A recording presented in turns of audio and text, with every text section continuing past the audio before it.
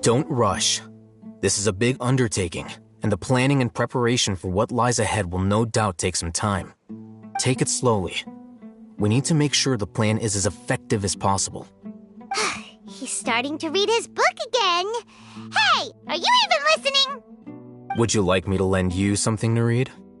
No way! Your books aren't quite to Paimon's tastes.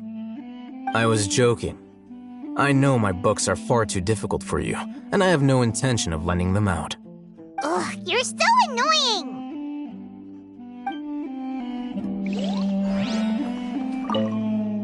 In the past, I never imagined that even the gods could suffer from hardship. If we can find a way to change all of this, will this nation become a better place?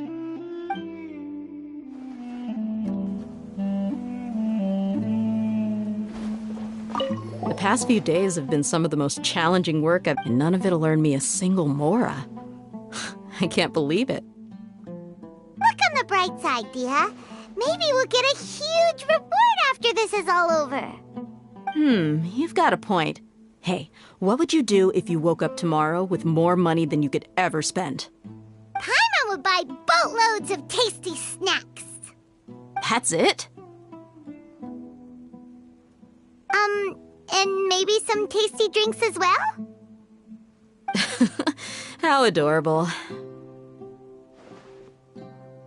Well, here's to all our indulgent fantasies. If there's a chance they can come true, I'll give it my best shot. And here's hoping that everything we do from now on will change this world for the better. Hello there. Is there anything you need?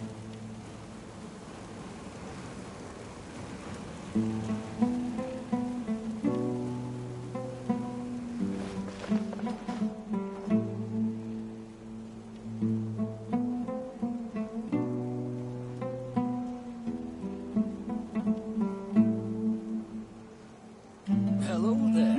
Is there anything you need?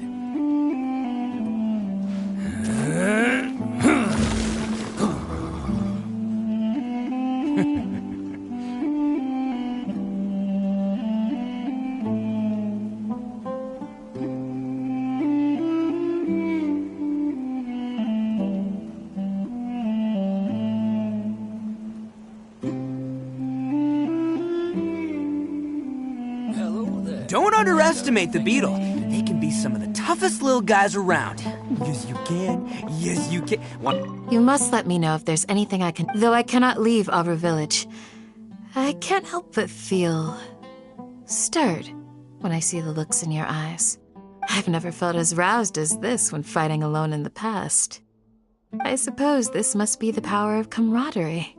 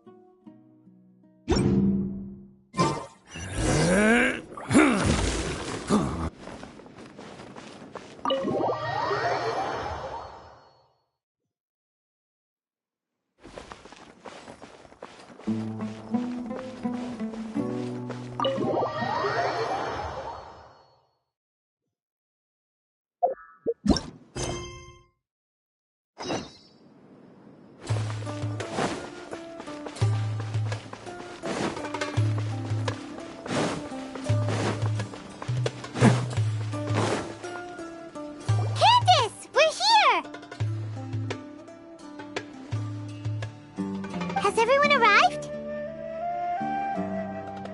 Everyone is already waiting inside. Well, what are we waiting for? Let's join them! Please, wait a moment. Before attending the meeting, I hope you can promise me one thing. What do you need? Promise me that you won't commit to anything too reckless. What do you think? Okay.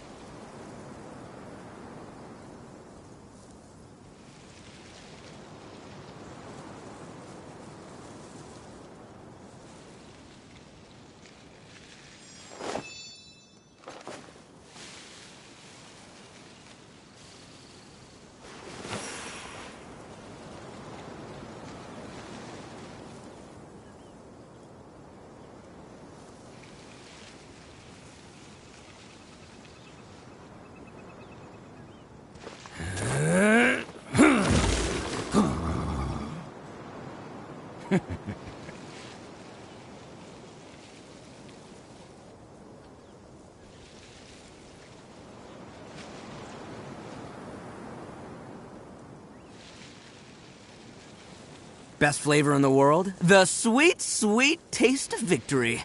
And that's why I've never spent a single more on any of my snacks. I've won them all, fair and square.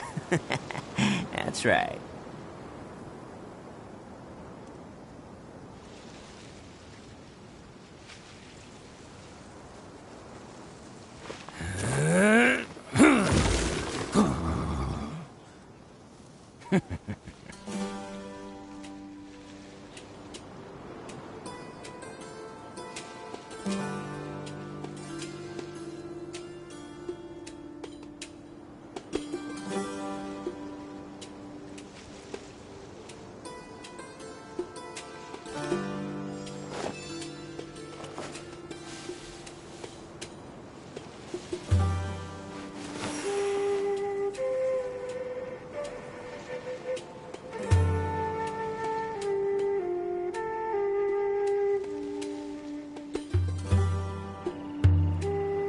Arataki numero uno ito here in the flesh. Ha ha!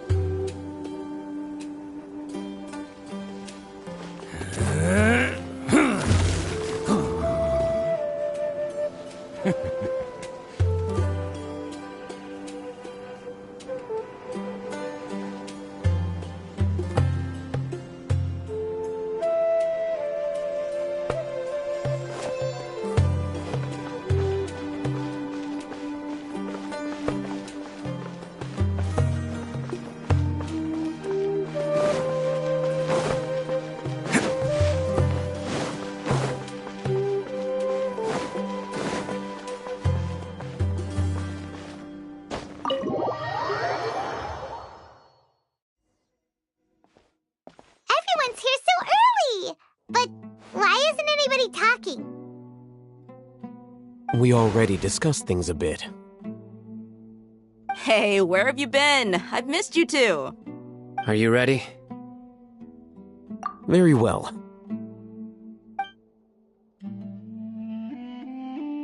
Are you sure this is gonna work?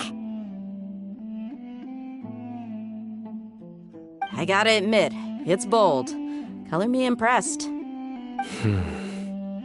It's worth a try. The point of discussion is to arrive at a solution. Let's cut the small talk and move to the next point. You're making Paimon nervous.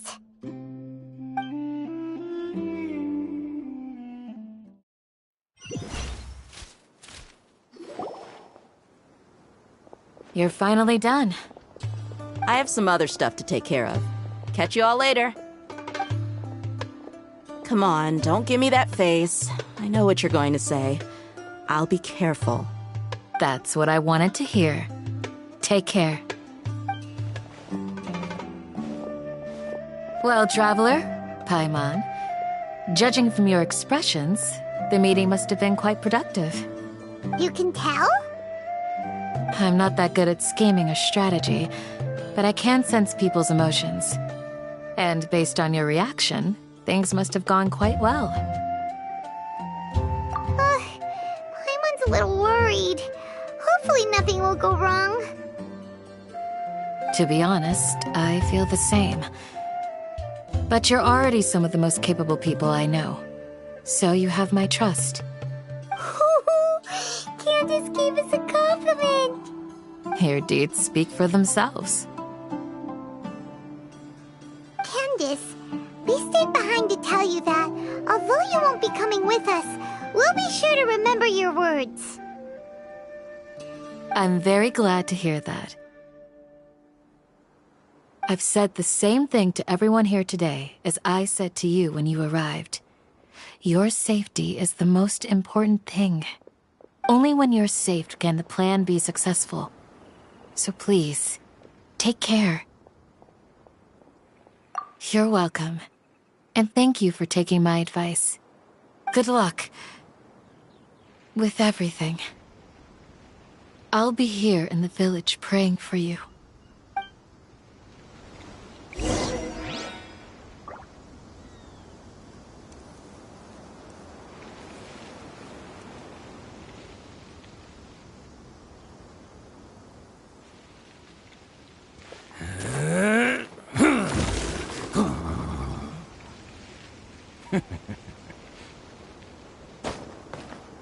Stay safe. I'll be here. You need to watch out for any signs of earthquakes and sandstorms.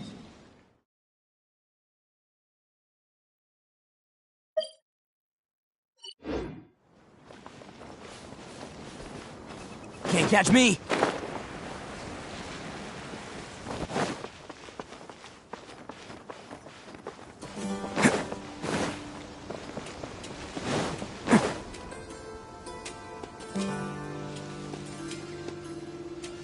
Sounds good. I'll go make some preparations. Okay. I'll hit them! Have you finished saying your goodbyes? Yeah! Also, Candace told everyone to be careful. Yes, she did. But I think my point also bears repeating. Our plan is not child's play. We won't be able to achieve anything if we're simply careful. We must go beyond that and fully commit ourselves to it. I hope this is clear to you. Huh? Shouldn't you be saying something more cheerful to boost our morale right now? Didn't we already do that during the meeting? You can never have enough words of encouragement. In that case, Candace can cuddle you to your heart's content while I continue to remind you of the seriousness of our situation. We all have our jobs to do, after all. It's like how some people can be put in charge of logistics while others will fight on the front lines. Speaking of the front lines, you don't look anything like a soldier. Of course. Compared to the mercenaries, I'm merely a feeble scholar. But the advantage of not being a mercenary is that I get to stay in a safer place and offer my strategic insight. Just think about that mercenary who lost his mind. Mercenary groups are facing constant danger every single day. Well, being a scholar is also a high-risk occupation, and you are a scholar. I'm not like the rest of them. Even among members of the same species, some will exhibit far more potential than others. This guy. Paimon still remembers when those mercenaries in Port Ormos called you a lunatic. All intellectuals are lunatics in the eyes of fools. I'll take that as a compliment. That reminds me. Do you remember the record we saw in the King Deshret ruins? It mentioned forbidden knowledge.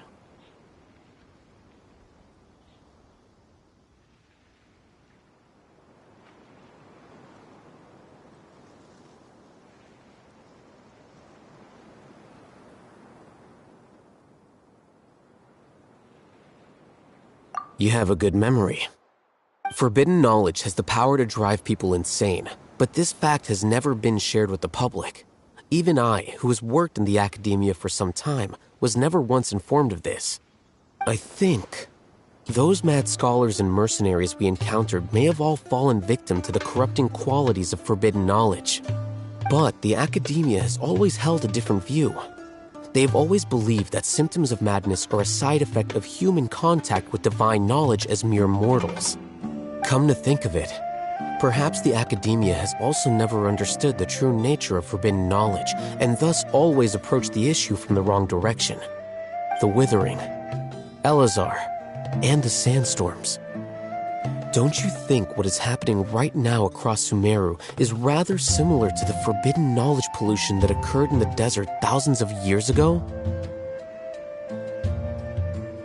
But Paimon thought that Irminsul's disease is what caused the withering in the sandstorms. At least, that's what Tainari told us. Wait a second. Could it be that... Ah, you've connected the dots. The cause of Irminsul's illness may precisely be the pollution from forbidden knowledge. But if that's the case, what should we do? This is huge!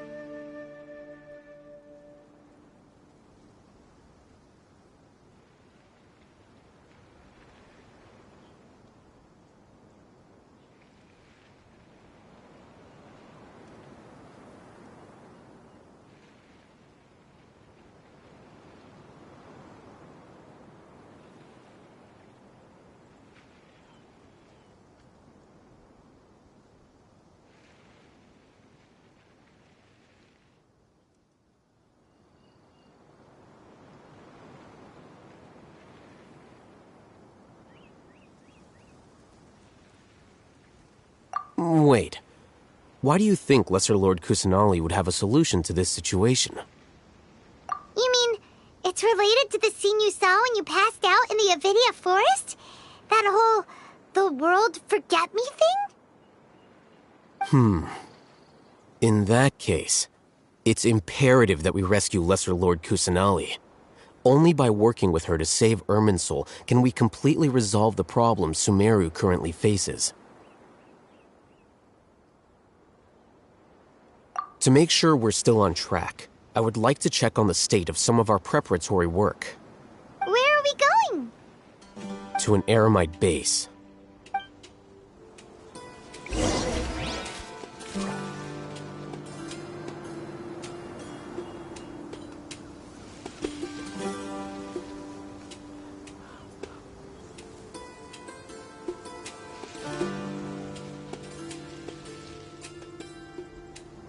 Don't underestimate the beetle.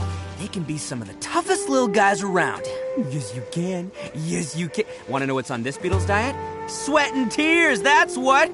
That's how it gets stronger. I think we can all learn something from that.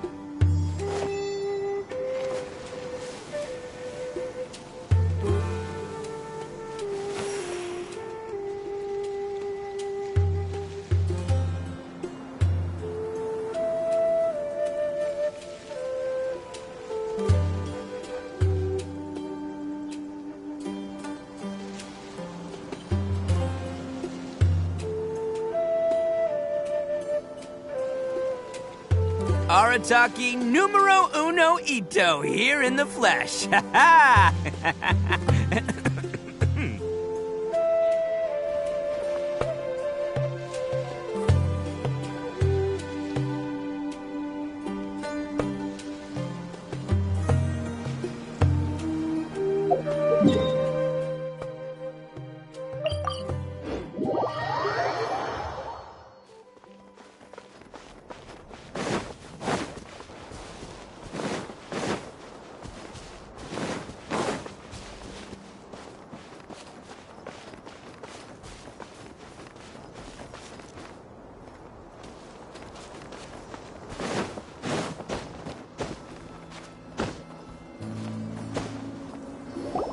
Oh, you made it. Huh? What are they doing here? I gave them some technical work to do. Ah, it's the scribe. And is that the traveler I see? How's the work going? Ah, yes! We have fixed the devices according to your instructions. One of them is already ready for use, while the others are still under repair. Aren't those devices for canned knowledge extraction? What are you doing with those? Look here. Huh? More canned knowledge? Are you going to put more weird stuff into her head again? What's that look on your face? Are you scared? Paimon's a little scared, but very, very furious! That's an interesting response. Anyway, we're not going to use this just yet. As I mentioned during the meeting, this knowledge capsule contains a decree I drew up in the past. The academia should also have their own copy. And according to the plan we just came up with, Traveler, I want you to record something into this capsule. Do you believe we can save Lesser Lord Kusanali? Good. Conviction is the most important part of all of this. Now, please get ready and put on this device. You want us to record our conviction into the knowledge capsule? Yes. Paimon is still really worried. I understand, but trust me, Paimon, this is something we have to do. It's best if you can do as I say. Because, to achieve this impossible task, it sounds like you'll need to fool your own heart first. Although it may be the most important tool we have. Paimon can see the point you're trying to make.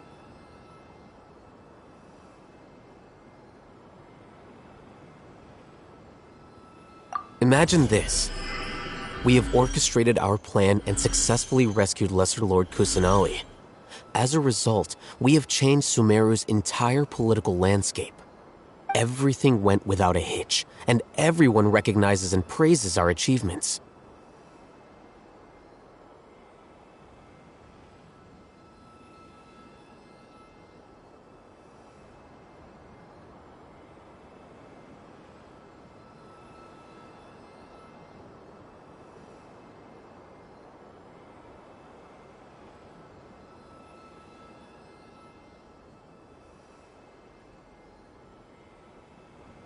Now, open your eyes.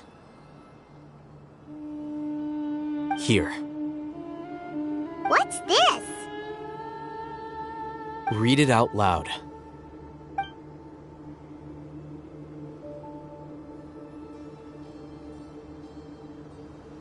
It's done. Is your head okay? Does anything hurt? It's just a recording. There should be no negative effects. But what was the point of doing this? Paimon doesn't get it. And that's perfectly fine. In any case, these capsules aren't meant to be used by you. Huh? What do you mean? Have you forgotten? Our plan needs to account for those who have long relied on the Akasha. You may find it hard to believe, but for those people, everything the Akasha transmits to them is nothing short of absolute truth. Imagine if you've been using a device like the Akasha since the day you were born, and this device has always supported you during times of need. After all that time, what do you think you'd become? A fool? A machine? A slave to orders. And that's why rules are so important. In addition, those who understand the rules can delineate boundaries and identify gray areas. But why would you need to identify the gray areas? You could say that those kinds of ambiguous zones can be very interesting. One might even say they're advantageous in the right hands. Things you're interested in are really out there. Are all Sumeru scholars like this? Anyway, that's enough chit-chat. I'm going to take those two to work on some small projects. You can head to Caravan Rebot and start preparing for the next step. Small projects? We're going to tinker with the Akasha terminal and make a few modifications.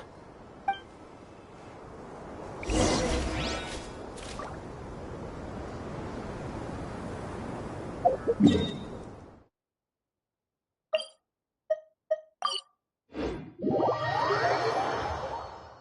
sky is clear and the sun is shining.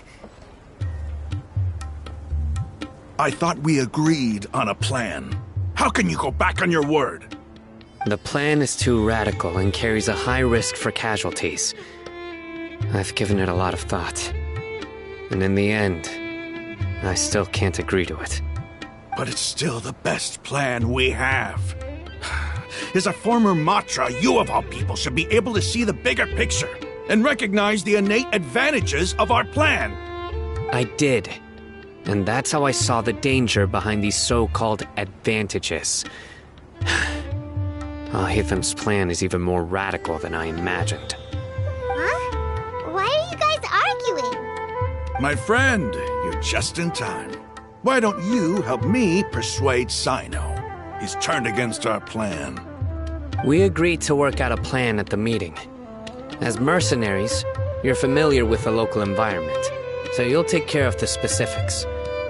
But then, you went to Al-Haytham for suggestions.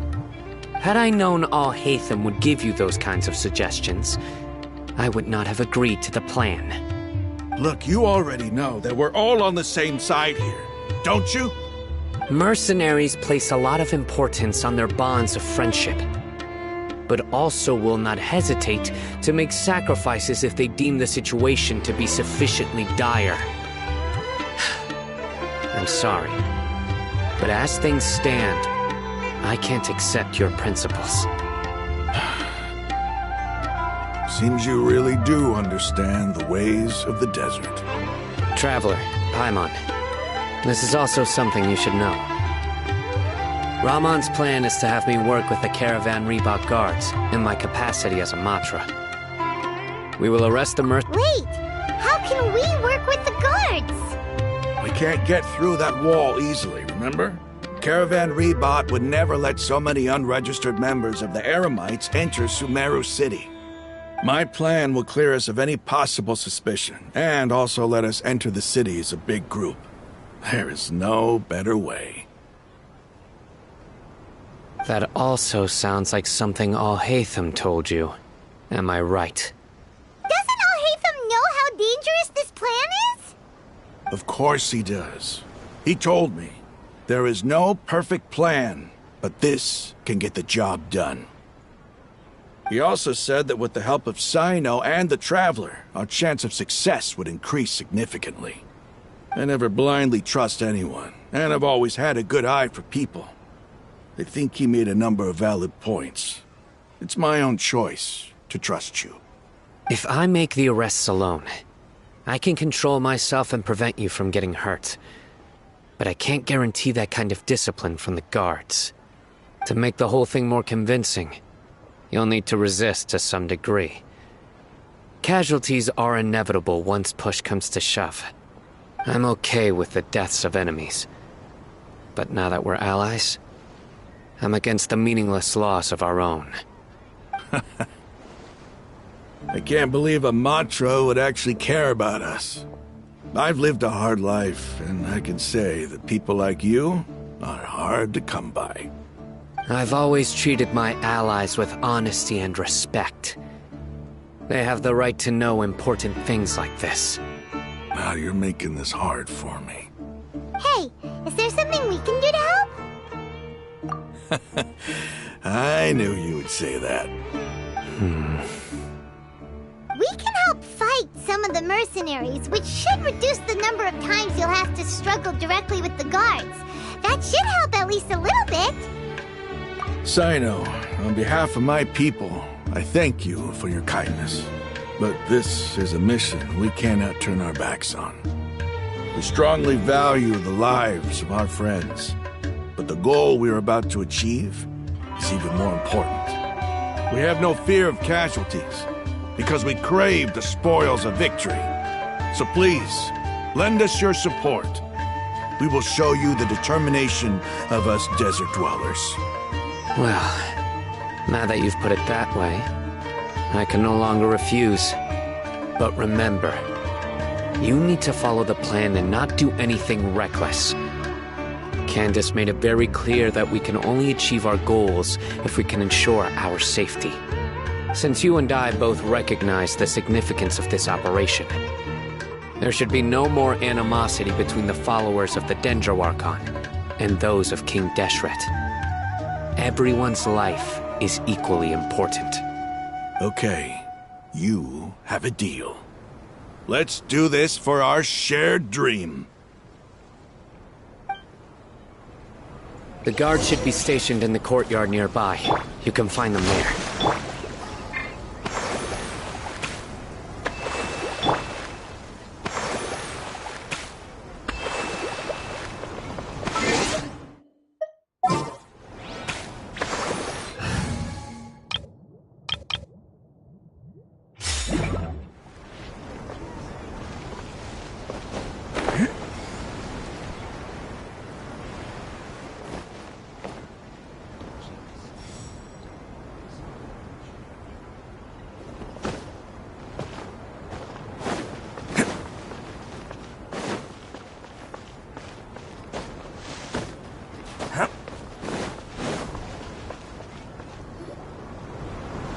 Guards!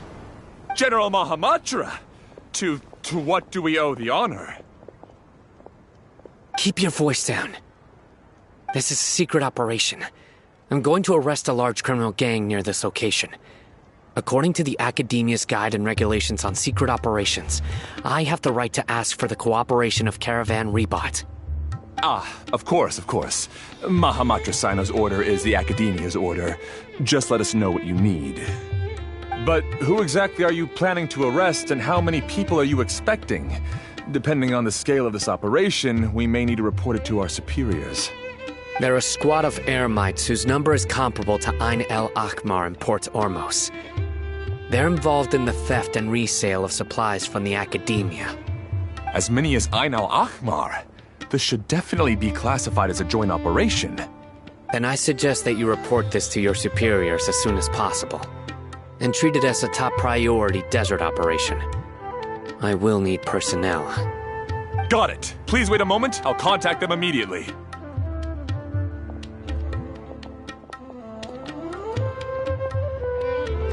Because this is work.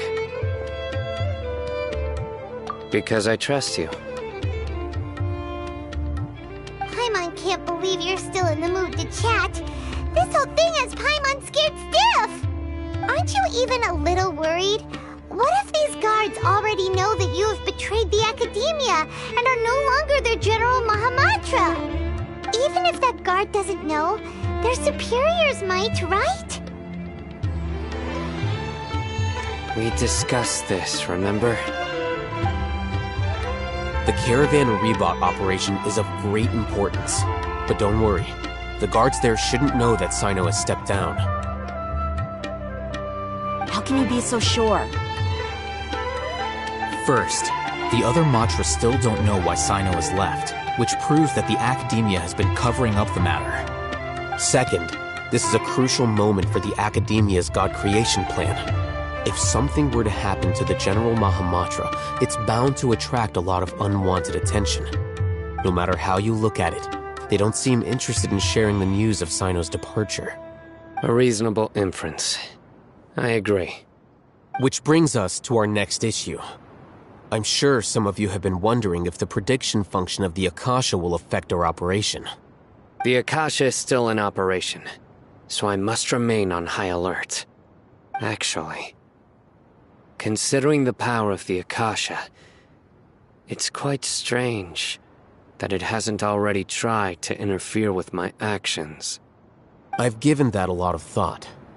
For now, I don't think you'll need to worry. If you remember, when you first came to Aru Village, all your actions and routes were predicted by the Akasha. It even gave that information to those who kidnapped the village keepers. But things like that never happened again after we met up with the Traveler. That's true. But why? Look at it from a different angle. Why do you think the Akasha will predict your actions? Because my personal data has been entered into the Akasha. That's true, but the key to this question is, how well can the Akasha make predictions about a person? Haven't you ever thought about it? Just how can it do this in the first place? Because the Akasha controls the entirety of Sumeru. The Academia firmly believes that all human actions can be explained through logic. By sorting and analyzing entered data, the Akasha can derive behavioral logic and predict the actions of those who fit an existing logic model. However, at the risk of sounding like an advocate for fallacies, can everyone truly be considered logical at all times?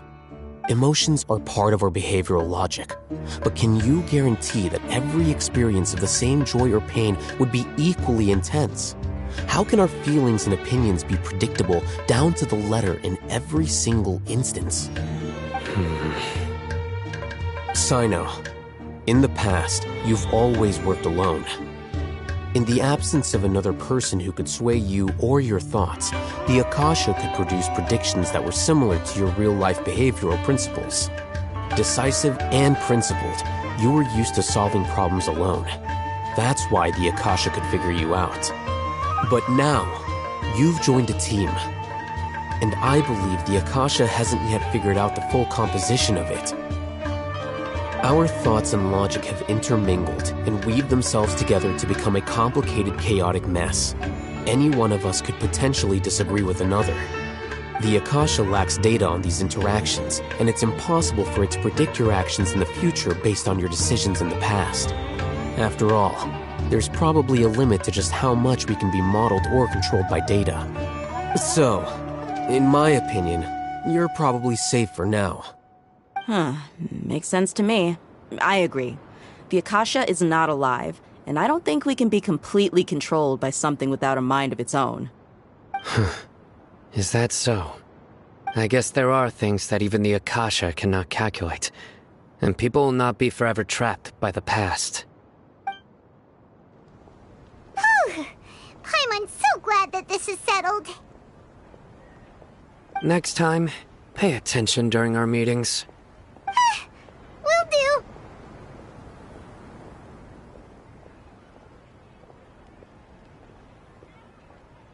Just remember to stay vigilant. Footsteps! General Mahamatra, we were not expecting your presence here. I'm the security officer of the Grand Deshret Desert District. My name is Luxembarbo. This is my assistant, the Traveler. She will be working with me. The construct next to her is for her work. Beep! Construct, beep! What a great honor to meet you. Your golden hair is as bright as the sun. And, is this the latest technology from the Academia? Have you made a decision regarding the matter I mentioned to your subordinate? It seems to be a dire situation, so of course you will have our full cooperation. To be perfectly honest, I've always longed to go on a mission with someone as well known as yourself. There's no need for flattery. Yes, sir. Take your most elite platoon and follow me to the eastern side of the district. We will carry out the operation there. Understood. Map. Hurry, bring the map!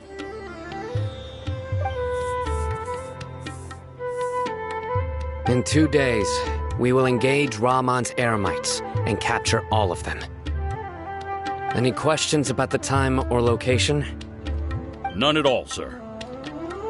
Good. See you then. Yes, sir.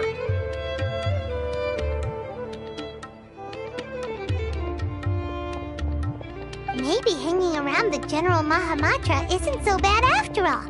Everyone's so respectful towards us.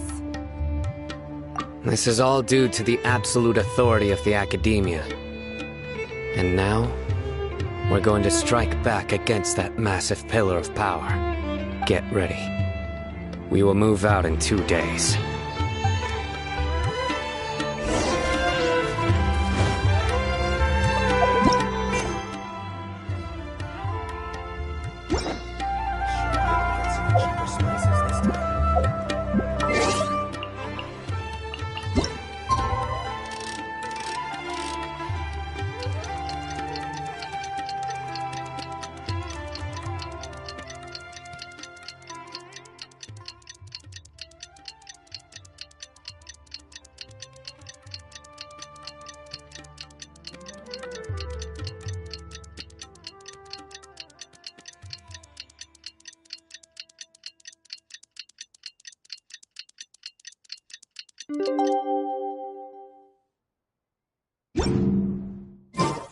Don't underestimate. It's time for the operation! Let's go meet Sino in the desk.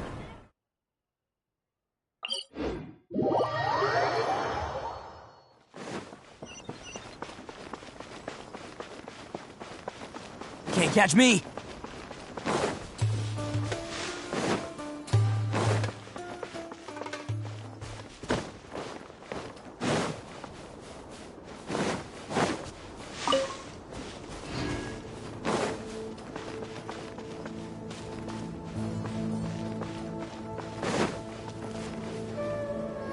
Look! Over there! Our helpers have arrived already! Let's hurry over! Wait a moment. Ah! Oh, it's you! You're my assistant, remember? Being my assistant, you must stay with me. Now let's head over there. It's General Mahamatra and his assistants. We meet again. You're here early. It's to show how important we think the operation is. Since this is a big case for the Academia, we are prepared to give it our best. I'm glad to hear your sense of resolve. Remember, we must capture them alive. They are our only leads for the case. If they die, we will be unable to continue the investigation. Understood. Everyone! The Eremites are approaching from the west! Make preparations and be ready for combat. Halt! Oh? What a warm welcome! What do you want? Judging from those shiny weapons in your hands, it seems like you're not interested in a deal. Rahman, the Academia has caught wind of your smuggling and illicit sales. If you value your life, I advise you to surrender. Who are you supposed to be? A Matra from the Academia? I can't believe you came all this way just to catch us. I'm not here to talk. Oh. Nobody's given me this much time of day since I became a mercenary. Brothers! For that slight, let's wash our blades with their blood. Let's show them we Eremites are not to be messed with. Attaboy!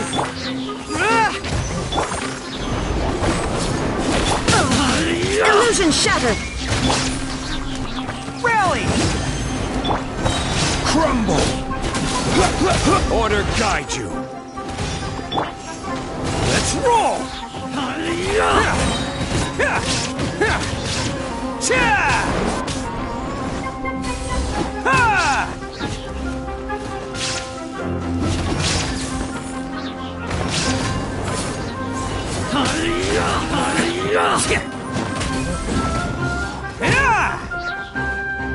Who wants some of this?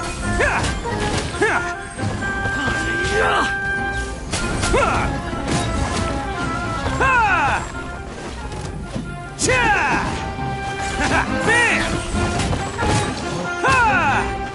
Advance! Press the advantage! Solidify! This is order! Let's roll!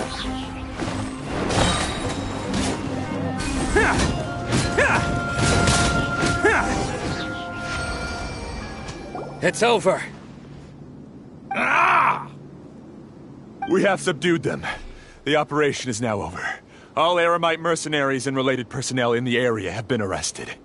Ah, you pitiful Dendro Archon dogs! You'll regret this! I'm afraid you'll regret it first. King Deshret will curse you, and you will all! Silence! Oh, Restrain them and take them back to Caravan Rebot. Count their numbers and send them to the Academia as instructed by the General Mahamatra. Yes, sir!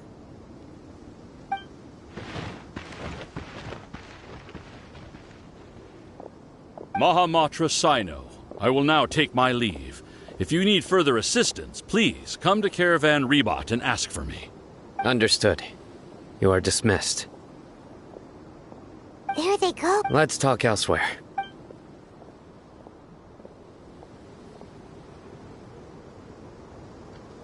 This part of the plan went really well. Yes, things went perfectly. That's fantastic! And that punch you gave Ramon there sure looked convincing enough. Once we're done here, I'll return to Caravan Rebot and oversee the group's transport. I promise. I'll get everyone into Sumeru City safely. Yeah, you're the reason why everything went so well. It's not the time to celebrate yet. I believe Dia should already be waiting for you. Go join up with her. She will need you to introduce her to Tainari. Speaking of which, is it really okay for us not to share the full plan with Tainari? What if he'll feel miffed about it and refuse to work with us? I have a very close relationship with Tainari. Given how well we know each other, I believe my message alone should be enough to bring him to our side. He knows I won't make jokes about things like this. If we need help, Tainari is the best option. Get ready for the next phase of the plan. Don't keep them waiting.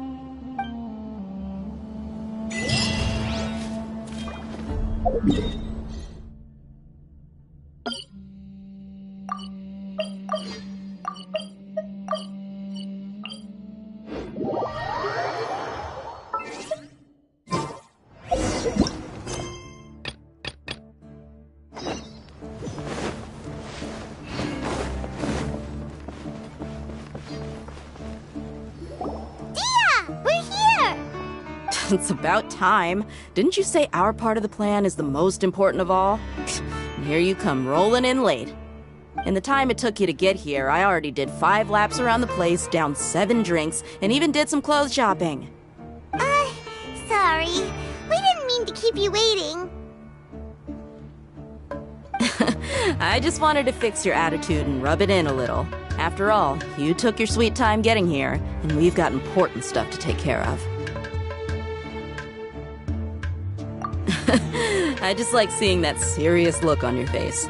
Alright, I'll stop. All joking aside, I'm glad you're here.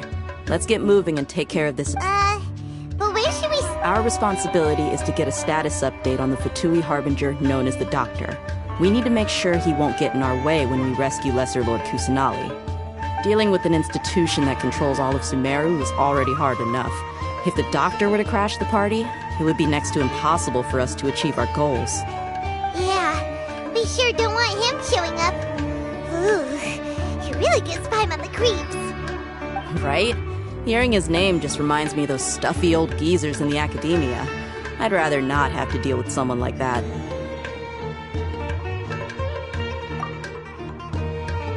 According to the plan, we should first go to Pardis Di and ask for Forest Watcher Tainari. If all Hatham and Sino's sources are solid, then we can be sure that Tainari still has the Academia's trust.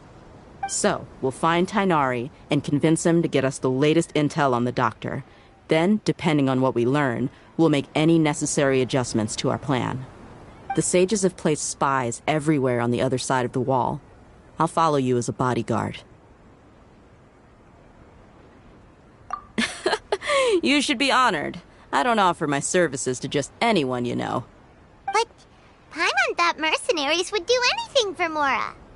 That's certainly true. But when multiple employers are vying for your services, you should always go with the best offer. Let's see. If I were to charge you a bill, I guess I can apply a discount. How much more do you want? I was not sure we can afford it. How much do I want?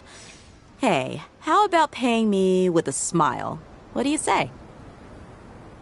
I haven't seen you smiling much recently. If you ask me, someone like you must look lovely when they smile. Come on, give me a smile so that I can be less worried. Looking good! I hope this pretty smile will become our lucky charm. There are many kinds of smiles, but only a truly joyous one can bring blessings to others. Let's consider this smile a down payment for our future victory. Let's go. It's time to pay a visit to Pardis Di.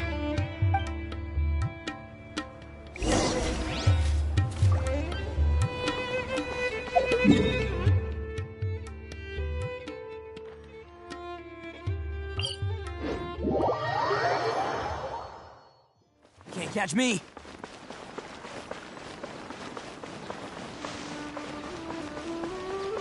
He's over there! Let's go say hi! Tainari! Ah, Traveler, Paimon. And you are?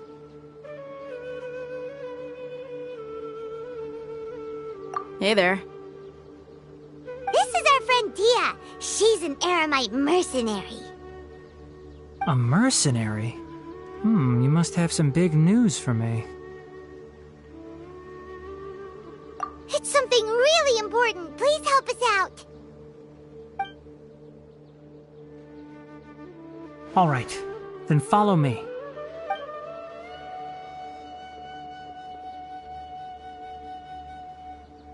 This place is better. We won't be disturbed by any passerby. Okay, what is this important thing you want to ask me? The doctor, huh?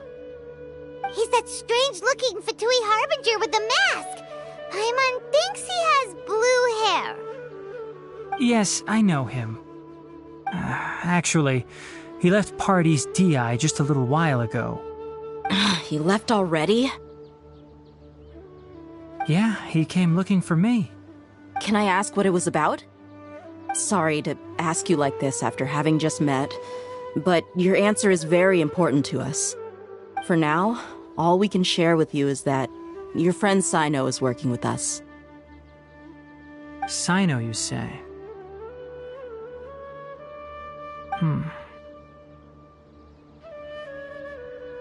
I see. So that's why he hasn't been at the academia. Okay. I will answer your questions and will assist you any way I can. You don't have to tell me everything that's happened. Sino's name really does work wonders. You're not even a little worried that we might have made it all up? Despite having just met you, I can sense that you're the serious type. Between you, the Traveler, and Sino, none of you strike me as the type that would conspire to deceive me. You don't need to tell me anything you don't want to. I'll also get straight to the point. The Harbinger you mentioned came to me because he wanted to take the scholar Hypatia away with him. Hypatia? Why would he want her? And what do you mean by take away? Is he planning to leave Sumeru? Yes. He told me his return to Snezhnaya is imminent.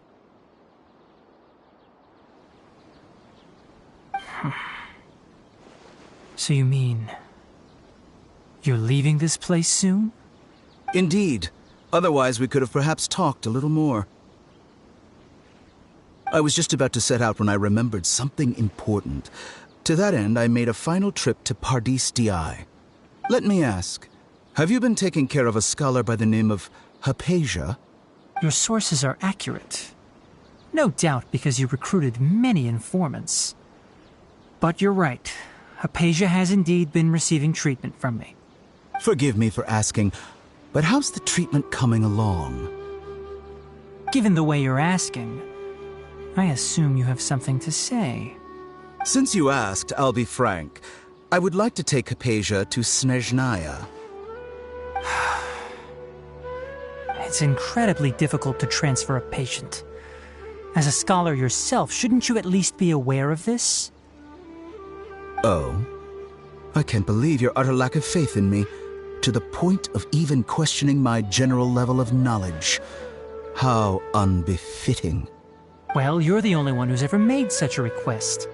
I have my ways of keeping her safe during the journey. In addition, I can also promise that under my care, Hypatia will receive the most advanced and effective treatment. I will personally supervise her treatment and see to her recovery.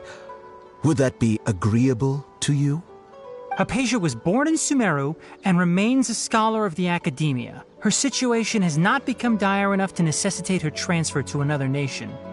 Transporting her to Snezhnaya is risky, and the potential benefits are unknown. As the person currently responsible for her treatment, I cannot possibly sign off on this transfer. Your suggestion is rude and reckless. I'll pass. I don't know much about the doctor, but after talking with him, I realized that Just like many other scholars, he possesses an aura of arrogance that I've come to detest. It's not so much that he's looking down on others, but more that he's so confident in himself and his abilities, to a point of near insanity. I would never refer a patient to someone like him. I prepared myself for a protracted battle of wits, and was really surprised to see him just give up on the topic. Still, his reaction really concerned me.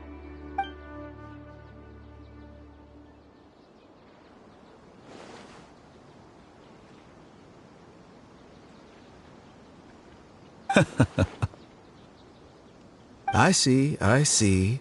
Of course, your opinion makes perfect sense. You're still young, but already quite stubborn.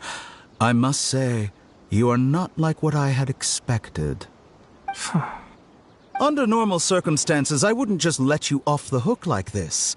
But unfortunately, I'm in a hurry today, what with Her Most Noble Majesty the Tsaritsa calling for our return. Luckily, there is still some time left for me to take care of everything before I leave. It's just as the Academia said. You're a responsible and gifted scholar. Sadly, even with all of that, you're still lacking a bit of shrewdness. And that's also why people like you can never realize that sooner or later, everyone must pay the price for what they've learned.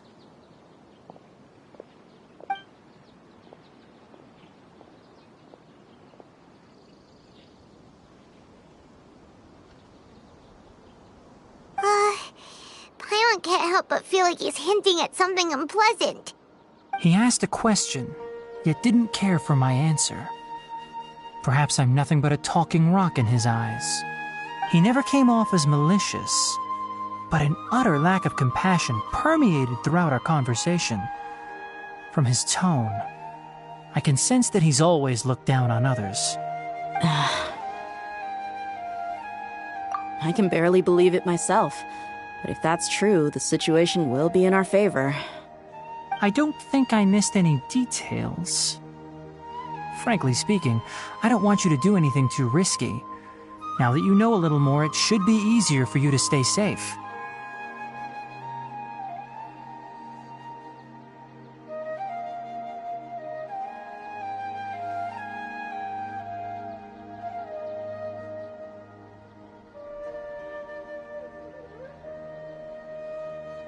Sorry we can't tell you everything.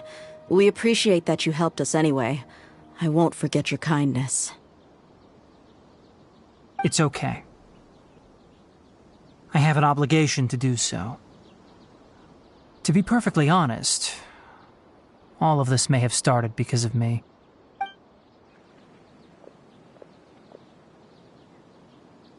Recently, my master wrote several letters to me, asking me to return to the Academia and assist him with his research. Hasn't he already asked you several times before? Yes, but there's something off about this most recent batch of letters. The handwriting and tone are both familiar, but some details have been omitted.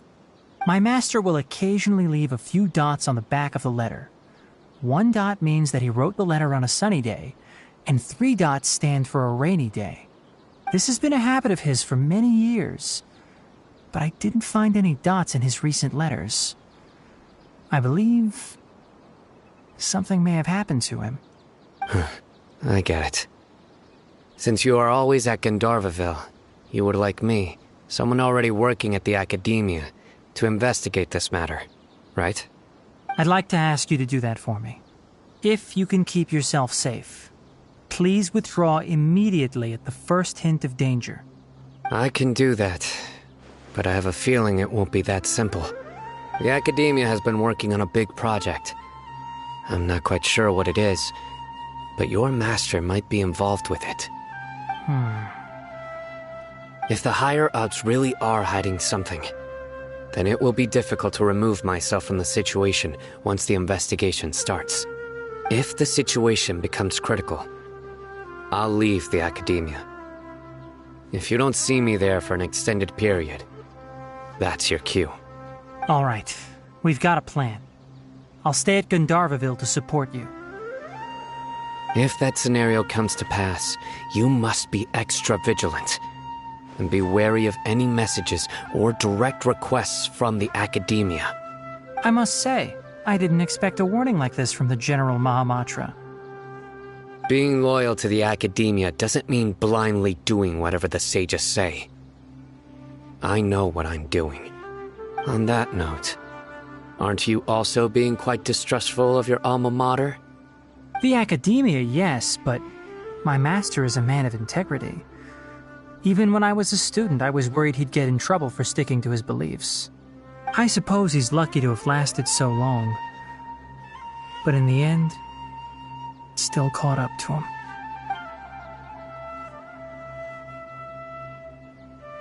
I see. So you noticed something was up with the Academia from the very beginning. This may well be how Sino became involved in all this. In that case, I must keep my promise and help you however I can. Also, if you run into Sino again, please help me pass on a message to him.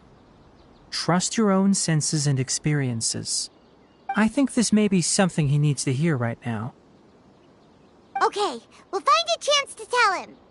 Thanks. Right. Now let's go hunt down this Harbinger. Oh, by the way, which way did the doctor go when he left Pardis Di? That way.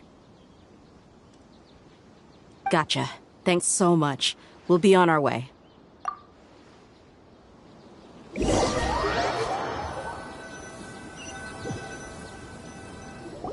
According to Tainari, the doctor is leaving Sumeru soon. I want to check if the doctor was actually telling the truth. He also said that he'll take care of everything before he leaves. What did he mean by that? We need to be extra careful when dealing with a person like him. Just to be safe, let's chase him and see what we find. But we have no idea where he went! How can we start chasing him? We'll do it the mercenary way. I'll find leads as we go. All you have to do is just follow me. That Harbinger may have tried to cover his trail, but he still left some traces.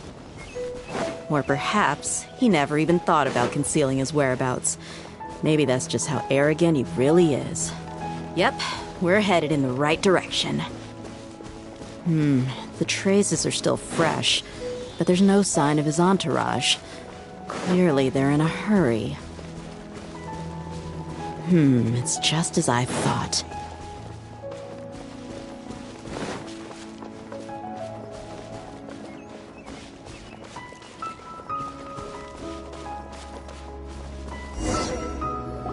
We can stop here. I think I know where the doctor went. To the south of here is Port Ormos, which seems to be where they're headed. Port Ormos? They're going to leave by boat? That's right. Let's go to the port and have a look for ourselves.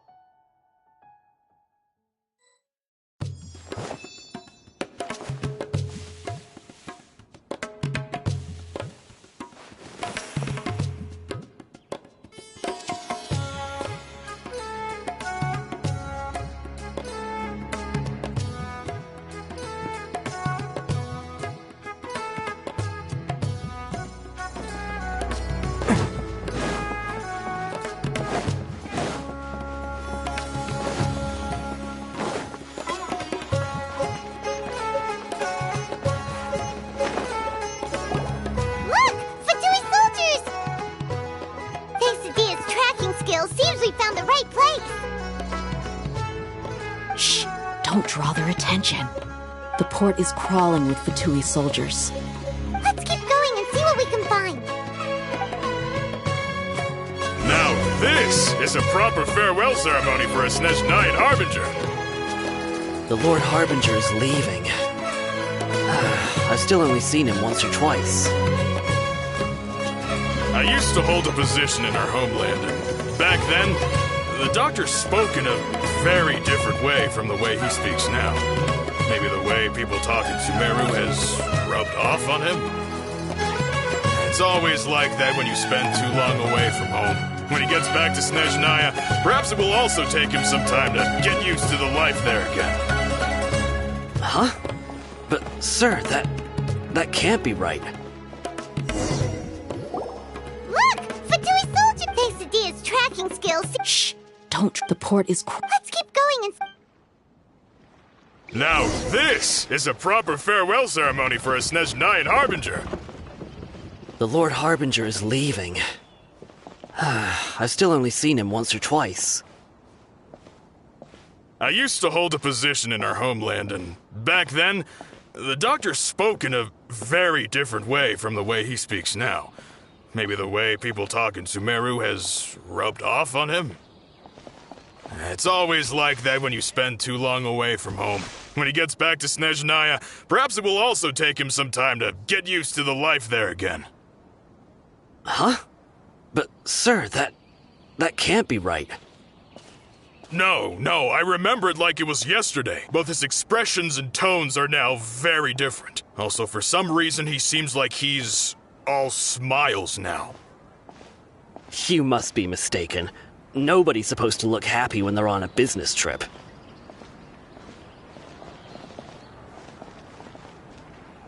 The doctor is on that boat. So he told the truth after all. He is actually leaving Sumeru. Let's get closer and find a place to hide so we can observe him.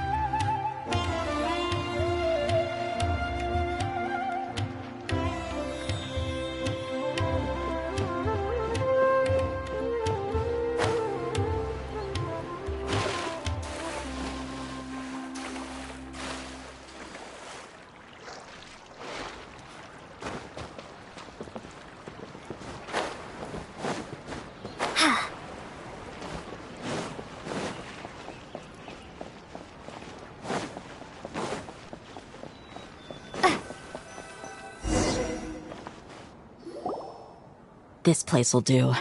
We can hide here while we keep an eye on the boat.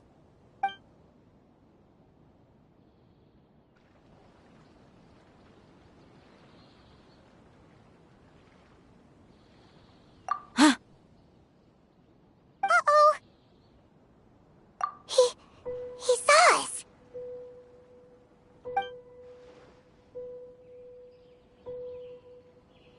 Huh? Is he waving at us? It's time to say goodbye. Wait, is he the only person on the boat? You mean there's nobody with him? And where are all the soldiers we saw in the port just now? They were all here just a few minutes ago, but now they vanished. So this was a trap. Wait, don't tell me that... Luckily, there is still some time left for me to take care of everything before I leave. Oh no. They might be after Hypatia. Let's get back to Party's DI. Huh? What do you mean? I'm afraid that she's seen something that she wasn't supposed to see. If I were the Fatui, I would also try to take her away. And if I couldn't... Oh no! Are you saying they're going to kill her? Let's go!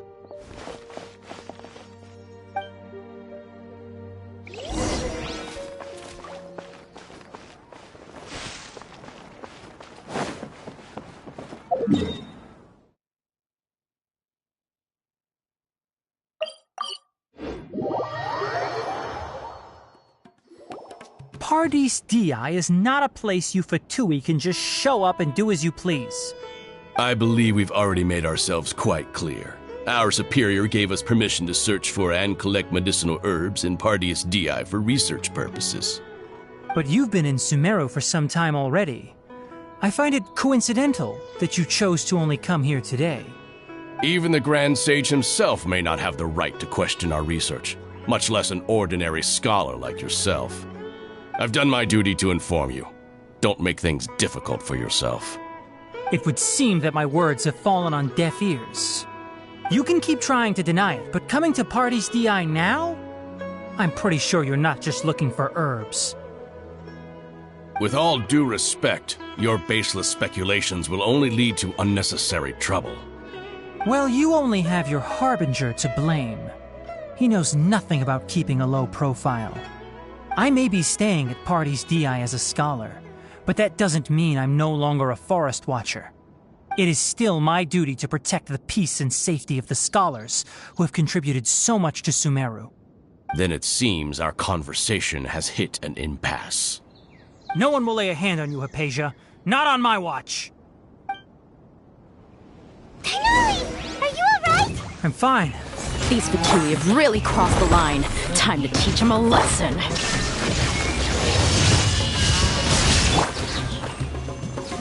It's showtime!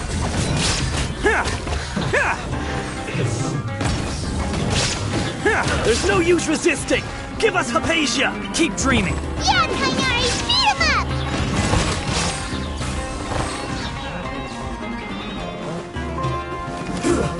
Shouldn't get careless! Charge! Rally! Have a load of this! Rise! Order guide you! The doctor's orders are absolute! Yeah? You've been someone's lapdog for so long that you don't know anything else now!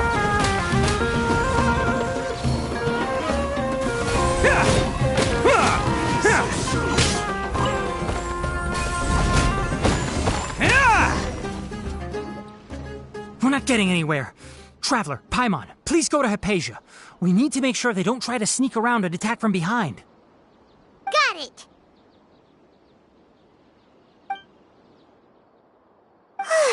Hypatia's still here. Doesn't look like anyone's broken in.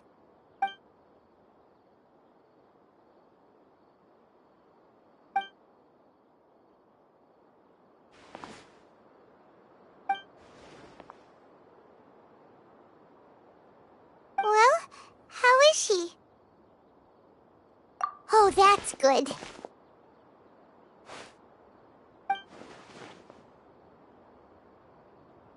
So, you think this is over?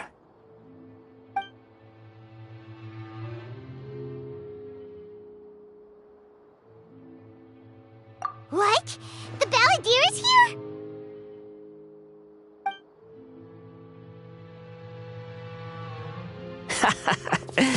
I've missed that look of abject horror. You've given me that look every time we meet. But, where is he?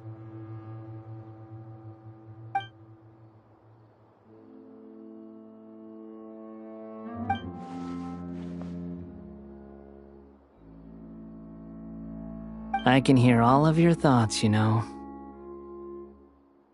Don't you remember? I already saw you the first time you came to Party's DI and made contact with Hypatia. I didn't need to do anything. It is her honor to be able to connect her consciousness with me. Who are you talking to? It can't be the Balladeer, right? That's impossible. I know you must be curious. I might as well tell you that I decided to enter Hypatia's consciousness the moment I sensed your touch. I wanted to observe you on a fool's errand. Hey, Traveler! What are you doing? My deification is nearly complete. All that's left now are just some final details. Do you understand? Even if you manage to rescue Lesser Lord Kusanali, it will be impossible for you to defeat a bona fide god like me. Is it wise to force that childlike god into a divine battle against me? Scholars consider the God of Wisdom to be the sum total of their faith. It's how they can justify reverence for a god as they construct it. But this also shows that humanity's worship of gods is a combination of blasphemy and exaltation. It's truly laughable. Yes. What is it? Yeah, I'm in a good mood, which is why I'm talking to you like this. What do you mean?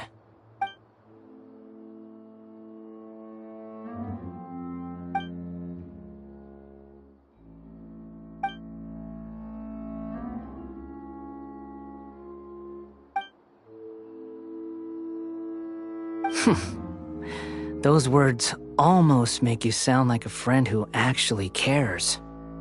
But you're wrong. I'm different from all of you. I was born to become a god. My entire life up until this point has just been a meaningless routine. Just think about a sheet of paper. By itself, it holds no meaning. The content recorded on it is what gives it value. All I had recorded down before were some painful memories and boring human feelings. Such senseless drivel should have been erased a long time ago. Indeed, to me, the sight of you fools in your futile struggles is far more amusing. Tell me, just what has this world done for you to protect it with such zest and conviction? I'm connected to your consciousness, so I can hear what you're thinking and sense the depth of your determination. This is a good conversation we're having. So here's a word of advice. Let go of your misguided guardian complex. You know nothing about the truth. It'll be for your own good, as well as everyone else's. Humans are a species that can only find bliss in ignorance.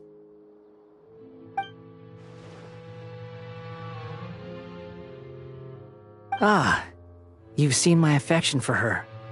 If you were in my position, I think you'd feel the same way. She peered into my consciousness and saw my past. Someone like that is qualified to become my first follower. All gods need followers. So Hypatia has been chosen.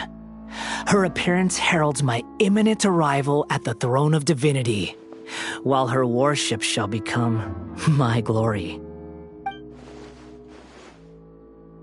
You're doubting me again? No matter. Soon, you'll know what kind of authority you're challenging.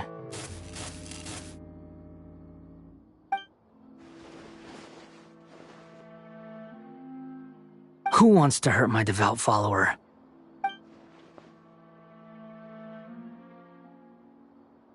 The doctor wants to hurt my first follower?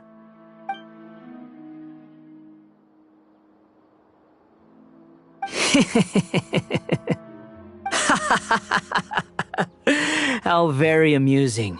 Has anyone ever told you that you're not good at sowing discord? The doctor has never known his place. Even now, the puny human thinks himself capable of interfering in the business of the new god. You're still too naive if you think a few words will be enough to convince me to destroy the doctor. but I'm willing to give you a gift. Just like my expression of affection towards Hypatia. It is an honor for you to be able to stand here and speak with me. As my listener, you will be rewarded.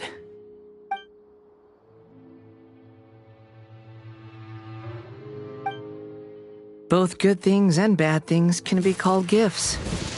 After all, gods have never needed to be reasonable. Ah! Paimon hears thunder!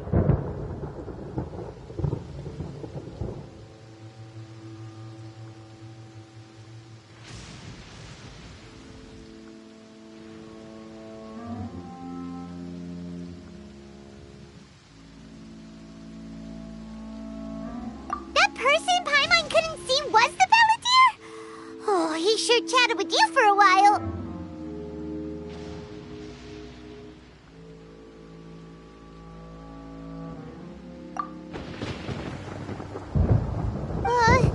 Where is the storm headed? That means anyone outside is in danger! Let's go! Tainari and Dia still must be fighting!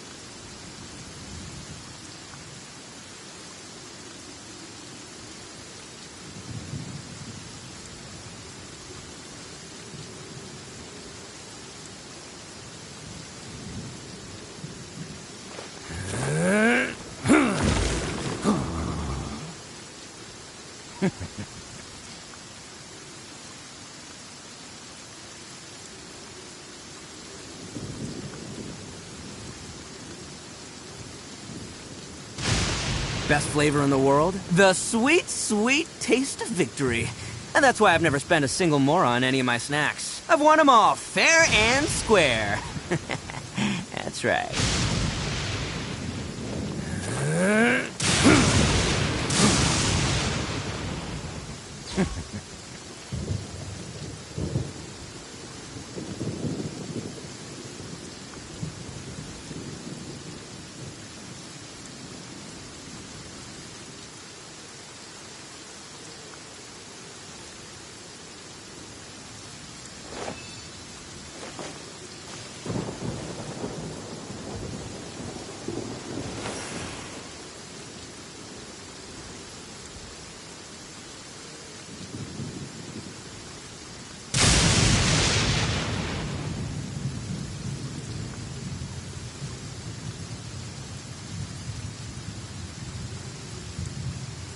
Arataki numero uno ito here in the flesh. Ha ha!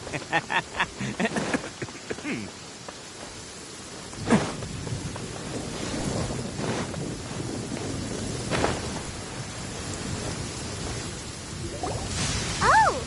Have the Fatui retreated? Hey! What happened to you? He's hurt. I'm fine. Don't move. I've seen Eremites get struck by lightning before. You need to rest. Struck by lightning? We were fighting, and just as things started looking grim, the weather suddenly became extremely strange. Lightning started attacking everyone, almost as if it were alive. Luckily, there were only two of us, and both of us were nimble enough to dodge most of the strikes. There were a lot of Fatui, though, and they were being torn to shreds by the bolts of lightning. With that, all the Fatui soldiers were forced to retreat.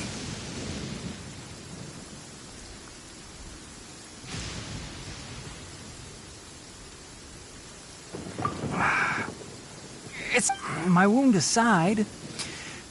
You look like you've seen something Hey, didn't I tell you not to move? Just in case. Let's go to Hypatia's place. and talk about things there.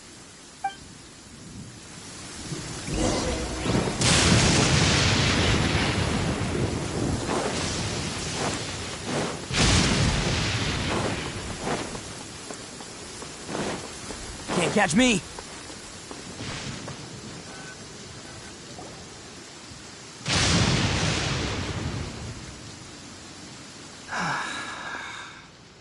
Thank goodness she's fine. Hey, how about taking care of yourself first? I understand my condition. The wound is not fatal. I'll be all right. Ugh. The more you understand medicine, the worse of a patient you become. I know. They always think they can push through the pain. Oh, he sat down. Let me rest for a bit. Sorry, Traveler. Now you may start.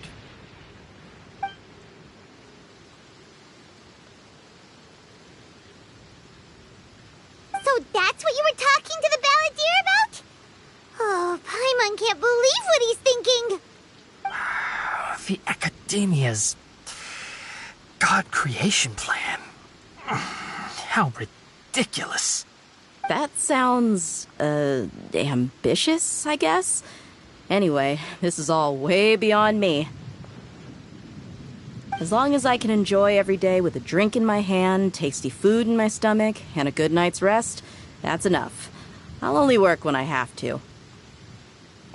I must be the least ambitious person who's ever set foot in Party's DI. Don't say that.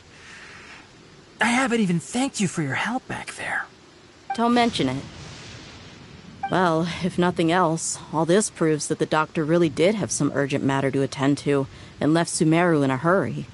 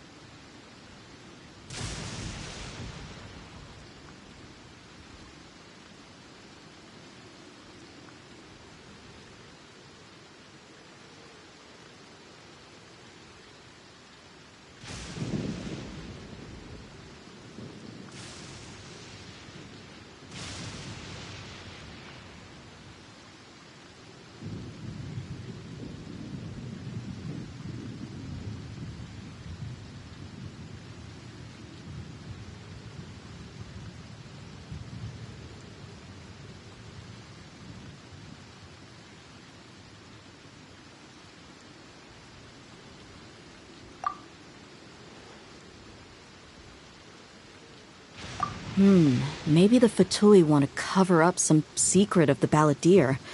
Is that why they tried to seize Hypatia? You said the balladeer claimed that Hypatia has seen his past. So, what could be there? Have you noticed? The balladeer is not happy with the doctor's actions. He thinks the doctor has no right to consider himself as his equal. So, if the doctor was to show up again, would the balladeer zap him with lightning? Based on what the Traveler has said, I think he would. Having the doctor gone benefits him as well as us. In other words, we've successfully completed this stage of the plan. The doctor is out of the picture now. Yay! That's a big accomplishment! I'm also happy for you. Thank you for the help, Tainari. Make sure you rest up for now. Yeah. All right. Okay, that wraps things up for us here at Party's DI. Traveler, it's about time we rendezvous with the others at the Grand Bazaar. Let's continue to keep a low profile. You can head there once you're ready.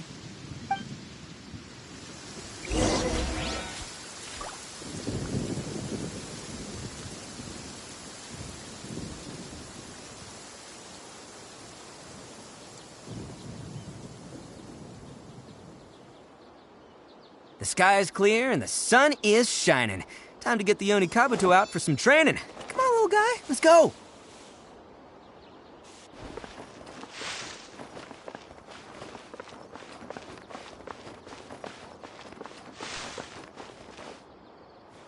You could just focus on... My wound isn't going to get in the way.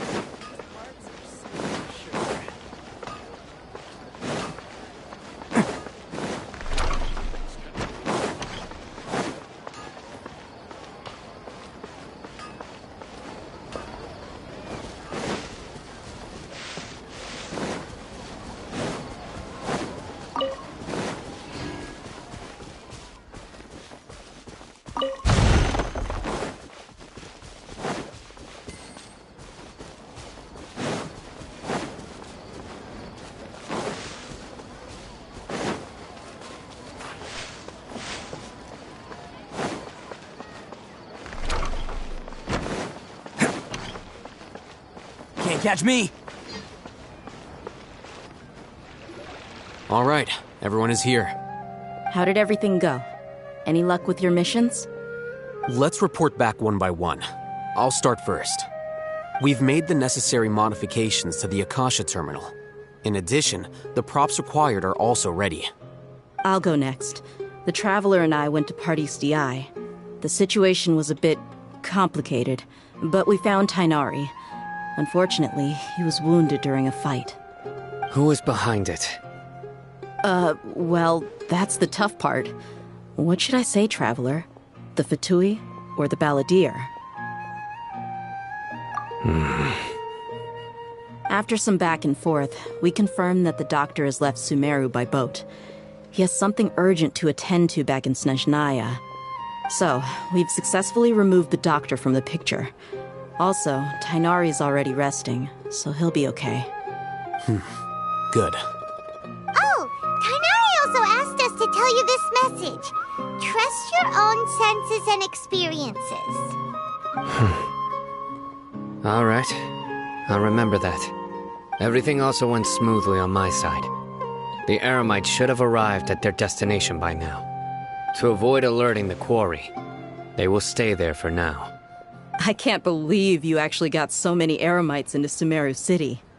It's all thanks to Rahman and his brave team, as well as their bold strategy. It appears to have been very effective. I'm glad to hear it. Well, is that everything? Okay, this meeting is adjourned. Huh? Wait, you mean that's it?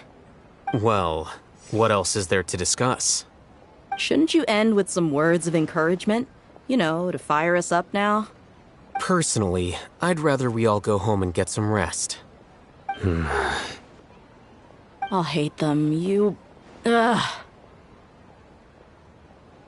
Oh, and if you wanted someone to say something to that effect, then I must reiterate that I'm here to strategize and not to lead. So you should find someone more suitable to do that. But I thought all of you Academia big shots were great speakers. Then I should remind you that I'm the scribe. I know that. So what? A scribe is responsible for recording meetings, not speaking. Fine, whatever. Well, Sino doesn't seem to be much of a talker either. I guess that leaves it to my employer. Employer? Yep, the Traveler hired me.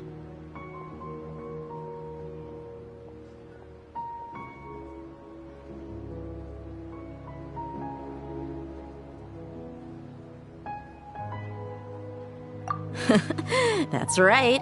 So come on, boss. What do you have to say for the team? Yeah, say something to boost morale.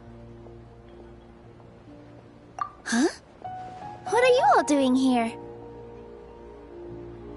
Oh, it's Nilu! Hey, everyone. I'm not disturbing you, am I? Not at all. I was actually just about to go find you. Judging from the group and all your serious faces, you were discussing something important, weren't you? But you also look like you're up to no good. Seems pretty interesting. Welcome, Nilu. Would you like to join us? Huh? Join you? You mean you also want to discuss something important with me? Yes, something very important. Nilu, are there any breaks in your performance schedule in the upcoming days? Huh? Wait, you're seriously inviting me?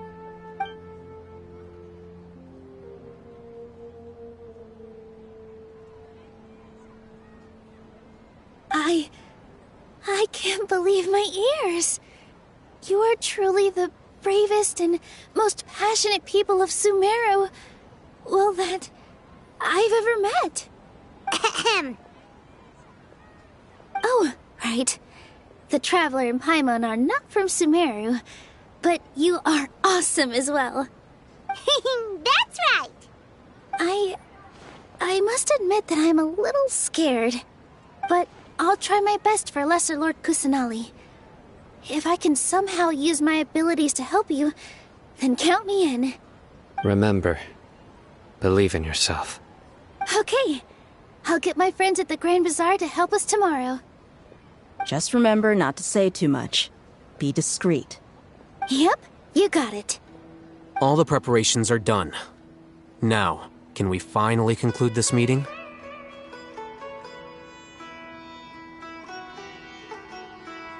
So, have you thought up what you'd like to say, boss?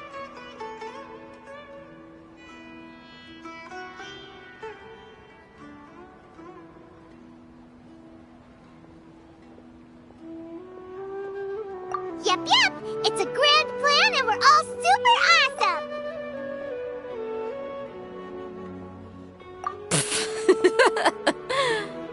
Well said.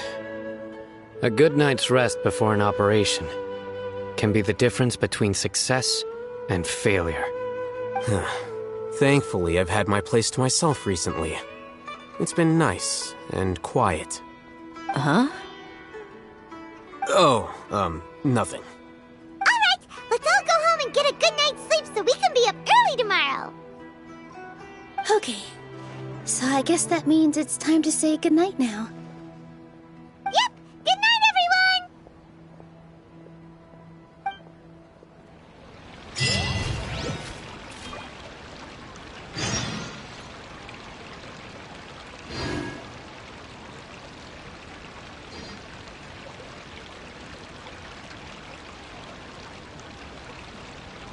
Dad,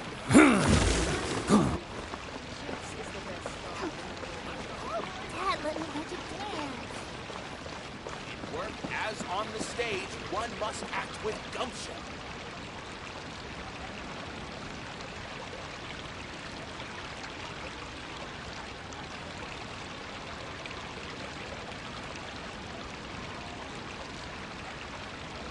Best flavor in the world? The sweet, sweet taste of victory.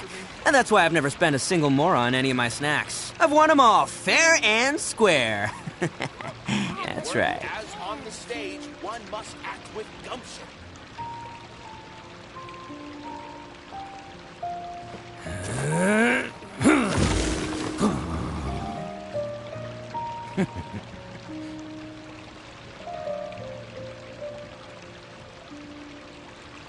Let's see. What else have I got special? Dad, let me magic dance. In work as on the stage, one must act with gumption.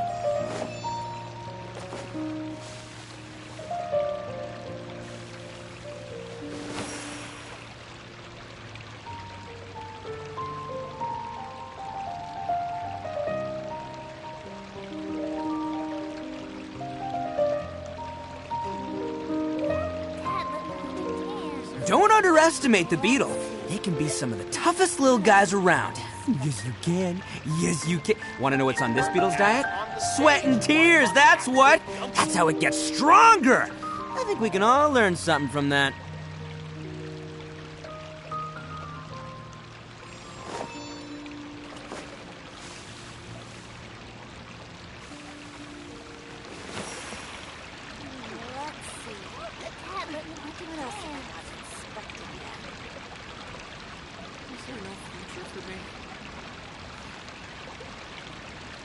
In work as on the stage, one must act with gumption.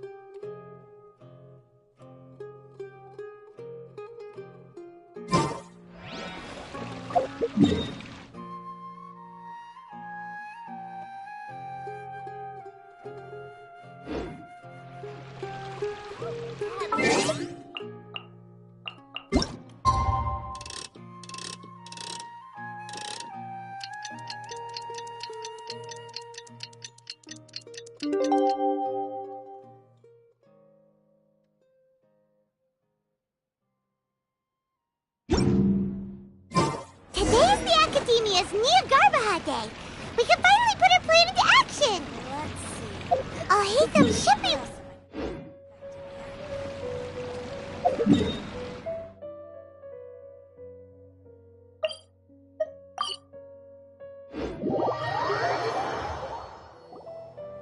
Hello, you two. Sleep well? Not really. Paimon got too nervous thinking about today and didn't fall asleep until the sun was almost up. What about you all, Hatham? Naturally, I slept just fine. After all, a good rest should be considered part of the plan, since energy is an important resource. You just want to show off how calm you are! It's crucial to dissipate any tension before we execute our plan. The only thing you're doing is being annoying! Anyway, do you need me to go over the game plan again?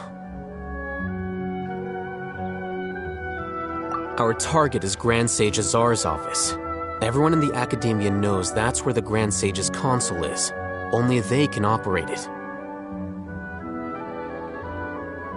Many restricted commands and operations are executed via that console. I'm sure that console has a way to free Lesser Lord Kusanali. You know, Paimon's been thinking, what kind of technology could let the sages imprison even a god?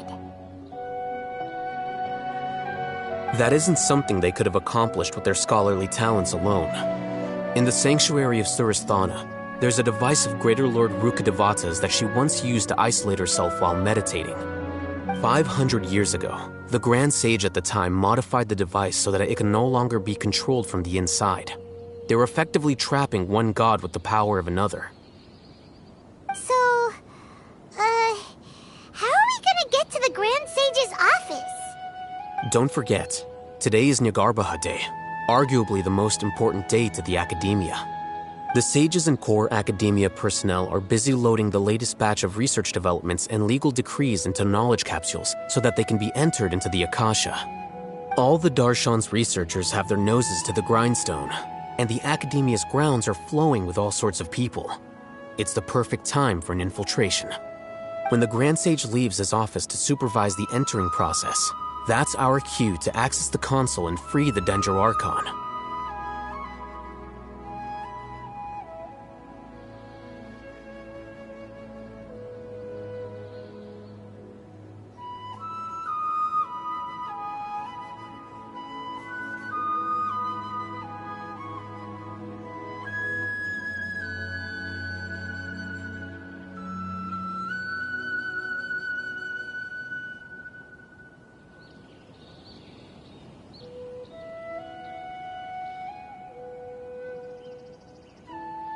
Well, yes.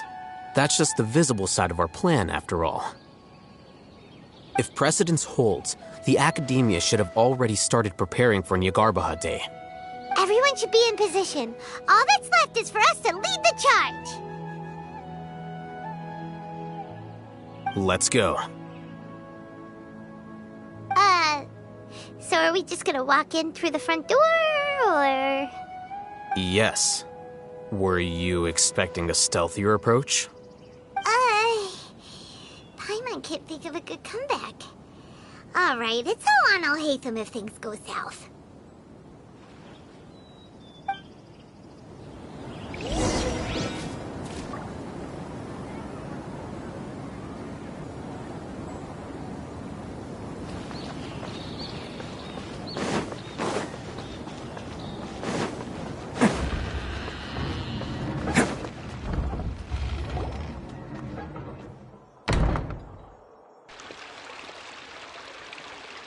Scribe?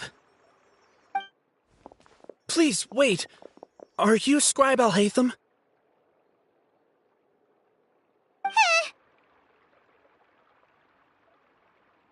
That's me. Is something the matter? I'm in a hurry. No. I was just surprised to see you here. I had heard that the sages were looking for you not long ago, but I didn't know what for. And, also, please don't bring outside guests into the Academia.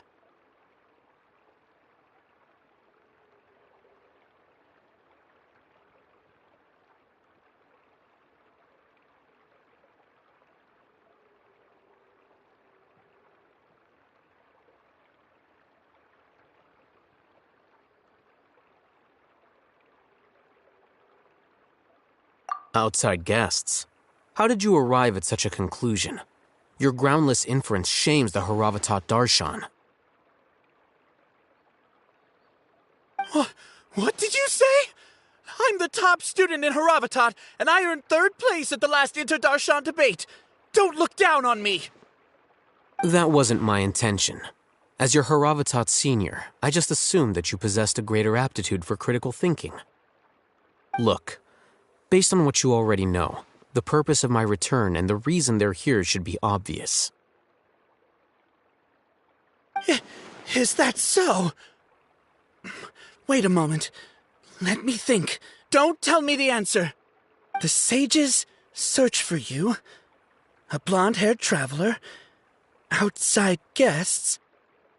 So, from the start, the sages weren't looking for you, but this traveler? And you were gone from the academia for so long because... Hey, shh. Yes, you've proven yourself as the top student in Haravatat. I surmise you've arrived at the correct conclusion. As I expected. Please, forgive me. I wasn't thinking clearly just now. Thank you for getting me back on track. It's nothing. We'll be on our way then. All right. Thank you for your contributions to the academia, Scribe.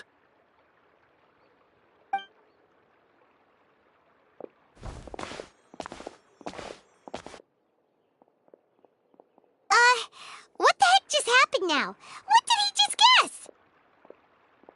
I'm afraid I don't know either. You have no idea? Mm-hmm. He convinced himself of whatever truth he came up with. That is the so-called pride of a scholar. If someone questions their academic facility, they will instantly feign understanding to keep up appearances. Nowadays, the academia is rampant with this type of scholar. Their obvious farces of intellect only serve to highlight themselves as fools. Wow, so there are special ways to deal with smart people. We don't even need to make up our own excuses. We shouldn't waste any more time. It would be problematic if we missed our window of opportunity. Let's go.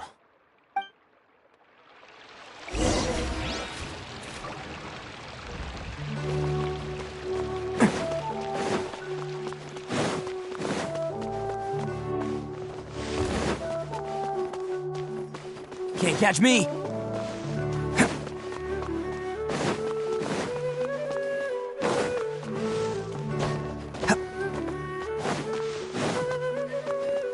Can't catch me!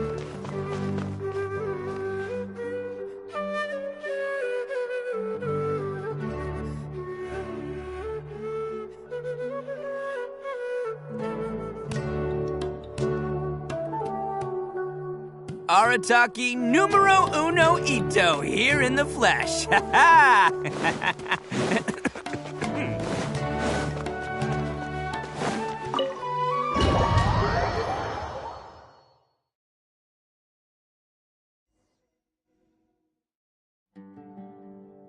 Is this the Academia's library?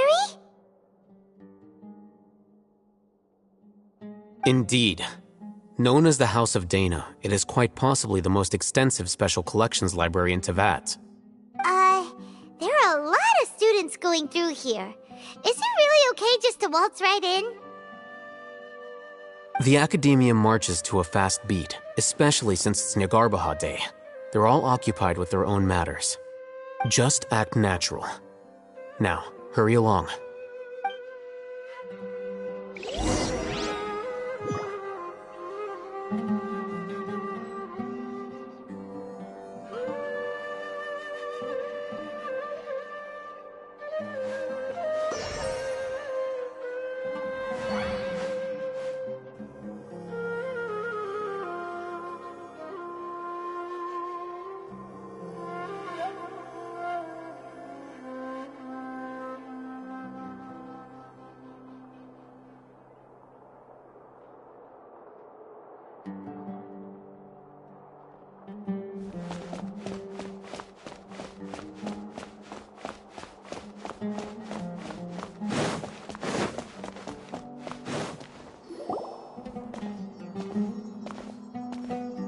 What's this platform for?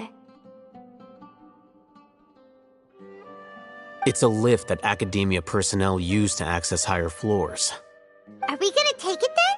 The Grand Sage's office is up there somewhere. No, not right now. We can't guarantee that we won't run into the Great Sage. Let's step back and observe for now.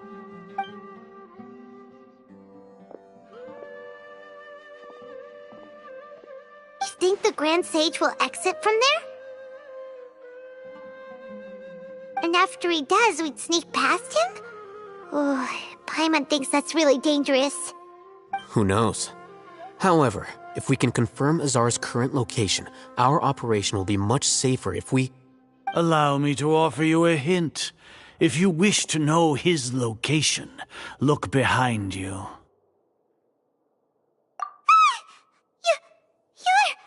What's Grand Sage Azar doing here?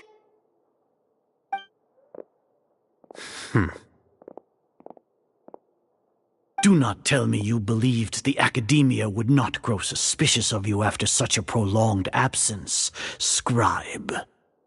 An eyewitness had informed me of your whereabouts, so I came to personally welcome you. Great Sage, I didn't expect you to care so much about me. I'm truly flattered. I'm sure. But compared to you, I am far more interested in these two unexpected guests. You are the Traveler and Paimon, correct? It's a pity that only now have I been afforded the opportunity to formally meet two of Sumeru's most esteemed guests. I do apologize for my lack of decorum. Excellent. You immediately initiated discussion instead of attempting to prepare some perfunctory excuse. You clearly understand the situation at hand, and have no intention of making a reckless stand. The foot traffic here renders this place unsuitable for discussion. Please, follow me to my office.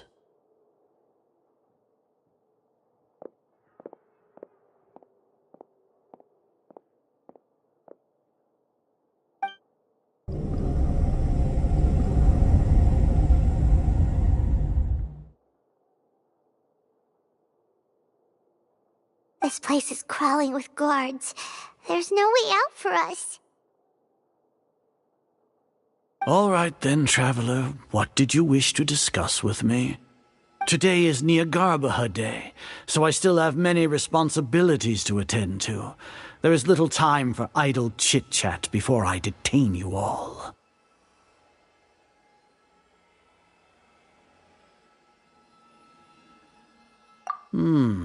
You seem to know quite a bit about our endeavors. If that is so, then you should be praising our great work, rather than using your trivial misgivings in a futile attempt to sway me. Trivial? Then tell me, what do the Fatui want from me? Worthless. Those are all completely worthless. Benefits, divine power. These materialistic words do nothing but debase our great work. Creating a god. Yes, we are using human wisdom to create a god. If humanity cannot attain omniscience and omnipotence, then we shall create a god to reveal them. This is the pinnacle of human wisdom. We shall regain a god's guidance at long last. No longer will we flounder in the interminable void of consciousness and knowledge. Even Ermin's soul will be freed from its plight. For our nation of scholars, this is the ultimate aspiration. No cost is too great to realize it. You will never understand the rapture of having a god be born within your very hands. With your degree of knowledge, you cannot even comprehend such an emotion. Gods exist on a plane that far eclipses humanity's. Lesser Lord Kusanali, what can she even do? Care for the people? Fend off sandstorms? Fabricate silly fairy tales? These are but child's play for the Academia. Does that make us equal to the gods? We are a people favored by Greater Lord Rukkhadevata. Though I may have personally not seen it, our forefathers bore witness to true wisdom. The ascension of the Lesser Lord has brought nothing but bewilderment to the scholars. They all ask, is that truly what true wisdom is supposed to look like? With that in mind, it is better to keep her isolated in the sanctuary of Surasthana, so our academy will not become embroiled in turmoil. What a pathetic justification! Do you really think that only the super smart or powerful should be able to call themselves gods? As per your judgment, Grand Sage, they are indeed dangerous individuals. Not only are they acting against the academia, but their ideologies have the potential to lead scholars astray. Looks like there really was merit in my assignment. Hatham? Are you talking about us? Anyway, I've brought them to the academia as ordered, but it took some time and trouble. Oh, that reminds me. Here's the investigation report you had requested. It's a summary of my time spent with the Traveler, an array of information about her ready for your perusal. Hatham? So you're still on the Academia's side! We finally started to trust you!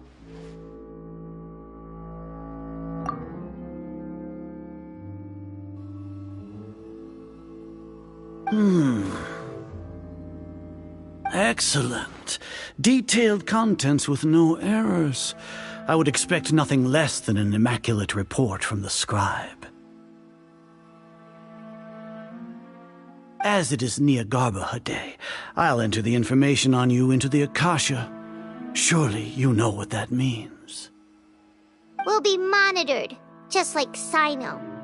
With the Akasha's calculation prowess, all of your actions will be predicted with an accuracy of at least 98%. Furthermore, your data will be updated in real time whenever new information presents itself. To put it into words you can understand, wherever you go, you will be walking under an invisible leash. This is Sumeru's greatest penalty for dishonest persons. Are you not familiar with the concept that great responsibility begets an equally great suspicion? In any case, you are Sumeru's most concerning external variable. Locking you down will greatly decrease the chance of any undesirable outcomes coming to pass.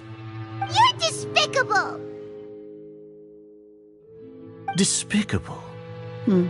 Perhaps from your perspective, but I suppose you had mentally prepared yourselves for this, no? Your ploy was to sacrifice the Traveler here, was it not? Lord Azar, I know what you're trying to say, but I've been following your plan this entire time. Why are you doubting me at this juncture? Must I delineate your entire plan? Very well, I will spell things out. First off, I received an eyewitness report that you were spotted with the Traveler to Caravan Ribat. However, you immediately departed for the desert and escaped surveillance range.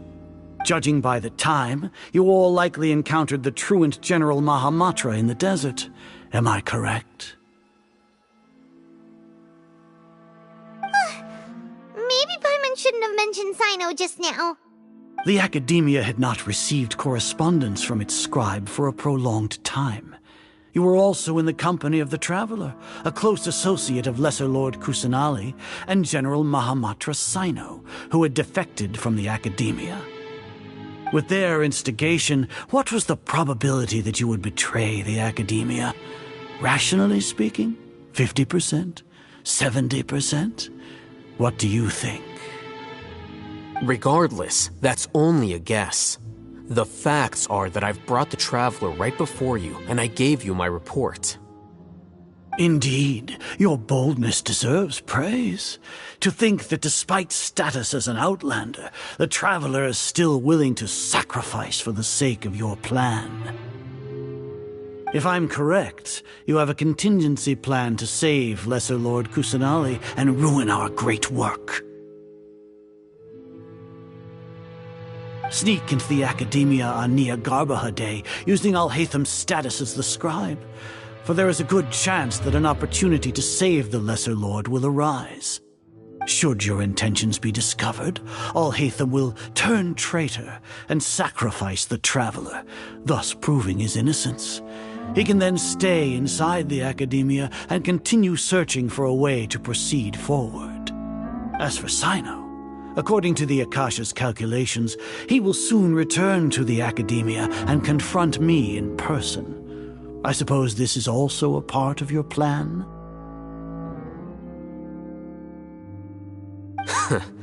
You'll see me as a traitor regardless of what I say, no?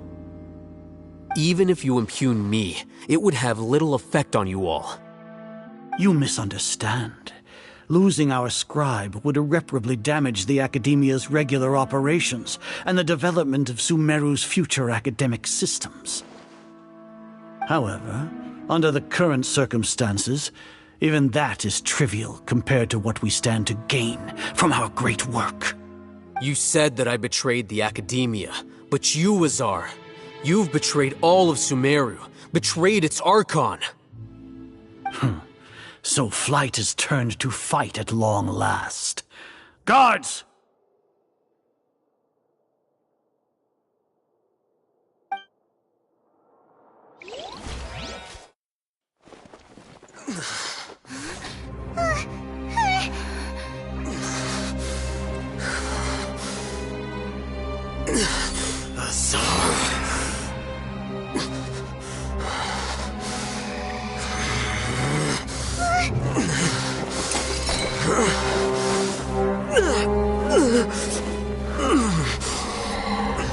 Well, what do we have here? So you stole that divine knowledge capsule. Traitor! You traitor!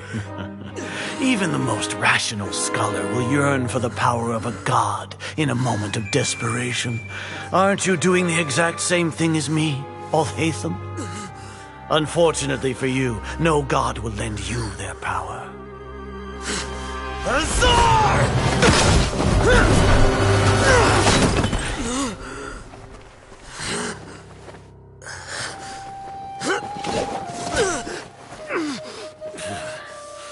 He has gone completely insane.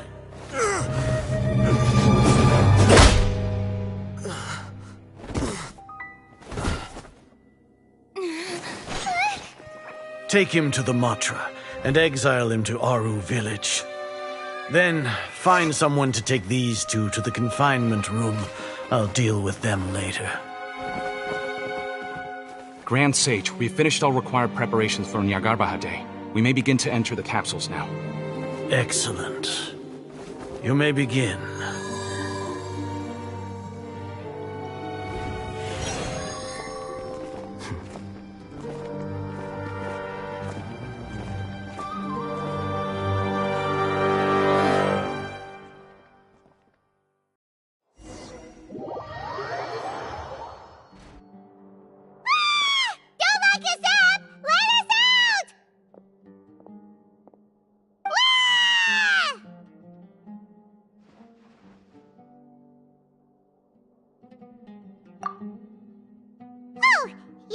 Paimon got a bit carried away there. How was Paimon acting just now? Great, huh?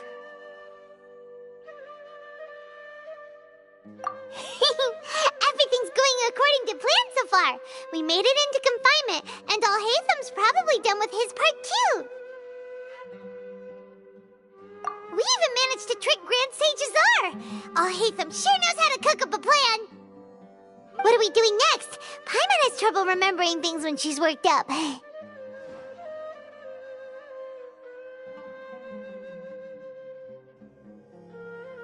Right. Paimon thinks it went something like this. Apart from that, we still have yet another goal in the first stage of our operation, which is to send the Traveler to the confinement room. What? Why do we want to get her locked up on purpose? She's always been the person the sages are most afraid of, as well as the greatest obstacle to the successful implementation of their plan. They are very aware of the risk she poses to them. Once the Traveler is imprisoned, the sages will likely think that everything is under control. And with their guard down, the next phase of our plan will have a much higher chance of success. I can already see the pompous looks on their faces. Oh, that's a super tricky plan. But Paimon still thinks it's not really worth it. That isn't the only reason, of course. She has a more important task once she's in confinement. According to the Academia scholars in Ramon's custody, Lesser Lord Kusanali has sealed off her consciousness in the Akasha ever since she was captured by the Doctor. That way, they can't pry any more information from her. Even if we break into the sanctuary of Surasthana, it will take time to awaken Lesser Lord Kusanali's consciousness. We need to do that in advance. So our job is to wake up Nahida! Okay, totally worth getting thrown and jailed for. The confinement room is inside the Academia, close to the sanctuary of Surasthana. It's a completely enclosed space, and you won't be receiving any visitors. I'll work with Ramon's scholars to make some modifications to your Akasha terminal. Once you're in, get as close as you can to Lesser Lord Kusanali and try to connect to her consciousness. However, as for whether she'll actually wake up, that will depend on our luck.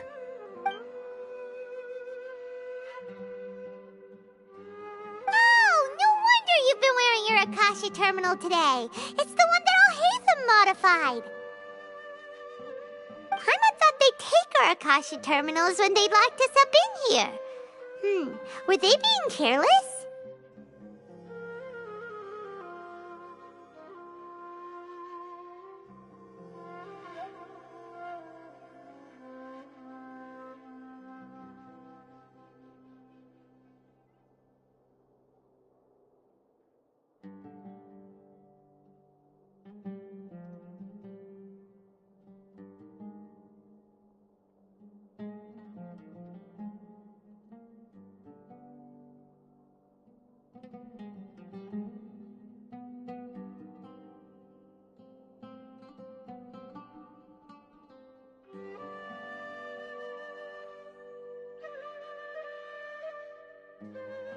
Alright, so what now?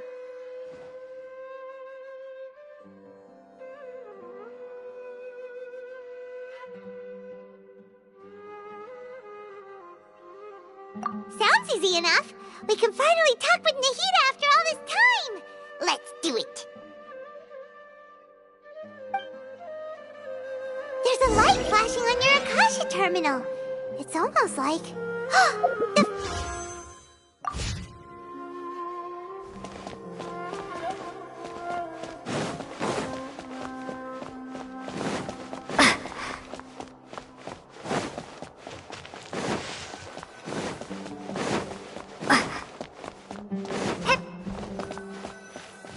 Here? No signal again. Is it getting jammed?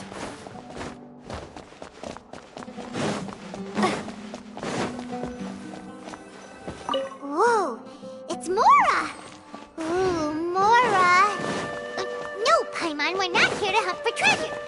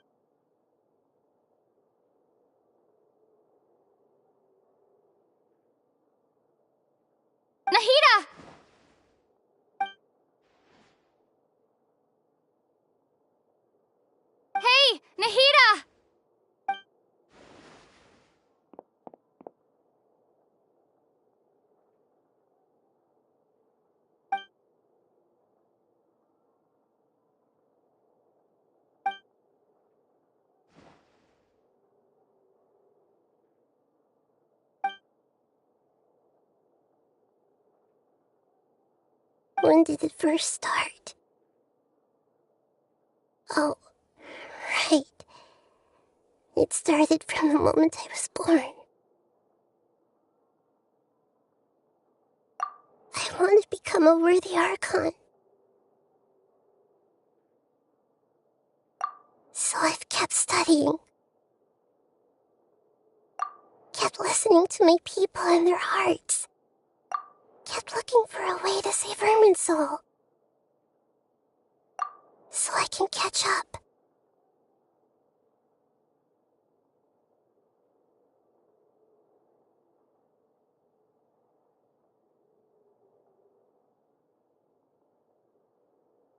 Catch up to Greater Lord Rukkhadevata. But I'm stuck in the sanctuary of Sarasthana. The sages are creating a god to replace me. And I'm forced to lock my consciousness in this boundless darkness. Nahida!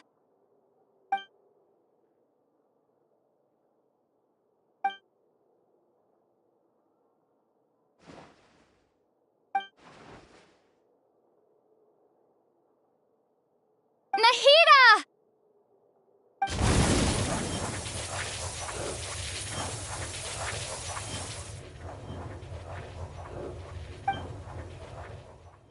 It's so quiet here. Now that I think of it, I don't think I've ever actually listened to my own inner voice. Do Archons have them? Should Archons have them? Have I been doing the right thing? Am I really not needed? How do I really feel about all of this? It's so quiet here. Since you're the god of wisdom, you've known the answers to all these questions since the very beginning, haven't you? Who are you? Whose voice is that? It sounds familiar. You're right, though.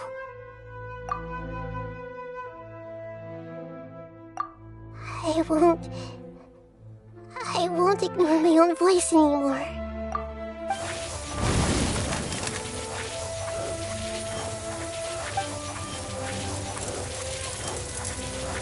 Nahida!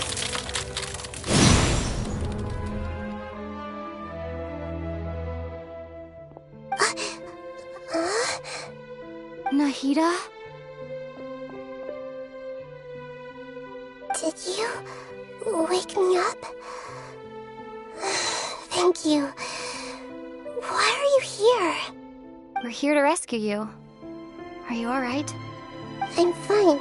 It's just, when I think of everything that's happened to me, I feel really angry now. You should have been angry ages ago.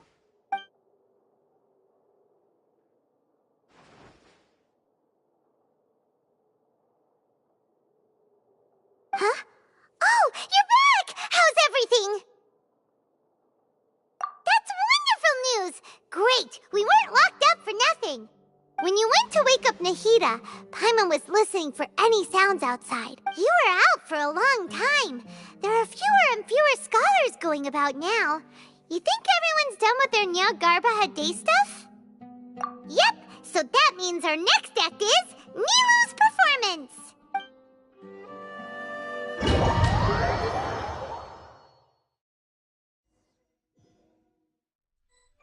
Nilu, are you sure about this? You're taking such a great risk for them. I'm sure, and I'm going. You know that I don't like to pass up any opportunity to dance, and this one is especially important. All right. You seem to have a lot of trust in them, so I won't say more on the subject. But if anything happens, the few of us here may not be able to help you. Don't worry. They've been through worse. Everything's going to be fine. All right. You know, if you really do get arrested, we'll do everything we can to get you back.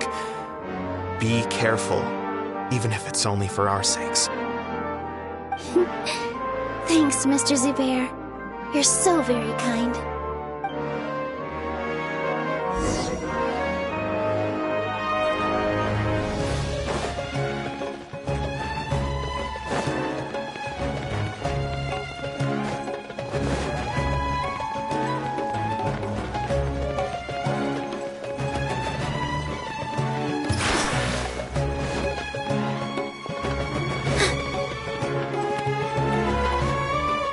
Nilou, how's it going? Nervous? Definitely more than usual. But it's because I'm worried I won't dance well enough. It's okay. Just focus on your performance. We'll take care of everything else. You sure know how to talk. Taking all the credit, even though we came here together to help out. Well, thank you both. I'll have to treat you to a meal after all this ends. I really, really appreciate all of your help. Ooh, that sounds great. Huh? How can we say no to that? All right, let's get back to business. Nilou, we'll be here to keep people from going to the academia so they don't interrupt your performance. I was planning on telling them something like, the Academia's been conducting a weird experiment, and some of their test subjects escaped. It's really dangerous there, so stay away. Oh, you couldn't think of anything better? Oh well, I guess it does sound like something the Academia would do. I think it sounds great. I'm counting on you guys. Don't worry, it'll be a piece of cake.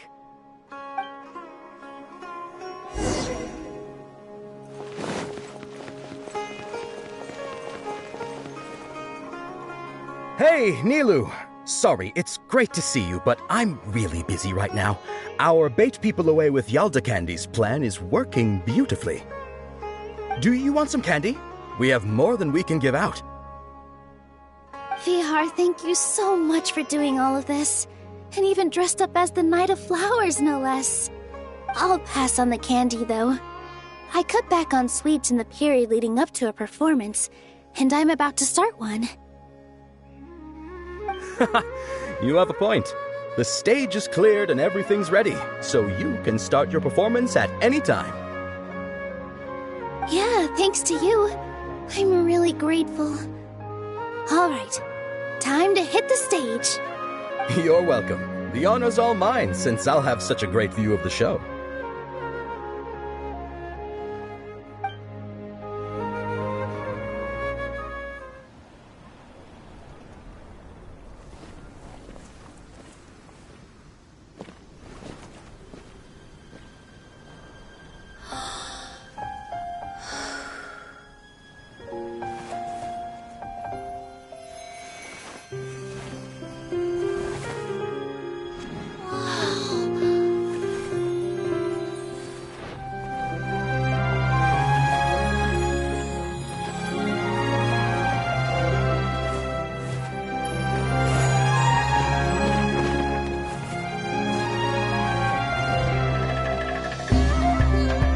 I've never seen a performance like this.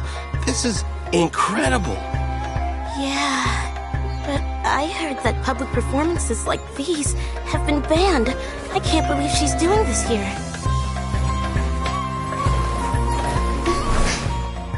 Grand Sage, there's some commotion outside. How uninteresting. Issue the new Prohibition Act from the Akasha to the guards. They'll know what to do. Do you think we should, stop her? Let's just watch for a little bit longer.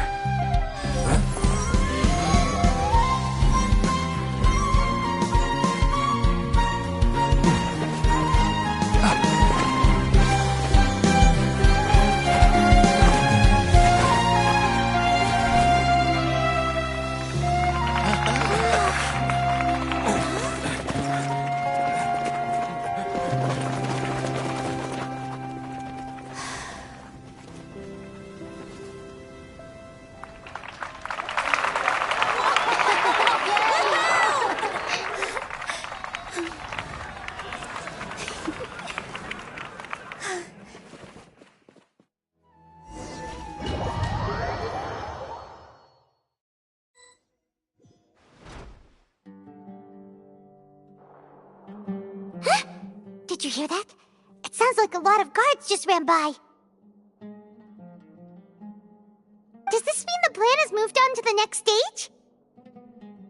Yep. It's great that everything seems to be going well.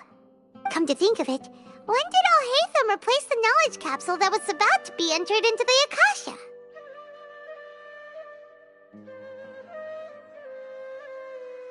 Oh, so that's when he did it! Paimon was too nervous to notice. Speaking of, didn't Alhaitham also yoink the divine knowledge capsule from that mercenary leader in Port Ormos when everyone else was distracted? Oh, it's a time-tested trick of his.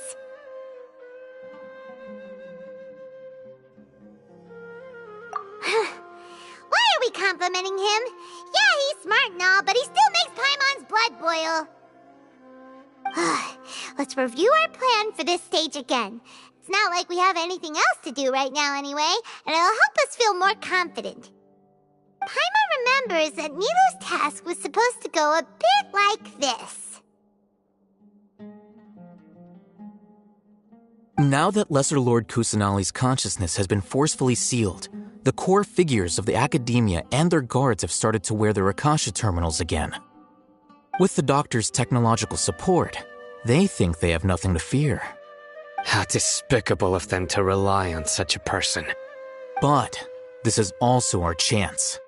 I was originally asked to draft the knowledge capsule for the Artistic Performances Prohibition Act when I was still at the Academia. It should be on the Grand Sage's desk right now, and will be entered into the Akasha during the next Nyargarbaha Day. Are they really going to stop all artistic performances? That's horrible! I'll make an identical knowledge capsule, but this time, I'll smuggle some misleading information into it. We only need to find an opportunity to switch the capsules. Once it's been entered into the Akasha on Nyargarbaha Day, if someone were to be seen performing in public, the sages would definitely use that opportunity to announce the ban, and so the misleading information will be disseminated amongst the guards. Sure sounds complicated, but it seems like if everything goes well, we'll be able to get rid of all the guards in the Academia without any effort. That's pretty clever, getting right into their heads. I just have one question. Even if we manage to get the misleading info out to the guards, how can we be sure that they'll believe it? People who are used to relying on the Akasha become less inquisitive, and their ability to distinguish truth from misinformation is significantly reduced. They will view everything the Akasha releases to them as the unequivocal truth. The Akasha will turn humans into machines. I've seen it happen many times. Yikes. Good thing I didn't wear it for long when I was working in Sumeru City. At first, I thought it was a good thing, too. By the way, this plan still requires a performer, right? Do you have someone in mind? Nilou of Zubair Theater. I know her really well. We can trust her. I'm kinda hesitant to ask her to participate in a dangerous plan like this, but we can ask her in person. All right. After the guards and the Academia are gone, then it'll be time for me and my stowaway brothers to shine.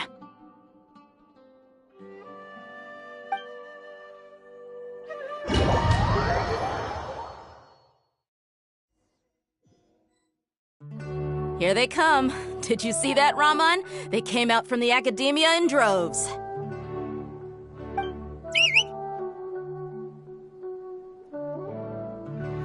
After laying low in the city for so long, this is the moment we've been waiting for. My brothers have already sprung into action. We couldn't do anything to them inside their coop, but outside the Academia, this is our hunting ground. With a lioness like you, the prey sure won't be able to run far. We still need to eliminate the guards as soon as possible. If we give the sages enough time to realize what's happening, the plan's doomed. Yeah, all they've done is to sit on their cushy salaries and twiddle their thumbs all day while we fought and struggled every day in the desert. The only advantage they might have is their numbers. Speaking of which, most of the guards who report directly to the 6 sages belong to the Corps of 30. but they have a completely different reputation. Following those blasted sages every whim, throwing away all the principles of being a mercenary. As someone in the same profession, I'm obligated to teach him a good lesson today. Indeed. The trap has been set. All we need to do is lead them there. All right, let's each take a road and herd those scattered guards back into one place. Make sure to attract their attention. Isak will be the key. You gave such an important task to that child. Will he be okay? It'll be fine. Isak was so determined to help, so let's put our faith in him. Besides, even if he's caught, the guards would be too scared to do anything to him. They've never seen Lesser Lord Kusanali in person, after all. You've got a point. Anyway, I think I see them coming. Let's head out. Good luck.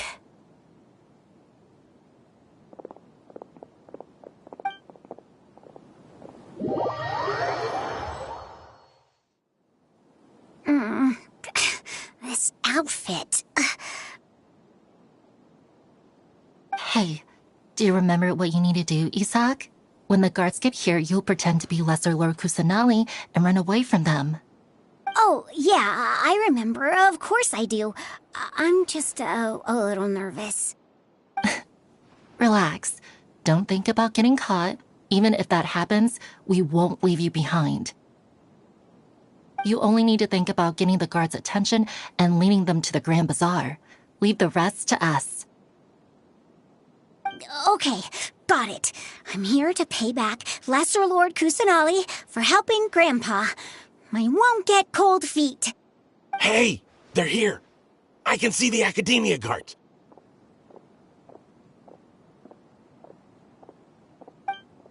All right, it's time, Isak. Take a deep breath and go. You can do this.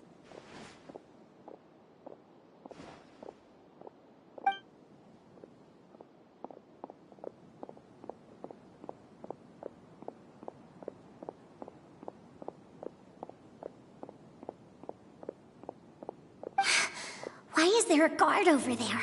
Did he already run ahead of me? This is different from our plan. But there's no time. I need to make a choice.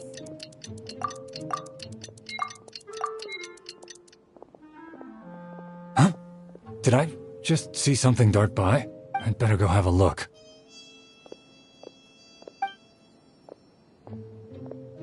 Were my eyes playing tricks on me?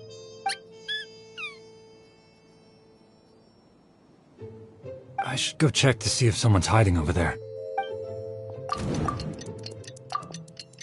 There seems to be nothing here. Just... Good thing they didn't find me. I was close. I'd better hurry and keep going.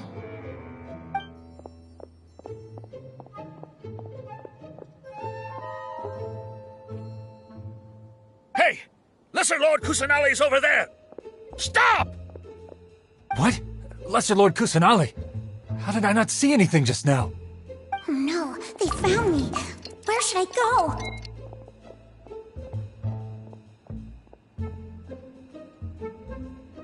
Hey! Lesser Lord Kusanali's over there! Stop! What? Oh no, they found me. Where's... The target suspected to be Lesser Lord Kusanali has escaped into the Grand Bazaar. Assemble and arrest her!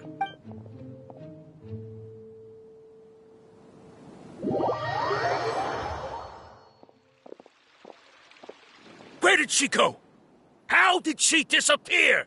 Did we lose her? Hurry up and find her! Hey, why is your team here? Didn't we say to split up our search?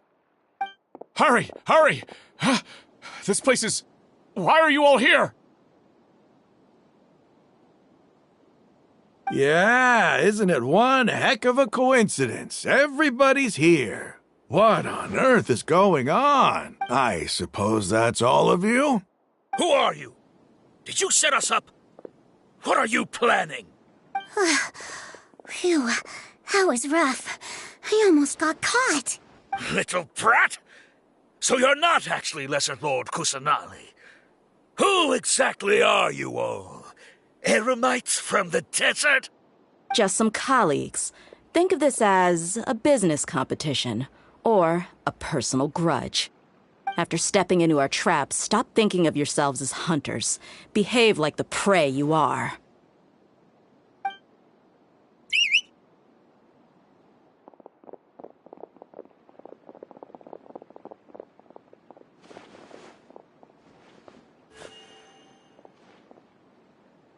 An ambush?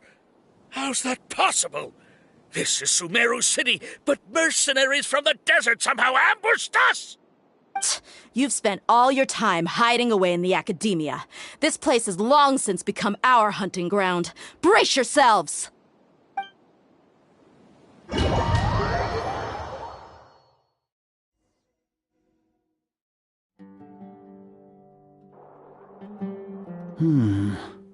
This is odd. The academia has quieted down after the conclusion of the Nyargarbaha Day ceremonies, but it's much quieter than usual. Where are the guards? Why have I not seen a single one? Guards? Guards! Grand Sage, how may I be of assistance? I called for the guards. Why did you come? My apologies, Grand Sage. Right now, all Academia guards have entered the city to perform the ordered arrest. I thought you knew. Arrest? Who is there to arrest? I have an ominous feeling. Arrest Lesser Lord Kusanali, right? Is that not what the order was? Lesser Lord Kusanali?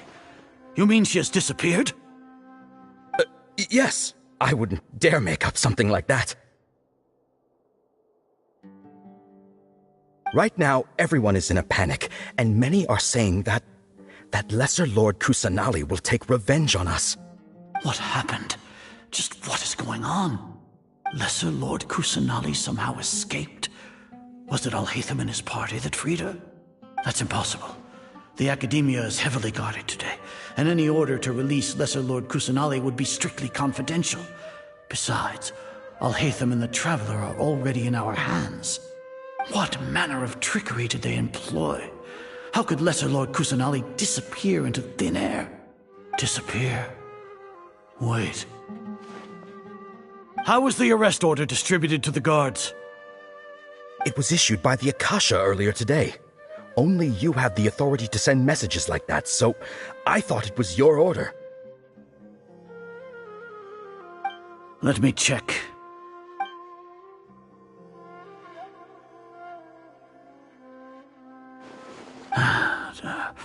Here. Lesser Lord Kusanali has escaped from the sanctuary of Surasthana. Go to the city and arrest the escapee immediately. The Akasha indeed contains this information, and it clearly appeared in my mind. How did they bypass my permissions to issue this kind of message? Was it the report about the Traveler that Alhaitham submitted? No. I specifically checked that knowledge capsule before entering it into the Akasha. Could that have been a red herring? Well, even if I figure it out now, it won't make any difference. The important thing now is to confirm Lesser Lord Kusanali's status. Have you been to the sanctuary of Surasthana to confirm that Lesser Lord Kusanali has indeed escaped? Confirm?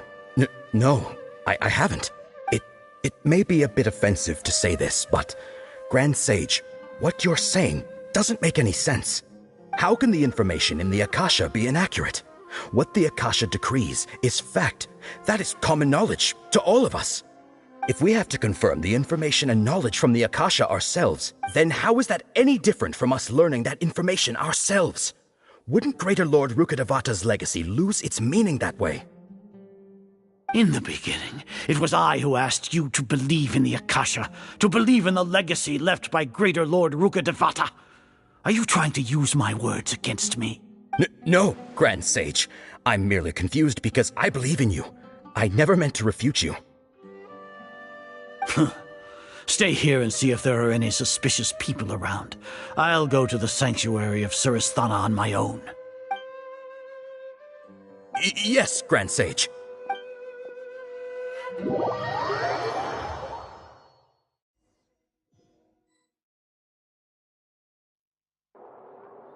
Lesser Lord Kusanali has escaped from the sanctuary of Surasthana. Go to the city and arrest the escapee immediately. How can that be? Stop thinking about it. Stop. It must be a trick of theirs. As long as I personally confirm it. Ah! Impossible. That's impossible. There must be something wrong with my eyes.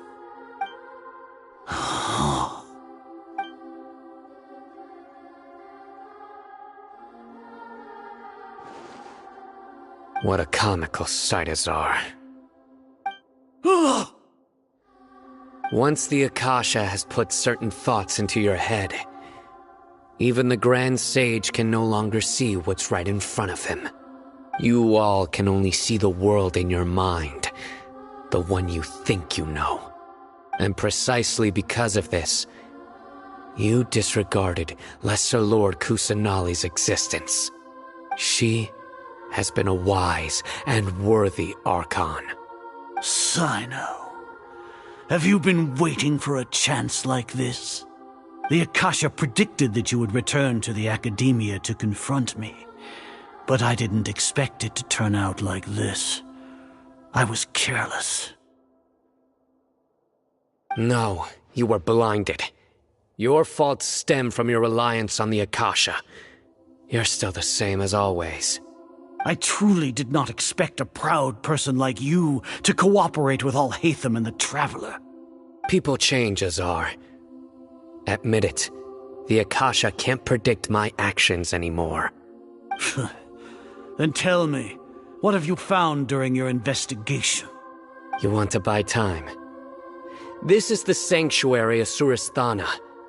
Under your own regulations, even Academia staff are forbidden to come here. No one will come to save you. As for the investigation, I've at least confirmed that you are guilty of insurgency against the Archon. A serious crime. So what? Did you do all of this so I would plead guilty in front of you, General Mahamatra? No. I want you to plead guilty in front of the Archon herself. You once said that I had no standing to judge you. So now, how about judgment in the name of a god?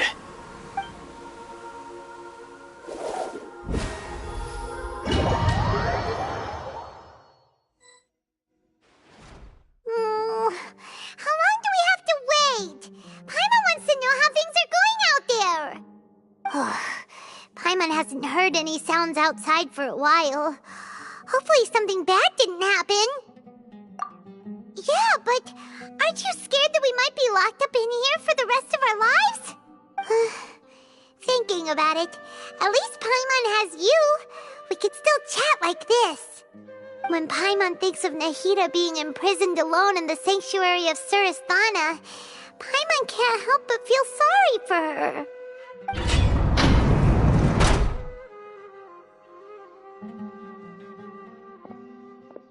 Here comes your savior. Dia! Paimon just knew. You two really owe me some big thanks. I had to search through who knows how many guards to find the key here. It felt even more tiring than whacking them. I'm exhausted. Thanks a lot. Need Paimon to rub your shoulders? No, that's, I'll pass. What are you afraid of? Oh, are you ticklish? Now isn't the time to talk about being ticklish. Things in the city and on Sino's side are both going well. The guards that stormed out of the Academia are all taken care of. The Corps of 30 is in charge of the city's defenses, but we already talked to Asfand. They've been fed up with the sages bossing them around. As long as it doesn't break their employment contracts, they'll turn a blind eye. That's probably because you've been super great friends with them for a long time. So, how's Sino doing? The Grand Sage is in his custody. Even I know how terrible it is to fall into Sino's hands, so he probably does too. Sino forced him to release Lesser Lord Kusanali. He has no choice but to obey. So, hurry to the sanctuary of Surasthana. Assuming nothing weird happened, we should have already rescued our Archon. Honestly, I didn't expect our ragtag bunch to do this well. We just came together last minute to save the Archon, you know? Alright, you two better go. I still have to clean up some messes in the city. See you around.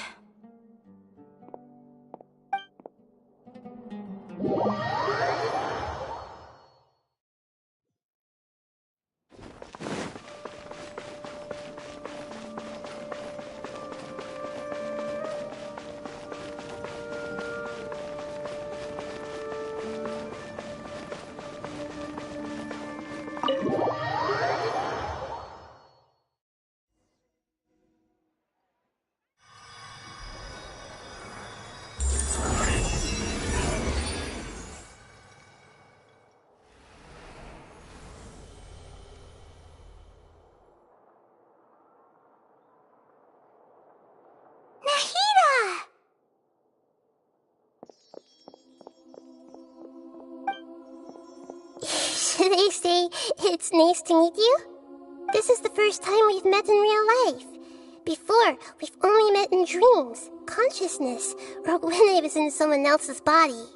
Thank you so much for coming to rescue me, but I also need to apologize. During this time, I did some self-reflection. My sense of inferiority and yielding to the academia led to all of this, and created so much trouble for you all. Exactly! We're here because you're a good Archon and one of our friends! Thanks, you two. Amazing. So this is how it feels to walk out of that cage with my own body. It's like I just had an endlessly long dream. I can't even tell if I just woke up or was only now born into this world. My concept of self has become so clear. But now doesn't seem to be the time to indulge in this feeling. This is really embarrassing. You all just rescued an Archon, and now she needs your help to save her country, and even the entire world. It's okay. With you here, Paimon's sure that everything will work out. There's one more thing. What is it? For all the things the Academia did to me, and for all the folly it committed in the name of wisdom, as their Archon, I will make them pay. Ah! Wow! That's the spirit! You're finally standing up for yourself and not letting people walk all over you! I understand now.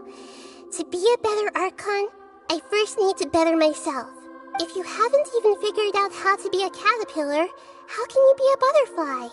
Yes, true. That reminds me. I wonder how far along the Academia is with their god creation plan. We need to hurry and prevent the birth of that false god. I need to make some preparations. Since I'm now free, I can establish a direct link to the Akasha and control it. First things first, I need to remove the restrictions that the doctor put on me in the Akasha. After that, I'll make some adjustments and revoke the sage's permissions. The Akasha will then be like how it originally was, only operable by the Archon. After all, the Academia betrayed Greater Lord Rukkhadevata's trust. This might take some time. In the meantime, you should also work on your own preparations. If we don't stop the god creation plan in time, we'll be in for a tough fight.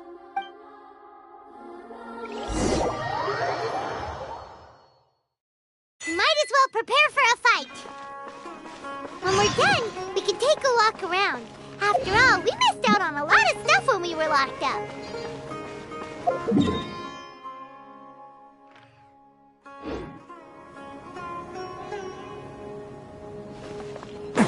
Can't catch me!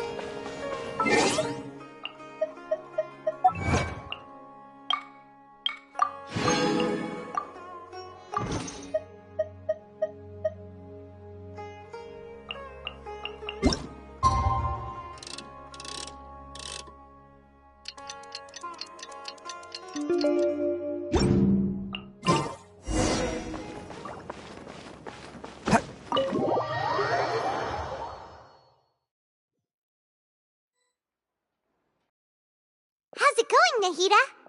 I'm done with the parts that needed my involvement to complete. Although it's my first time working with the Akasha like this, its internal structure and operation procedures are easy for me to understand. Greater Lord Rukkhadevata's design is truly brilliant. Oh, also, this is for you. Huh? What's this little floaty thingy? It's a small device I put together just now. You can think of it as an upgraded Akasha terminal. You may not need it right now, but it should be helpful in certain situations. Wait! This thing has the same characteristics as Paimon! We're both small things that float! Oh, all the things that make Paimon special got copied! When Paimon appears with the Traveler from now on, people won't remember Paimon because she isn't unique anymore!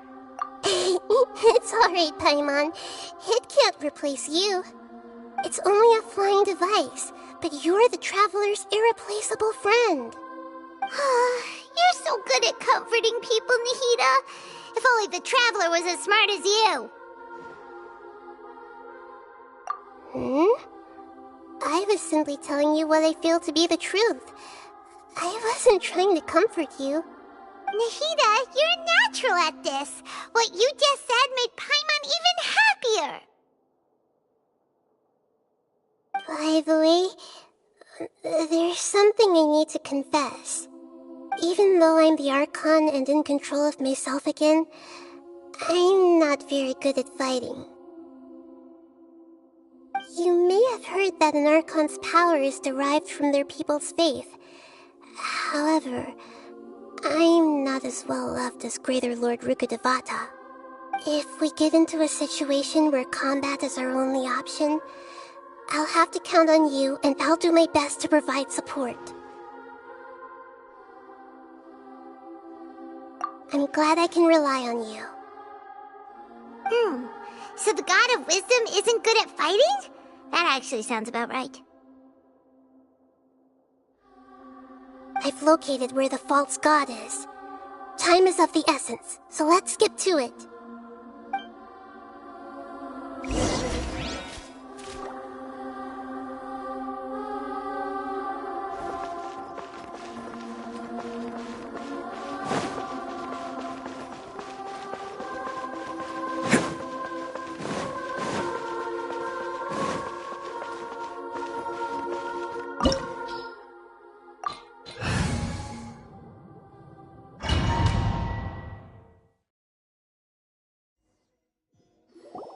What is this place?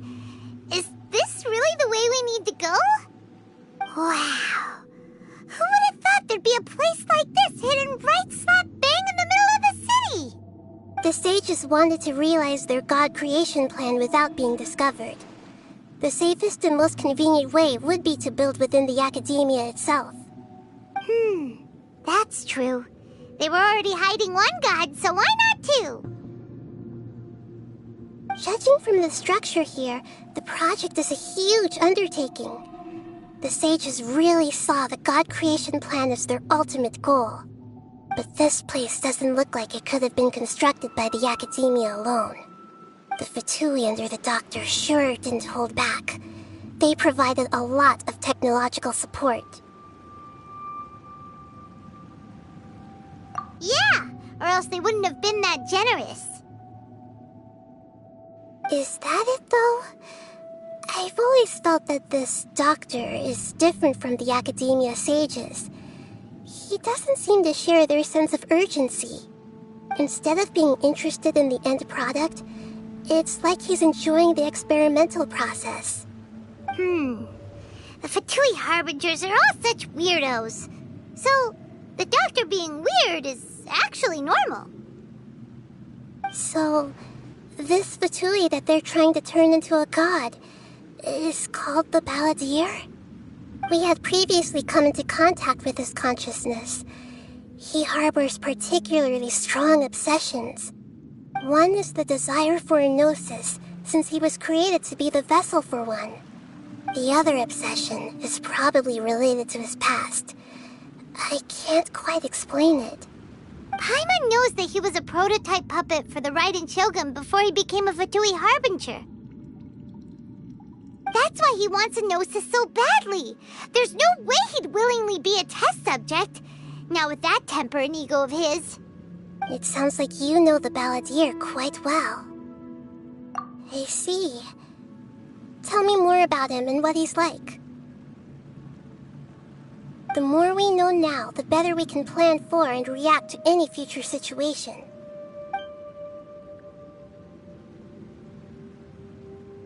Ah, I see.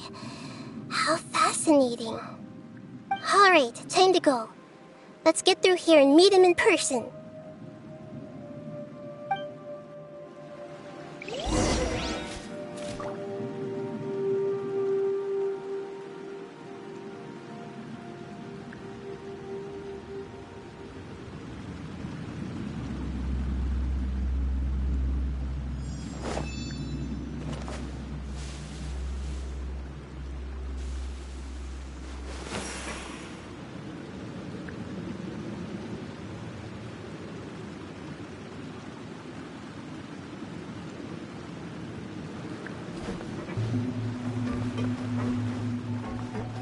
Can't catch me! Press the advantage! No excuse! Stabilize! This is order! Shine down! Now you shall perish! Odin coming through! Duty at an end.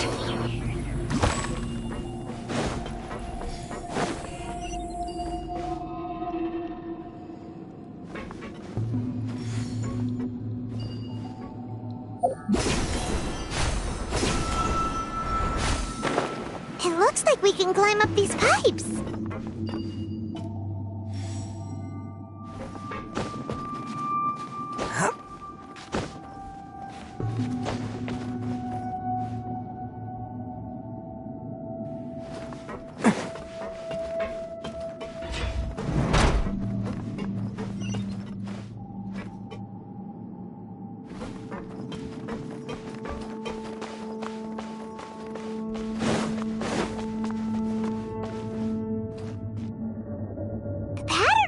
Seems all messed up. Let's go around and see if there's a way to fix it.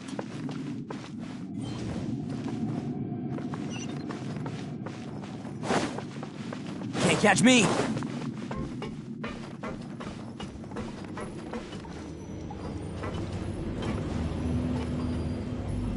It seems to have stopped. Let's continue.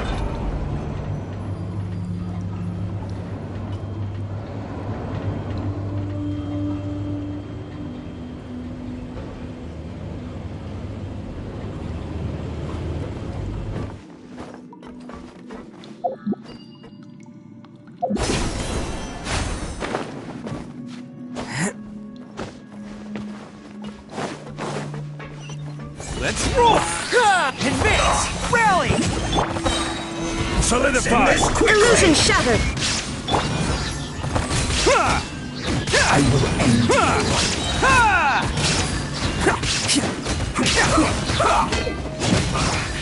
I guess this is it.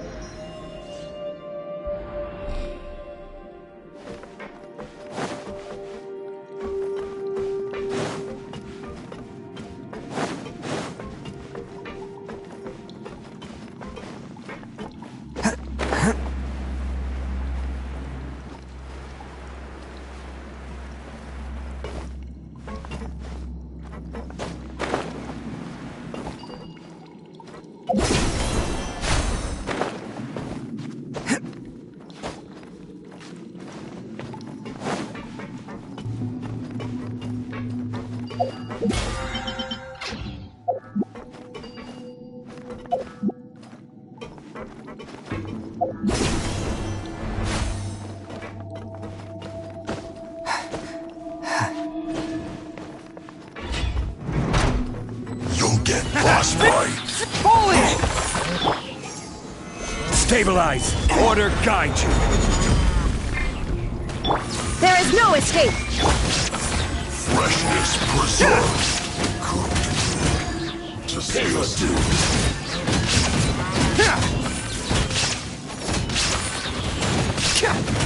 Let's roll! Can't run from death.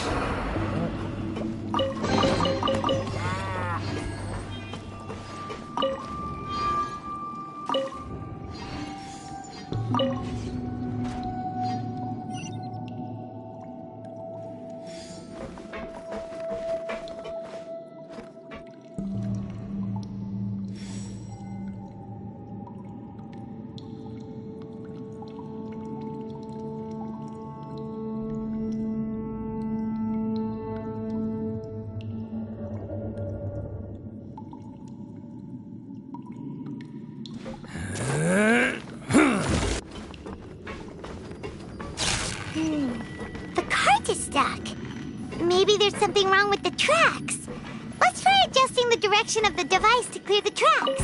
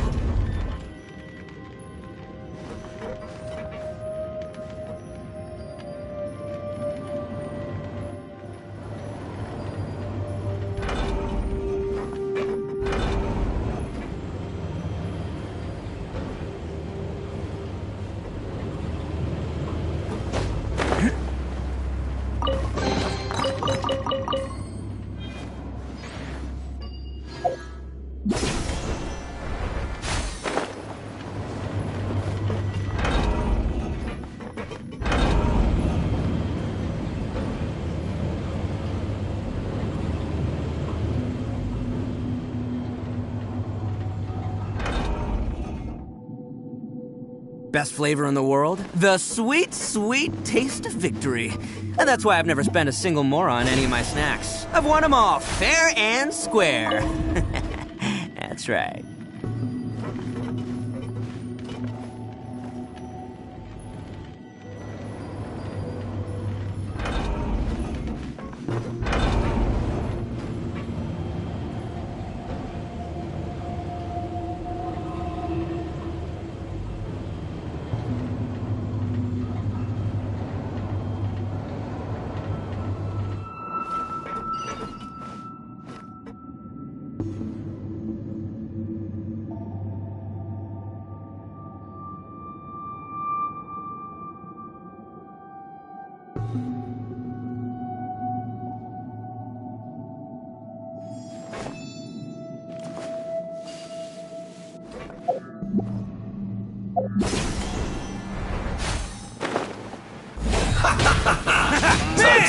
Advance!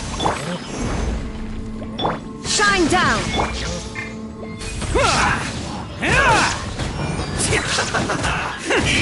Eat 'em! An unfortunate fault.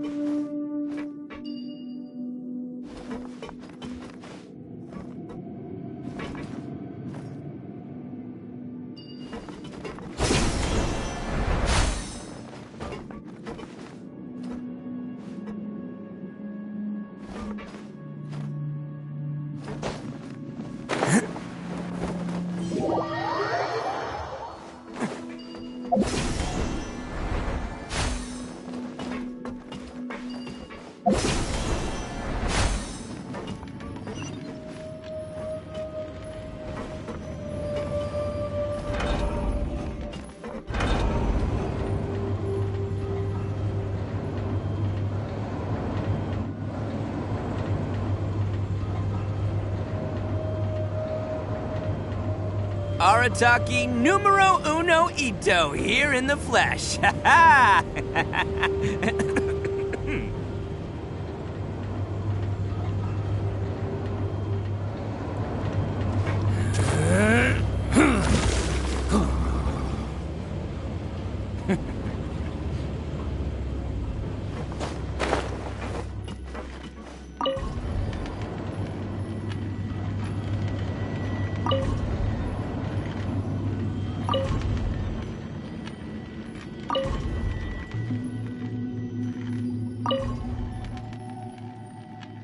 Don't underestimate the beetle. They can be some of the toughest little guys around. Yes, you can. Yes, you can. Want to know what's on this beetle's diet? Sweat and tears, that's what. That's how it gets stronger. I think we can all learn something from that.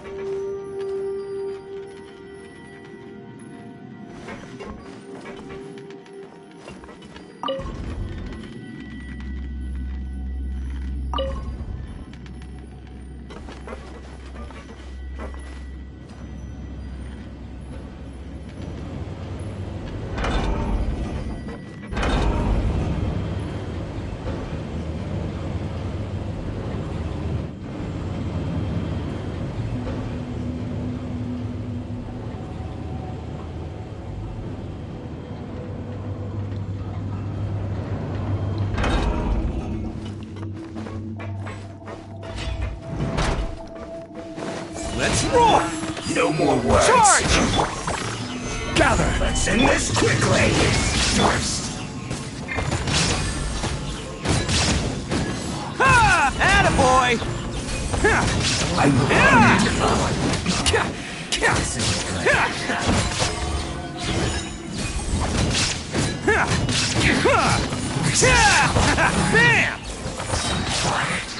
Fall in! Everyone on me! Don't be a killjoy! Stabilize! I will have order! Shouldn't get careless. There is no escape!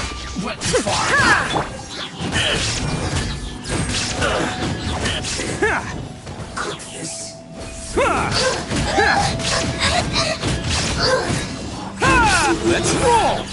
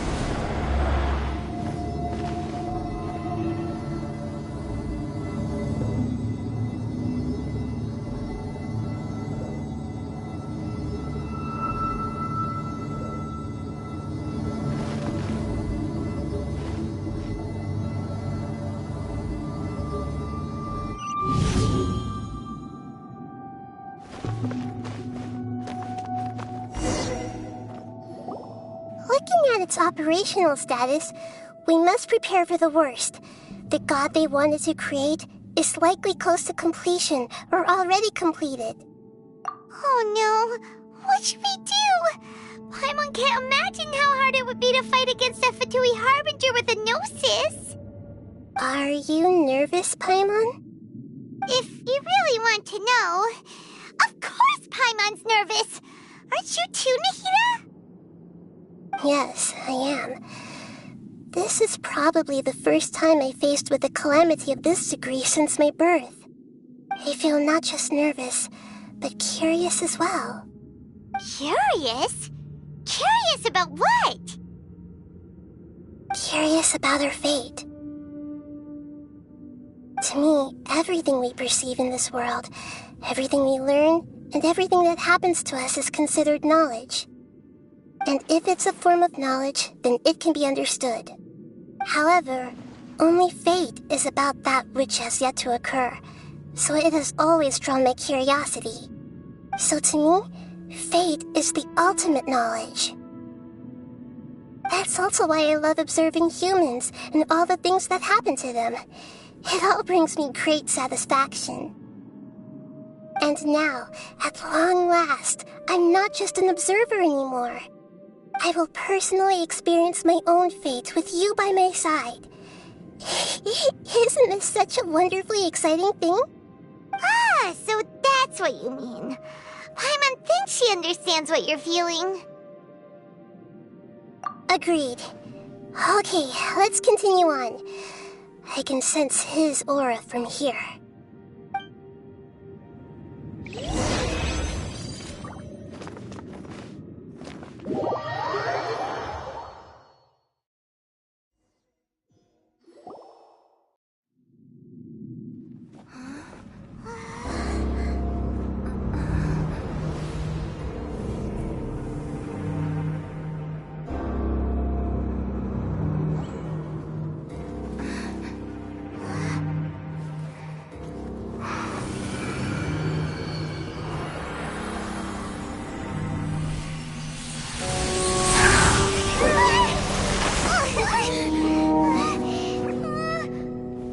Who would have thought the world would be so eager for my birth? I remember you, Booer, the god of wisdom, and standing beside you, the traveler. Is he all-knowing and powerful now like Greater Lord Rukkhadevata? No, I can't feel the same kind of divinity I felt from the Greater Lord. It seems that the sages didn't get the chance to infuse the divine knowledge capsules into him. But even still, he has undoubtedly become a true god now. So we're too late? The Balladeer has already become a god? The Balladeer. A long bygone title. When my spirit ascended to divinity, I felt as if I had existed for the same number of epochs as heaven and earth. Looking back, the existence of what once called itself Kunikazushi appears infinitely small and ugly.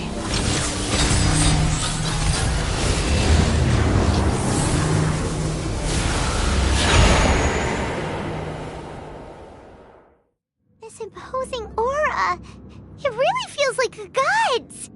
A body that capitalizes on the Balladeer's original construction as a mechanical puppet, with the Gnosis serving as a constant power supply. How much effort and resources did the sages put into this? From a purely technological perspective, it's a commendable achievement indeed. It's no exaggeration to say, this is the culmination of human wisdom. You sure are something! dishing out compliments at a time like this? But I don't think he's reached the spiritual height of a god. Strife is engraved upon every god and every gnosis brought forth into this world. Can you feel it?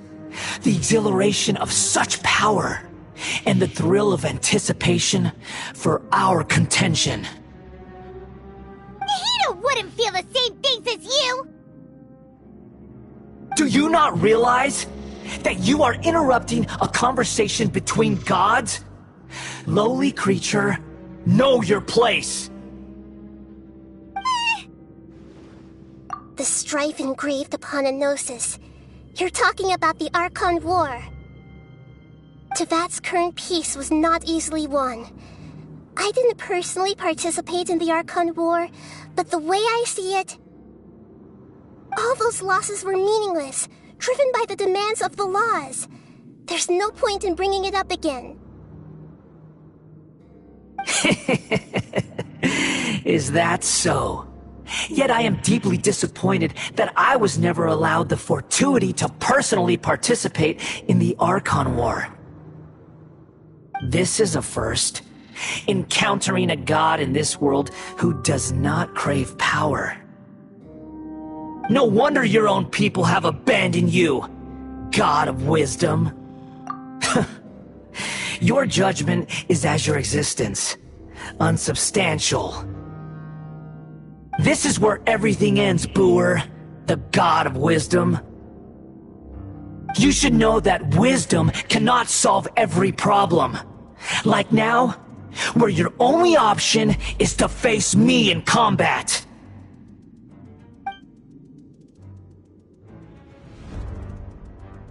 Come! Let us reenact a scene of the Archon War. Come and inaugurate my birth as a god.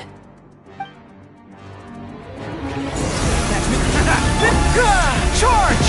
Perish! This is order. Shine down! Inazuma shines eternal! Let's burn!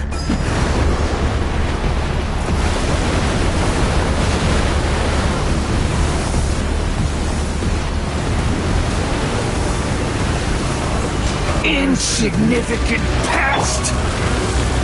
Advance! There is no escape! Gather!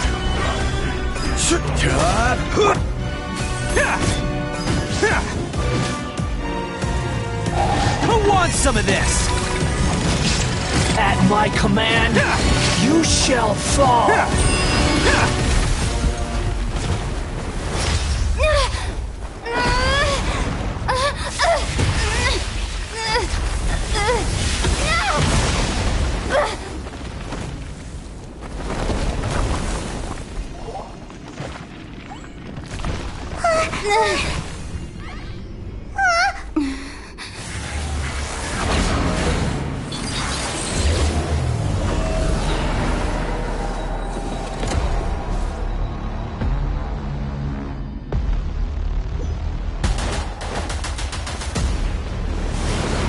Tremble! Charge! Burn to oblivion! Illusion shattered! Kneel! Can't catch me! Attaboy!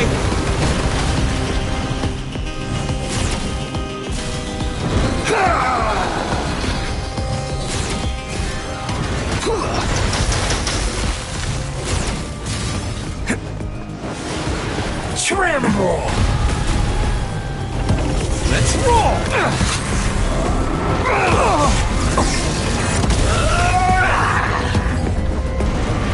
Advance! Shine down!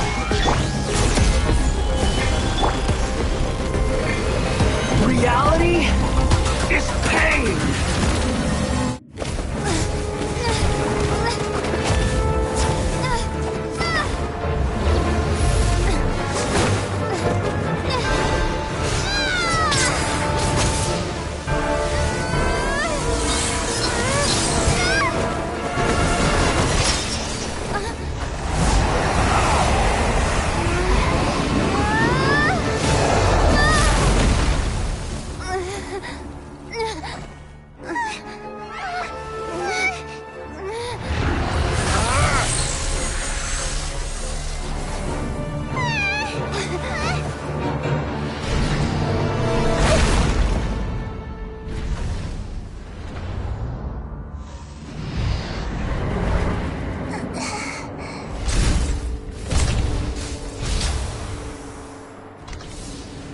This is supposed to be a battle between gods, yet you choose to hide behind a mortal.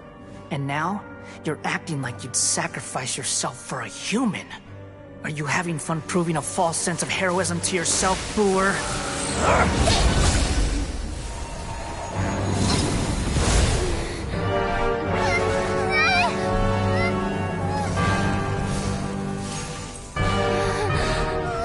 The data collection is almost complete. Do you even know how many times you've tried to take my gnosis from me?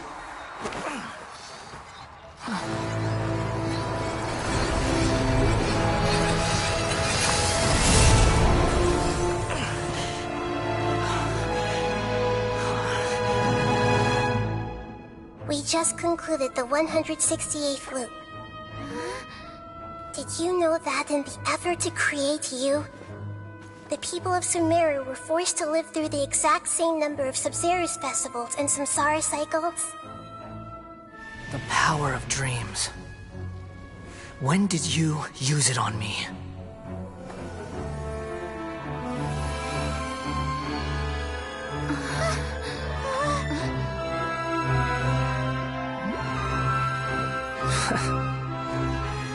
You can't even defeat me in a dream. What do you hope to achieve with this little trick? Come, Traveler. Just like before. Allow me to awaken the memories in your dreams. All that battle experience! It's more than that. Compile everyone's wisdom in the name of the Archon. That is the original function of the Akasha. I've sent everything that happened just now to the people of Sumeru in the form of knowledge. I've asked them to help you find a way to defeat the false god.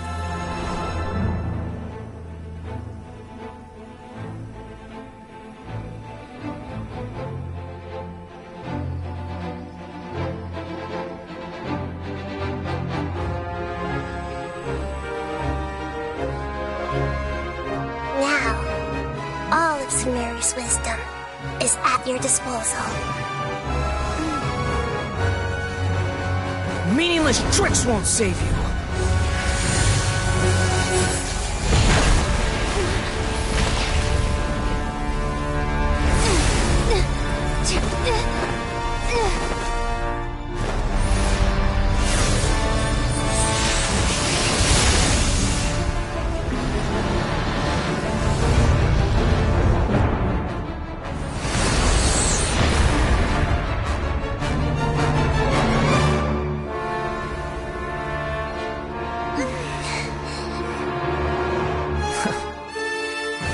Are you done with your tricks? Can I finally take this as a real battle between gods? I'll leave this to you, the first sage of Boor.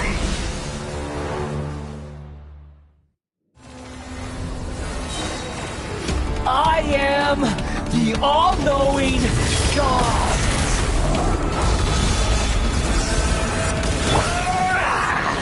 Bam! Pull in! Press the advantage! Quake! I will have order! There is no escape!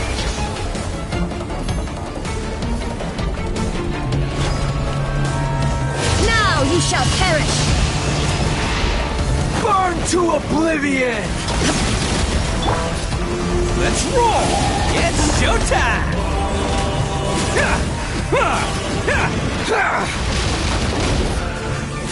Can't catch me!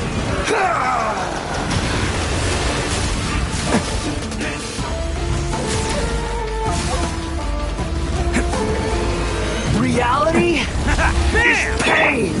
Advance! Gather! Shine down!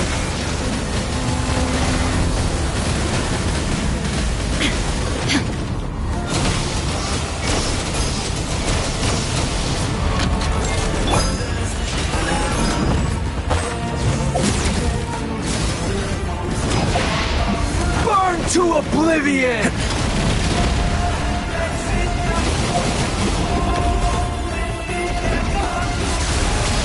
Kneel! Attaboy! Good riddance, cruel world. Let's roll!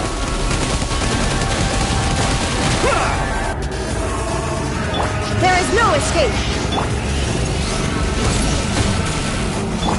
Attaboy! Can't catch me!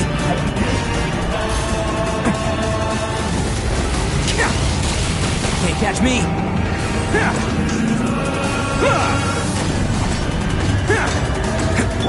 Pull it! Shine down!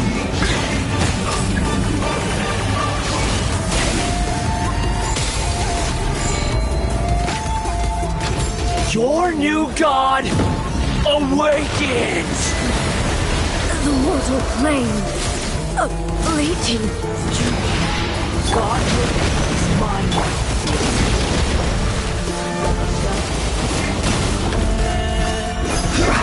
Crumble! Kneel!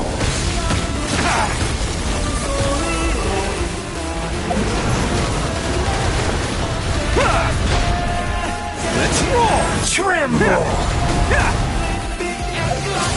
Can't catch me!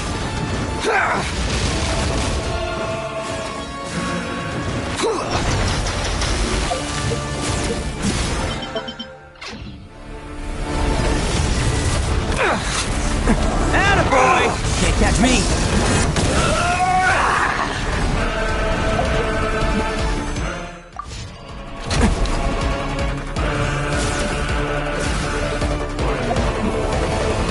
Reality is pain! There! Pull it! Quake!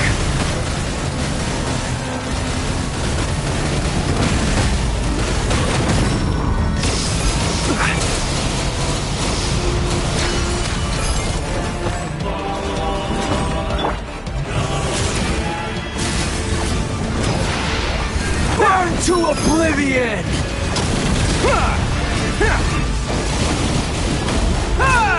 Let's roll! Kneel!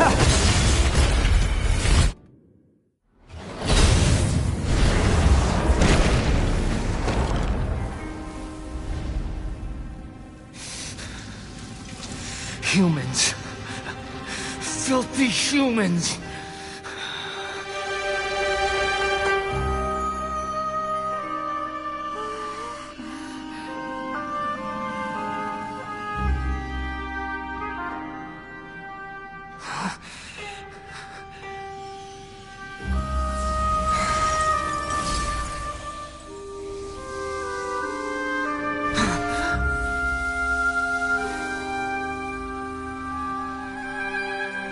No!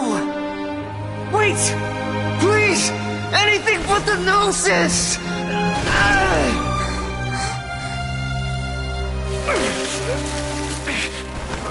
That's mine! Don't even try! I'll never go back!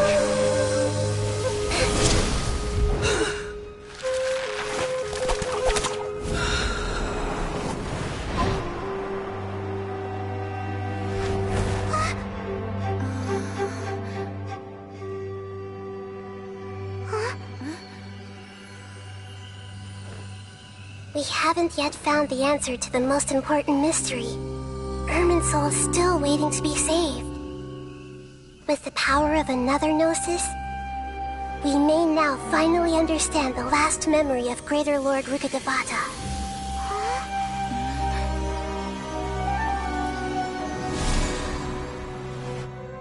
This is...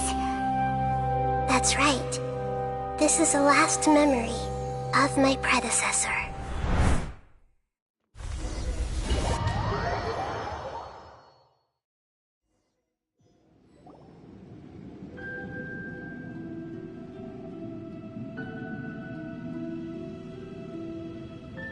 Huh. This sure seems very different from what Paimon imagined. Shouldn't Irminsul be in this realm of consciousness? Yes, that is our destination. But I didn't expect the remaining consciousness of Greater Lord Rukkhadevata to be as polluted as this. Forbidden knowledge?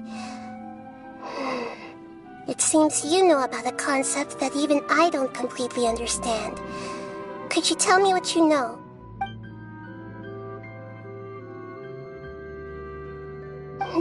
Your inference seems logical enough.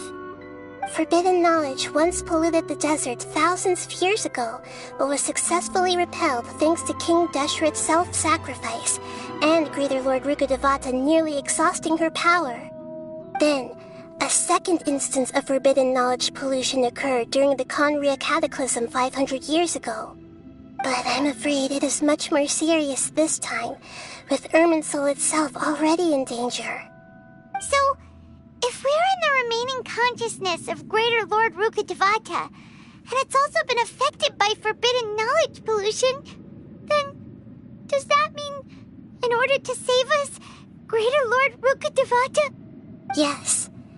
It's very possible that she sacrificed her life in the fight against forbidden knowledge. She didn't completely eradicate forbidden knowledge, but if it weren't for her actions, the pollution would have been far more rampant over these past 500 years. The way that everyone, including me, has forgotten everything about forbidden knowledge may very well be due to her restoration of Irminsul. Aww. Do you feel sad, Nahida? I'm just sharing her pain. The pollution of her consciousness here is severe. There is madness, chaos, and pain all around us. Did she fight to resist the forbidden knowledge pollution in such terrible conditions, all the way up to her last breath? She even used her last remnant of lucid consciousness to leave a clue for us to follow. Yes, her words were distorted by forbidden knowledge, so that's all we could hear. But now, we have a chance to find the answer to this mystery. We can cross the polluted consciousness until we found the right path to meet with her lucid consciousness. And then, we'll let Greater Lord Rukkhadevata tell us the truth in person. Each of us need to be mindful of the state of our own consciousness while even with the Gnosis' protection, we must always keep a clear mind. Otherwise, we could go mad at any moment. Don't worry, it should be easy enough for you to keep that mind of yours clear, Paimon. Let's go.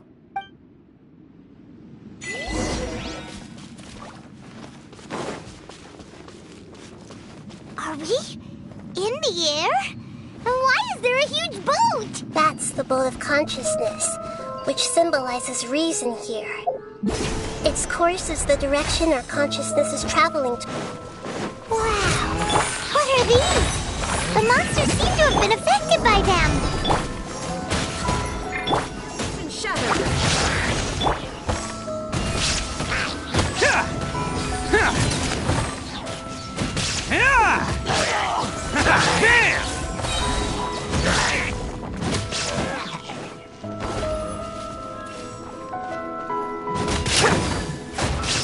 Let's roll!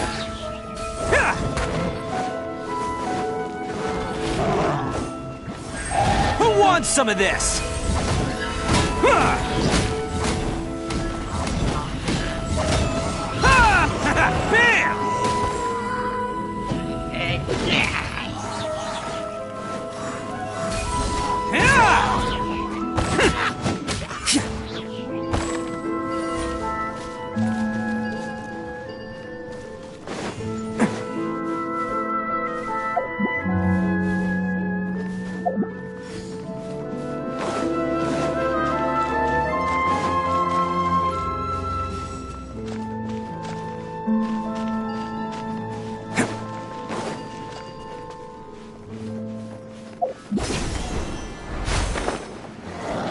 Can't catch me. Let's roll! Press the advantage! Solidify! Order guide you! Shine down! Inazuma shines eternal! Bam! It's showtime! Look! A four-leaf sigil has appeared in the sky!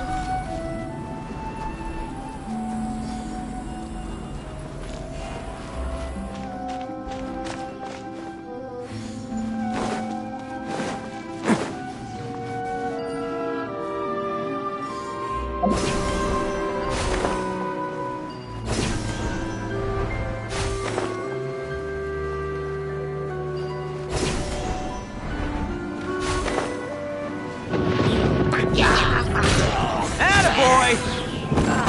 Charge! Everyone on me! This is order. There is no escape!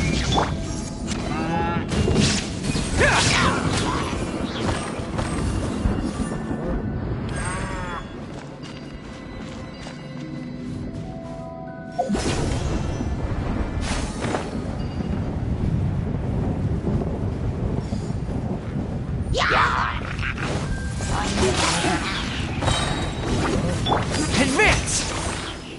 Rise! Oh, coming through!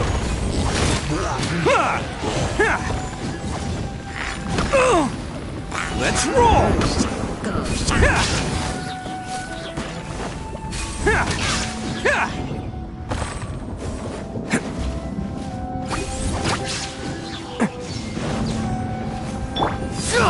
Rally!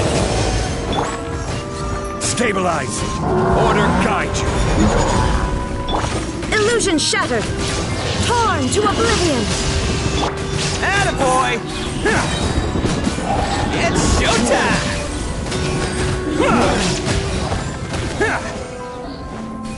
To control the boat of consciousness, we need to find the helm first.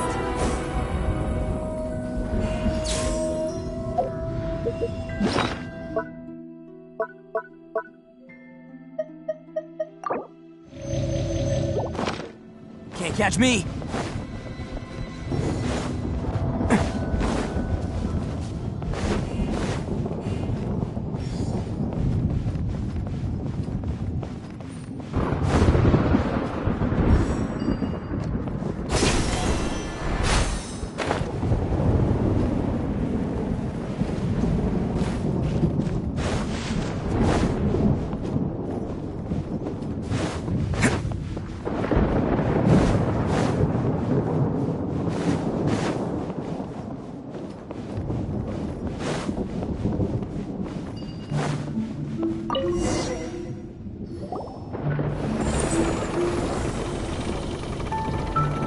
We changed direction.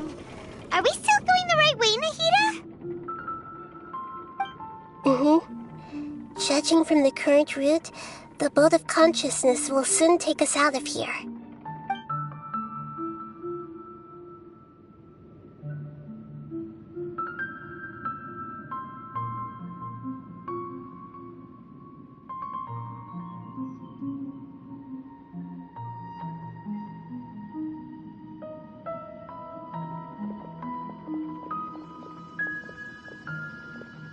We'll be arriving at our destination soon. How are you feeling? Are your minds still intact? Huh? But everything's been completely normal for Paimon. Hopefully there won't be any more interruptions. This time, we should be able to meet Greater Lord Rukkhadevata. Are you saying you've never met Greater Lord Rukkhadevata before? No. It seems that my birth and her death took place at the same time. Otherwise, I think she would have given me a little more guidance, and I could have done a better job. Hey, you've done a great job, Nahida. Let's get out of this creepy place and go meet her.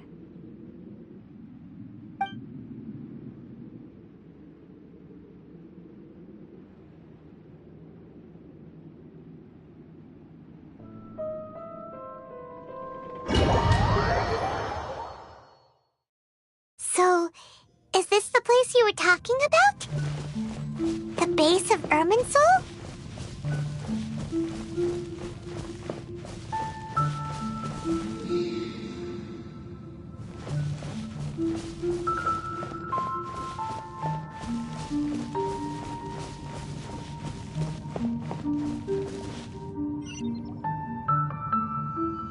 Well, this is the place.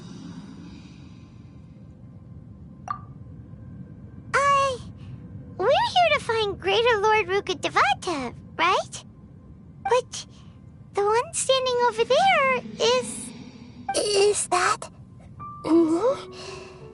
She looks exactly like me. Are you Greater Lord Rukkhadevata? Yes, that's me. Are you surprised by my appearance? Irminsul and the surrounding lands have been reproduced here as they were years ago. But this is just a realm of consciousness. We are manifestations of the same nature. Hence why we would appear exactly the same. We're of the same nature? Why? Because you are me, and I am you. You are me in the new samsara. The new samsara? As Greater Lord Rukkhadevata, I'm the avatar of Irminsul. And you are the purest branch snapped from Irminsul. Imagine it this way. Even if a tree dies, its branches will eventually take root and grow, continuing the tree's life in another form. I'm merely the remaining consciousness of Greater Lord Rukkhadevata. The real me has presumably died a long time ago.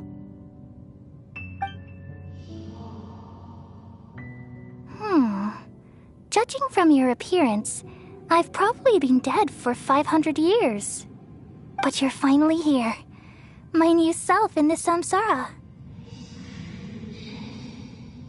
If this is true, then am I going to be a great Archon like you someday?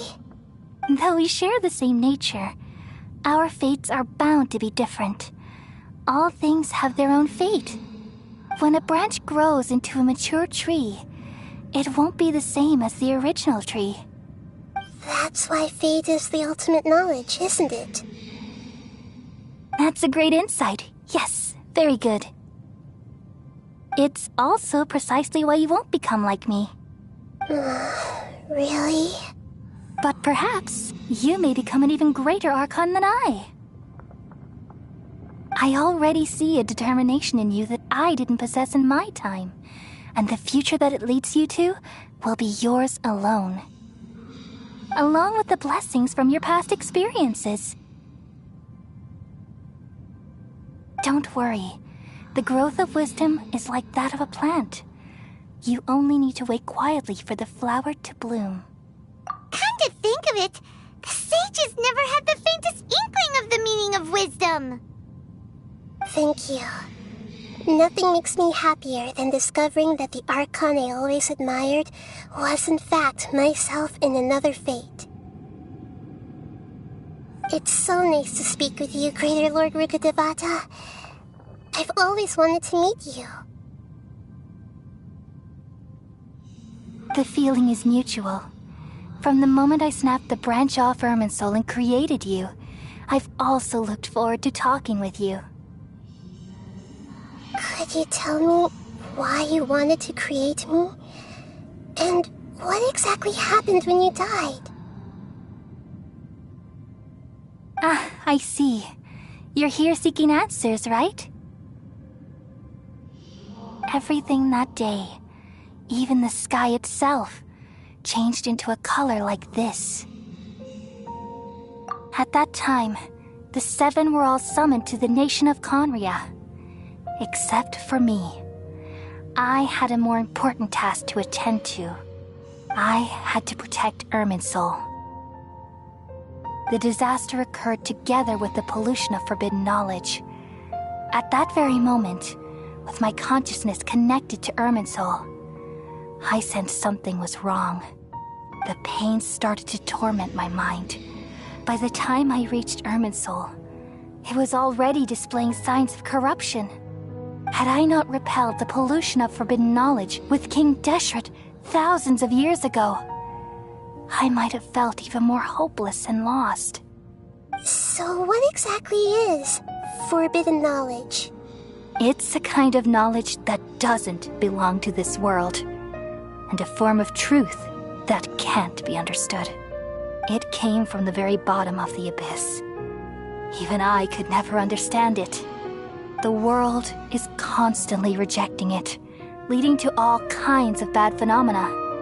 If we allow forbidden knowledge to pollute Irminsul, I'm afraid the entirety of Tevat could fall apart. So, there's knowledge that even the God of Wisdom can't understand? At that time, I knew I couldn't repel the forbidden knowledge with my strength alone. Which is why I created a device that compiled human wisdom and named it the Akasha. It's truly the world's most amazing invention. Thank you. For a long time, I thought dreams were the fruit of human wisdom. Though it was selfish to do so, I borrowed people's dreams using the Akasha. Then I compiled their wisdom and all of my own power. Well, did it work? Thanks to the wisdom of the people of Sumeru, almost all the forbidden knowledge was cleared from Irminsul.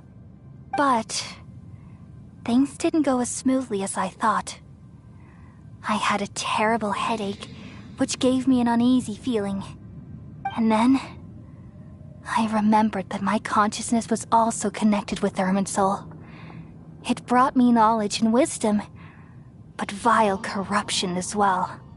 From the very beginning, my existence had been polluted by the forbidden knowledge.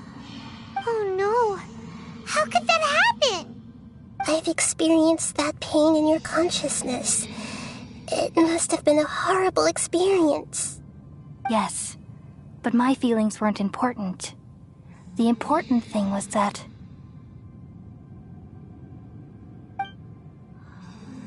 even if I died, my existence and everything related to me would continue to exist in Irminsul as memories and knowledge, meaning that the forbidden knowledge couldn't ever be permanently eradicated. And there's no way for me to eliminate myself. It would be a sort of paradox. So, I took the purest branch of Irminsul as my incarnation in the next samsara, and left a trail of clues, all in hopes that you would come here and remove me and my pollution from Irminsul forever. Wait, no, I can't. So you realize what that implies? You are very smart indeed. Irminsul has all the knowledge and memories of this world. And as you've realized just now, removing me from Irminsul means I essentially will never have existed in this world. But this is the only way to save Irminsul. People love you so much and they've missed you so much over the past 500 years. I am exactly the same. So how can we just forget you like this? Is there really no other way? There must be something else I can do. You're the god of wisdom, Boer. You should know that there is no other way. But this is so cruel. I don't want to forget you. No need to feel so sad, Boer. As someone who delights in wisdom, you should feel joy at finally finding the answer. These are the words in their entirety. The answer you've been seeking all along. Let the world completely forget me. We all nestle under the great tree of wisdom, peering out to perceive the world. From the earth and from the rain, we perceive its wonders, until we become a white bird to perch atop a branch, and finally snap off the most important leaf. Once upon a time, I alone dreamed in this world. In my dreams, everybody would also dream after they fell asleep. Wild and wonderful thoughts would emerge from their minds. Some tumbled to the ground, and others floated to the sky, connecting all things in the world into one dazzling net.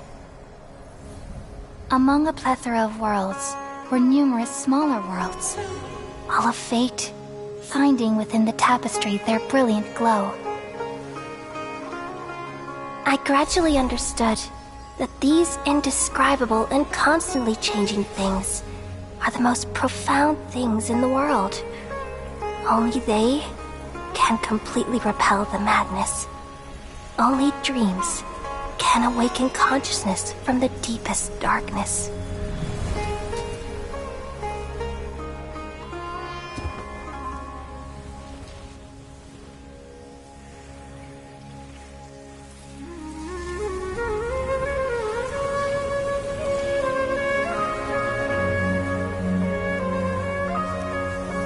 I'm the one who posed this question, yet also the one who sought a solution.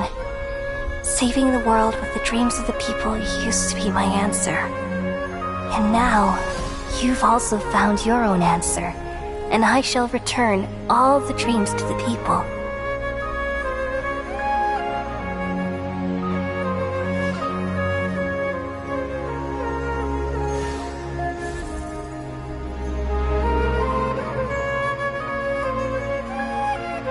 Goodbye, people of Sumeru.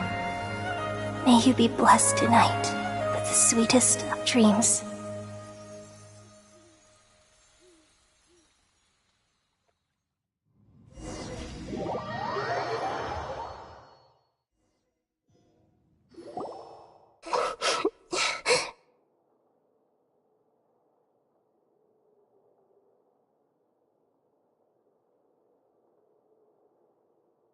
I'm alright.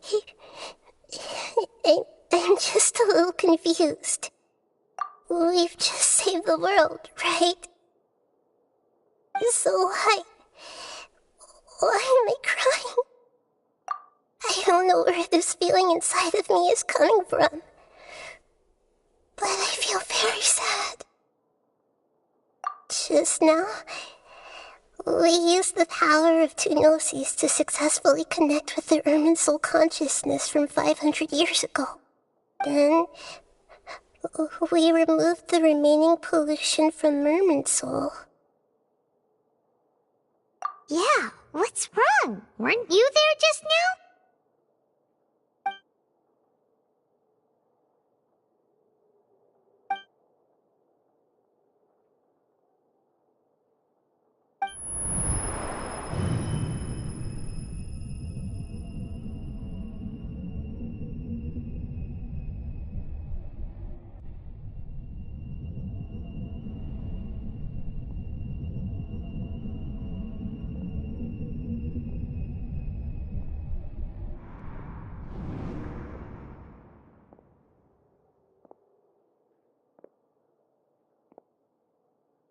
Huh? That sound. Traveler! Paimon! I've been waiting here far too long. But finally I have the chance to be alone with you. All the precious time I wasted has finally paid off. The doctor! What have you done? Just a type of sound wave that can quickly put defenseless people into a dream. As I expected, it doesn't have any effect on gods. This is the only thing of interest I found among the sage's research. I thought I'd take it for a little spin. Don't worry. I know you would never forgive me if I actually killed them. I'm here to negotiate with you. Naturally, I won't do anything dangerous that could potentially damage our relationship. Negotiate with me? I heard you had already left Sumeru. Why are you here again now? I left Sumeru, but I also stayed in Sumeru. Even the God of Wisdom is restricted by the habits of cognition. How disappointing. You mean there are many different versions of you in this world? An astute guess.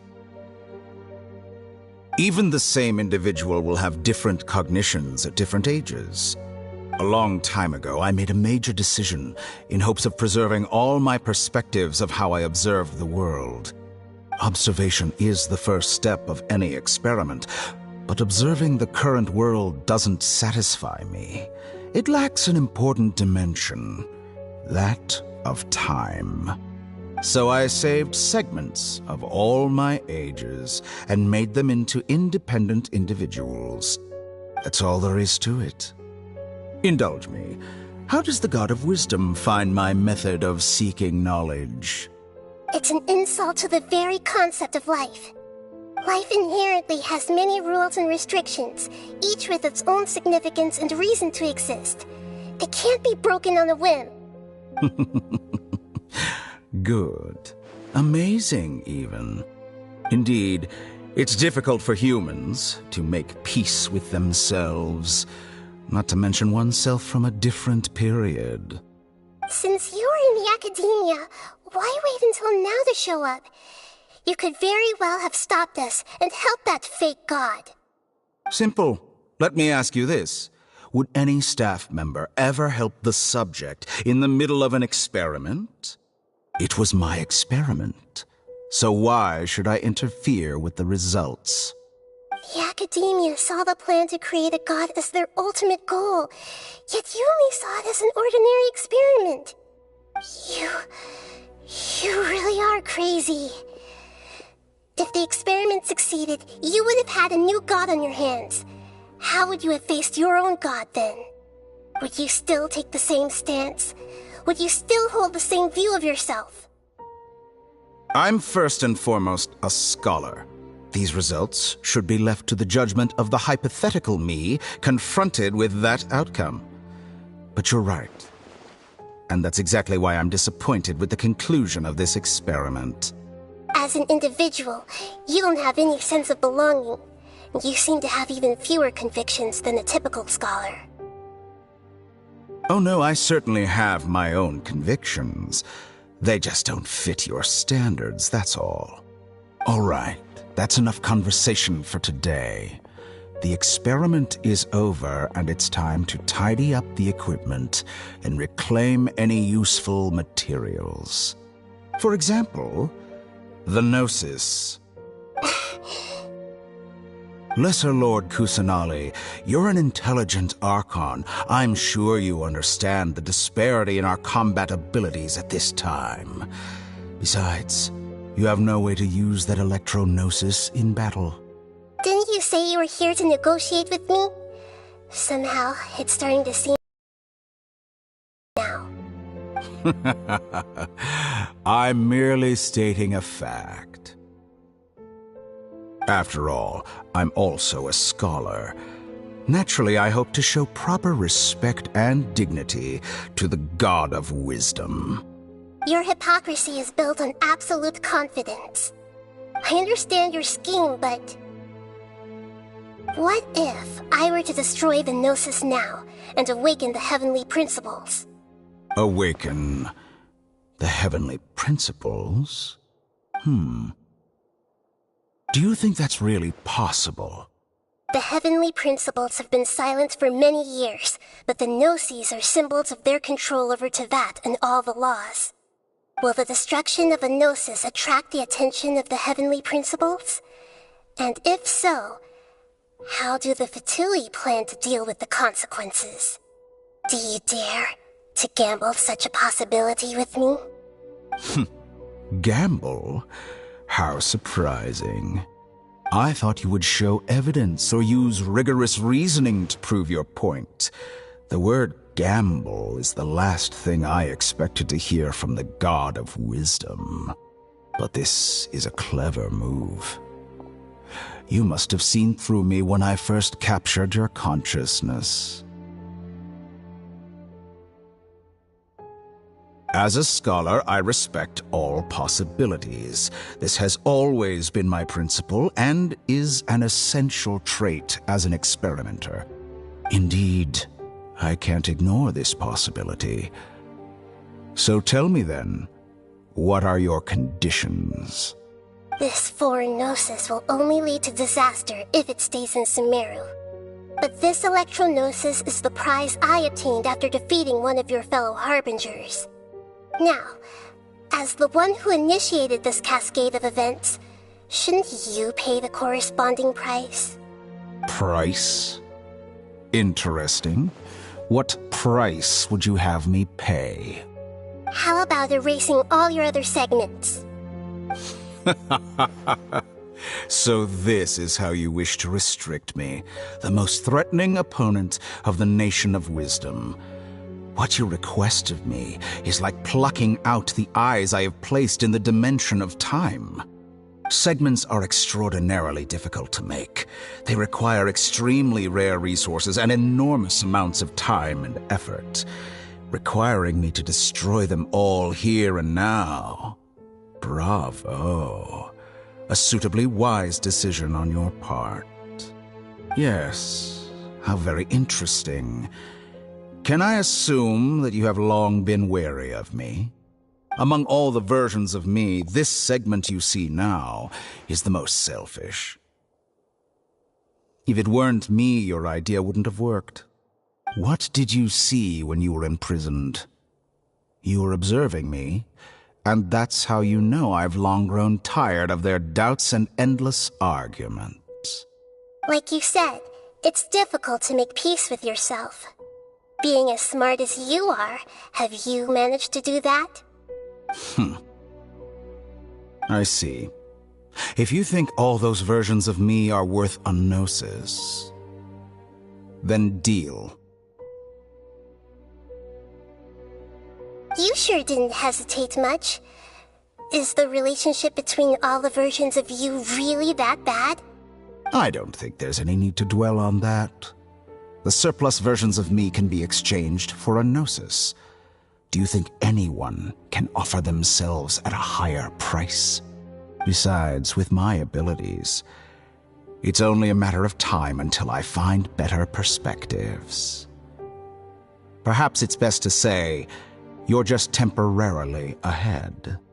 But what I'd like to know is, how can you be sure that I've really erased them? I can see your remaining honesty.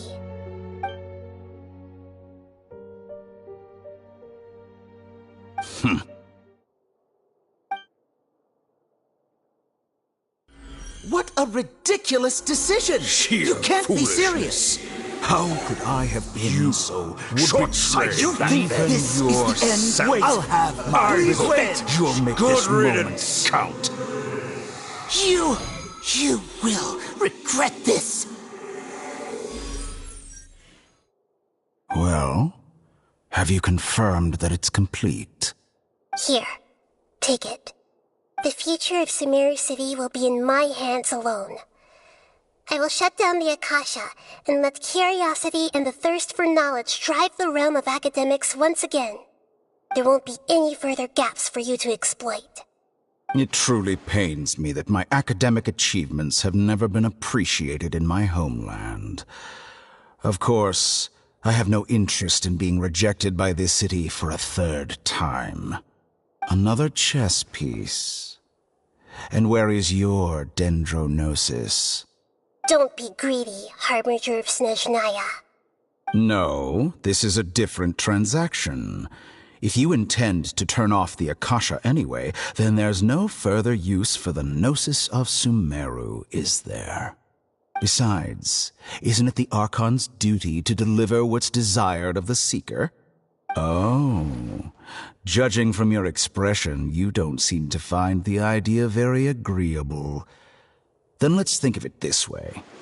Since you're the god of wisdom, how about I exchange some knowledge with you? People exchanging knowledge with the god of wisdom is the stuff of legends. Yet here you wish to exchange knowledge for the god of wisdom's property. Arrogant as that is, it has piqued my interest.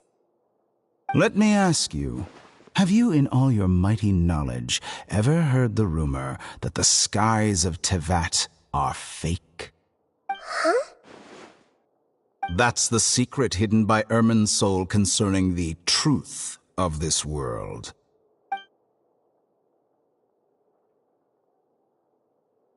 Once I finish telling you about this, it will be time for me to say goodbye. With negotiations, we've all gotten what we wanted. I'm very glad I got to meet you like this. Your arrogance may know no bounds, and convictions may mean nothing to you. But I'll still listen to what you have to say.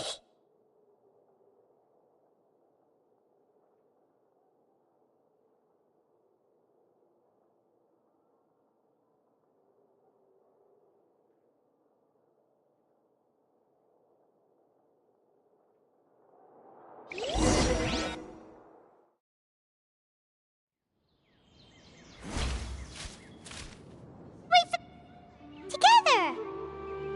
Okay. Wake her up. Are you awake? Kale says it's time for breakfast. Come on, get up! Good morning! How are you feeling today? Good to hear. It looks like we've recovered pretty well. Not even Tainari could stop us from going out now, right?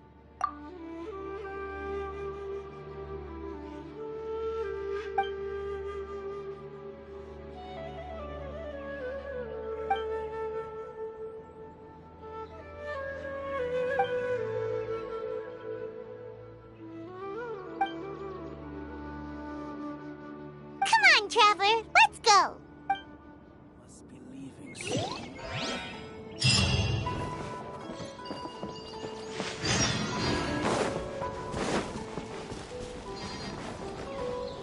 Good morning. Looks like you're awake. Yep. I prepared some breakfast today. Please have a taste. I hope you'll like it. It's nice to have you here so we can eat something yummy. Well, now that I've recovered from Elazar, I'm feeling better than ever. I can even prepare 4 or 5 meals a day now. And Paimon bets they're all delicious. Oh, by the way, someone brought a letter for you after you went to sleep last night. Nope, Paimon wanted to read the letter with you after you woke up, so Paimon didn't open it. Alright, let's read it now. Oh, it's from Milu! Ahem. We're going to hold a feast at the Grand Bazaar and celebrate Cyno's reinstatement as the General Mahamatra. As heroes of Sumeru, please be sure to attend. I'll wait for you. The date of the banquet is written on the back. It's in 2 days. Oh, I've also heard that you've become heroes here as well. That's amazing. Everyone's aware of your abilities. There's no need to be modest. Anyway, let's go to the Grand Bazaar to have a look. Oh, before you leave, be sure to inform Master Tainari.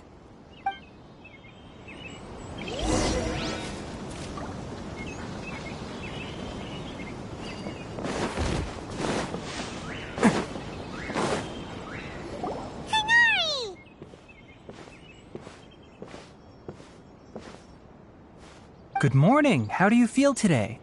We feel much better. How about you? I'm recovering well. Thanks for asking. But from the looks of it, you seem to be already busy with work again. It's fine. I'm not that busy, really. The Elazar patients have recovered, as well as Hypatia. For now, I only need to tend to my Forest Watcher duties.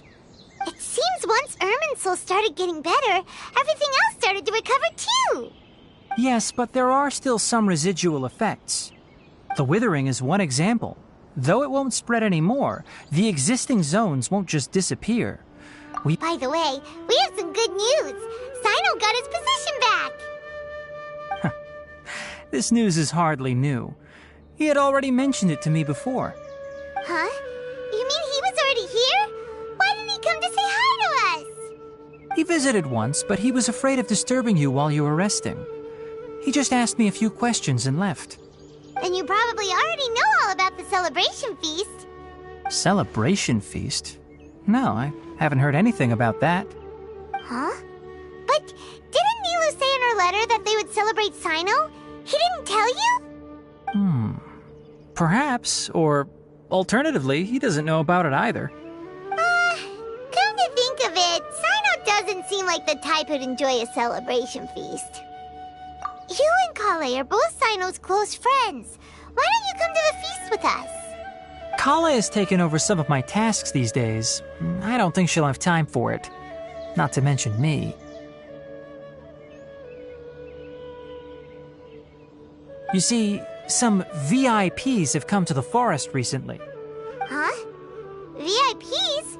Very important Paimons? Well, technically speaking, they are former VIPs. The sages involved in recent incidents have begun their training in the Avidya forest, and the people they had previously imprisoned have all been released. Huh?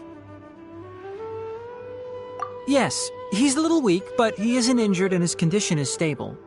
Lesser Lord Kusanali, in her boundless mercy, has decided to spare Azar and the other wrongdoers. Supposedly, they were ashamed of their shallow ideologies and have decided to dedicate the rest of their lives to cultivating wisdom in the Avidya forest. When they learned that Lesser Lord Kusanali had defeated the Balladeer and saved Irminsul, they were shocked at first, but also became happy, feeling that the sacred light guiding them on the path of discovering wisdom had begun to shine once again. As a result, work has increased for the forest rangers. That sounds really exhausting. There's nothing we can do, really. But that's another topic. Back to the matter at hand. Are you two planning to head out? Ah, right! We're here to request permission to head out. Would that be okay? You've recovered well. You may go, but be careful. Yay! Will do!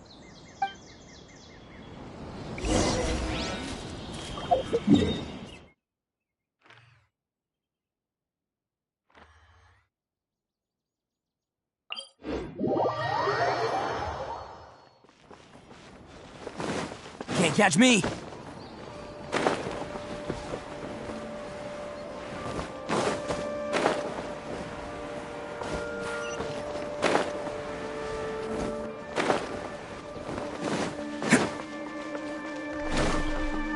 Can't catch me! Well, there won't be any problems if the feast starts at that time. Everything has already been prepared. Mr. Zubair, I finished telling things up here. Well, except for the guests. Is a simple reply really that much to ask of our guests? It's affecting our arrangements. Oh, it'll be fine. Besides, it never hurts to get things ready in advance. I was thinking the same thing. The feast will be held sooner or later, right? Hey, Nilu! Traveler, Paimon! We got your letters! Here we are! You're the best! The other guests haven't even replied yet. Huh? Are we the only ones that have arrived? Yeah. I had someone deliver letters to all of our guests. But maybe everyone is still busy with other things. Look, I get it. Sumeru is in an extremely important period of transition right now, but even if your friends are important figures, they shouldn't just ignore your request like this. Nilu is Sumeru's #1 celebrity, after all. You have no idea how happy I am to talk to people with good taste. If you consider enjoying Nilu's dances having good taste, then almost everybody has good taste. Because Paimon thinks everybody will love her performance. That's right. We all think she's amazing too. Nilu is an absolute favorite among those of us who frequent the Grand Bazaar. For Outlanders, you have a great eye. Master Zubair, let's have a vote for the most outstanding audience members next time. I think these two may win. Nonsense! It is not for us to determine the value of an audience. But indeed, we could try giving gifts to people with particularly good taste. I heard there's a device in Fontaine called a camera that can record people's appearances as pictures. Such pictures would make superb gifts. Ooh, good idea. I wonder where we can find one. I don't want you giving pictures of me to everyone. I'm satisfied just being able to perform here. There's always a lot going on at the Grand Bazaar. Yeah, and that's why I love it here. Traveler and Paimon, could you help confirm if the letters were actually delivered? If for some reason they didn't receive the letters, then please tell everyone that there will be a feast here. Yeah, check out how everything in Sumeru is going now. When I wrote the letters, I heard that Dia was in Port Ormos, and Alhaitham was at the Academia. As for Sino, we've only heard that he appears at the Academia from time to time. I'm not too sure about Rahman's whereabouts. My guess is that he's with Dia. As for Dunyarzad, I just hope she's feeling better. I sent her a letter, but I was afraid of disturbing her. If you have time, please ask about her for me. Okay, got it. Let's go, Traveler.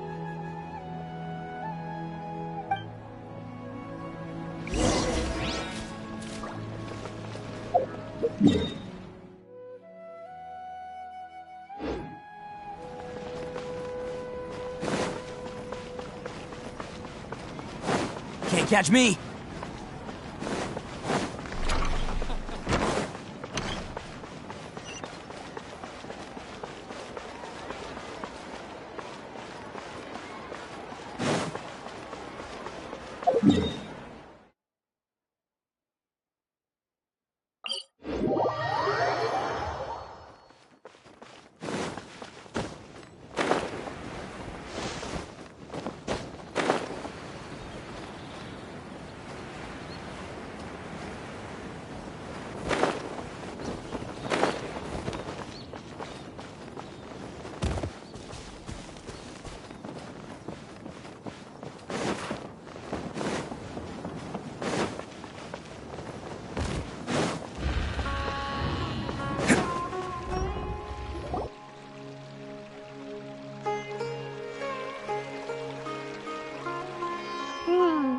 We haven't seen Alhaitham anywhere.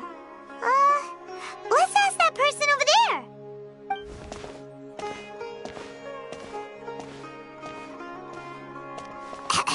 Hey there, have you seen Alhaitham around? Yes, it seems Scribe Alhaitham has gone to the House of Dana. You should be able to find him there. But you're already the second group of people I've seen looking for him today. He must be quite the busy man. Oh? Who else was looking for him? Mr. Cavey was just here asking about him. You wouldn't believe how terrible their relationship is. And now you two are here. Don't tell me everyone's here looking for gossip about the sages. No way! We're strictly here on business. Ah, I see. Sorry, I thought maybe everyone's as interested in rumors about the sages as I am.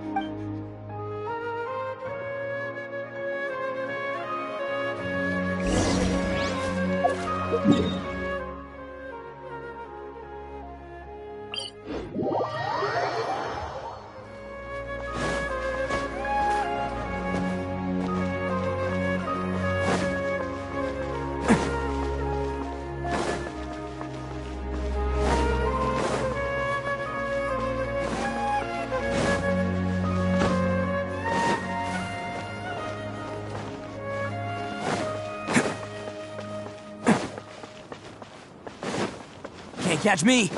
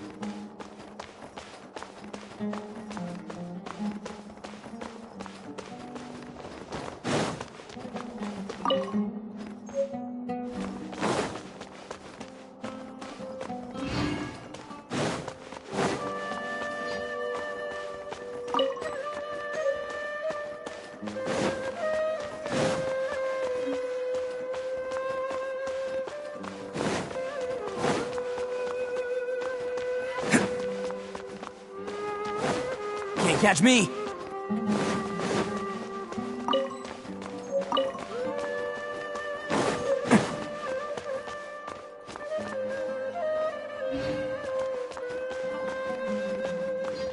When can I return? Alhaitham should be around here somewhere, right?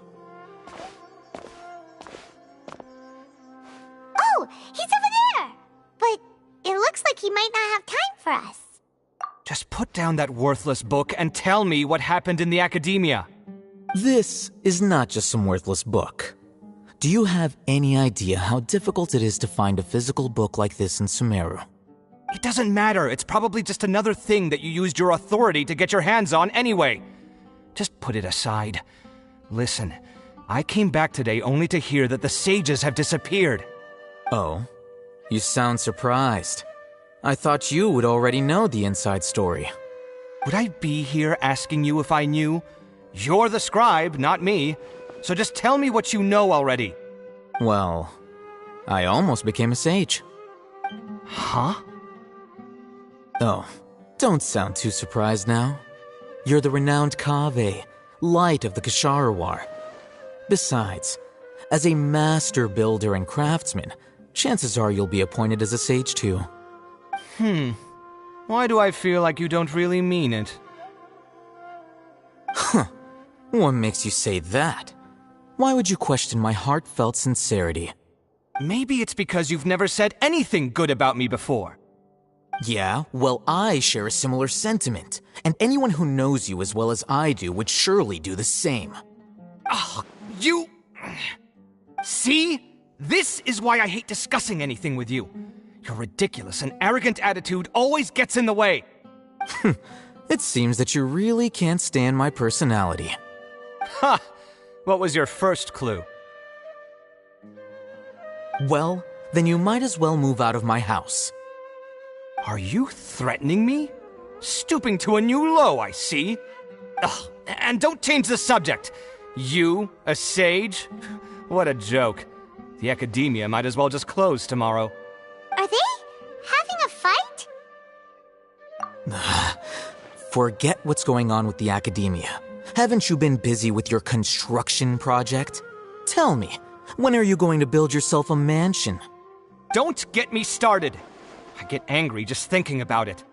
So, what great building did our master architect work on this time?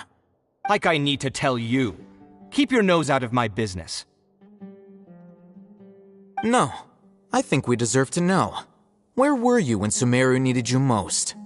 I was in the desert for a large project, but considering Haravatat's utter ignorance of architectural and aesthetic matters, you probably wouldn't understand. Which is truly unfortunate. I can only pity the man who doesn't understand the first thing about beauty and romance. Unlike a true... Hold on, wait a second. What do you mean by when Sumeru needed me most? Well, while you were out fiddling around in the desert, many people came together to save Sumeru from a crisis. Ha! And you think I'd believe that? Look, all you really need to know is that Azar and all his accomplices have all been overthrown. Huh? What nonsense are you talking about? It's no skin off my nose if you don't believe me. It's not like my Darshan was the one trying to apply for funding from the Grand Sage. Yours, though, on the other hand... You know what? I'll ask around. I'm sure someone knows what's going on here. You're dead if I find out you're lying to me.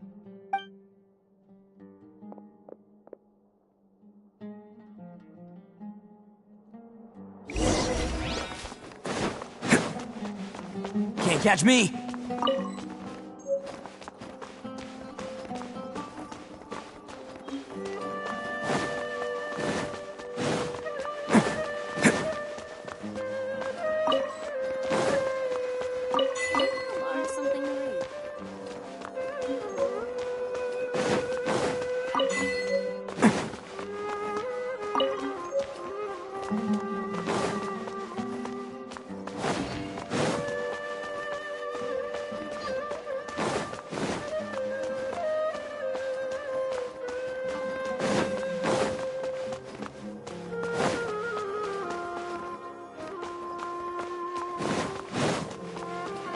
Can't catch me!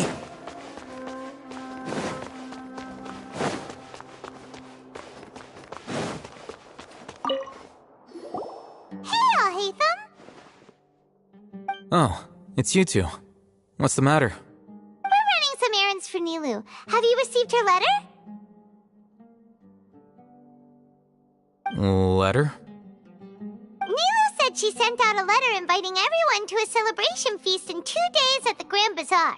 We'll also be celebrating Cyno's reinstatement as General Mahamatra. If she addressed the letter to all Haytham of the Academia, then the letter should have gone to my office. I've been busy these days, so I haven't had time to check for any new mail at my office. I only now have some free time to attend to personal matters. Have you always been so busy with your work? Of course not. I'm only busy these days because several sages have been dismissed recently and the whole Academia was practically turned upside down. Kainari told us they all went to train in the Avidia Forest. Apparently they will spend the rest of their lives there. That is already the best possible ending for the likes of them. 4 of the 6 great sages were possessed by their desire for power and attempted to create a new god. In order to pull it off, they even imprisoned the other 2 rational sages. To imagine such things could take place in the Academia. I don't know where to begin. Yeah, you're right. Feels kind of strange to hear them called that after all this time. But then again, the 6 great schools sounded pretty impressive too. Yes, at least that's how they're supposed to sound. It's said that when the Academia was first founded, the Dendro Archon herself established the 6 great schools, each representing one of the 6 different types of wisdom. Numerous Darshans have sprung up and faded. Only the 6 Darshans attaching themselves to the 6 great schools have stood the test of time and obtained permanent seats in the Academia.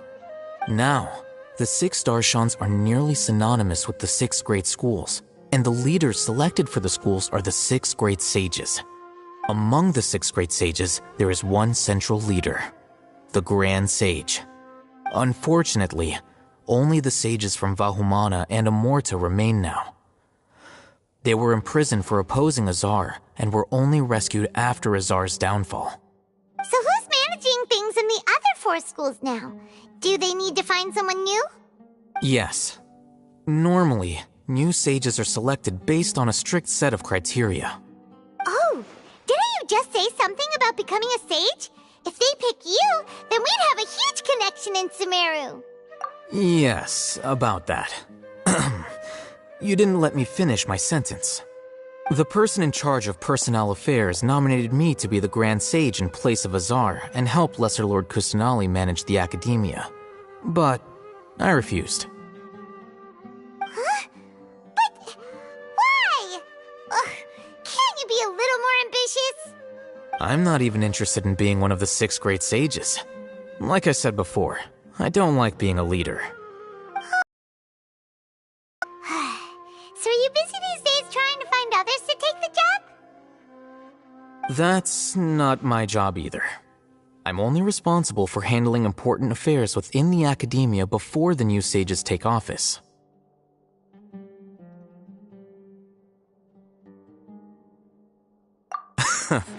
And the first thing I'll do is reject Kasharawar's application for funding. By the way, who was that other person just now? Is he your friend? Do we look like friends? Paimon doesn't know. That's why Paimon's asking. His name is Kaveh, my roommate. You could say he's the representative for Ksharawar scholars.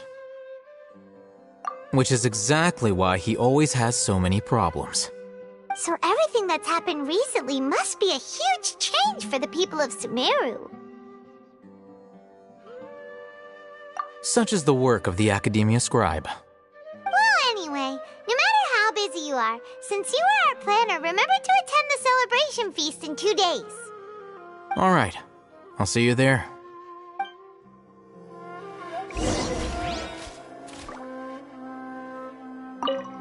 The House of Dana is the last quiet place in the whole Academia now.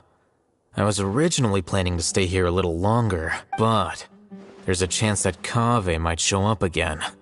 Tuh, what a nuisance. I'd better go somewhere else.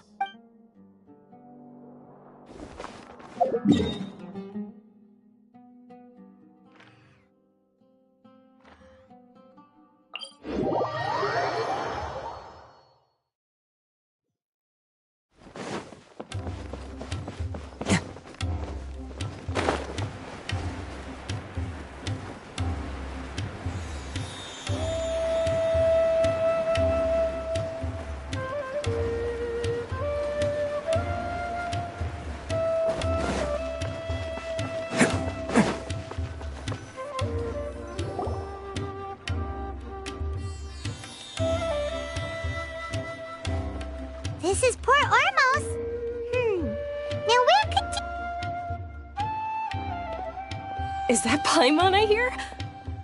Huh? Oh, it's been a while. How are you doing? Dunyarzad! It's been so long since we've seen you! I'm doing well.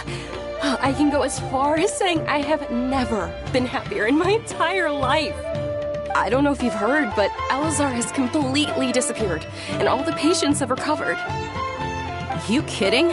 Knowing them and the connections they've got, I'm sure they've heard about it.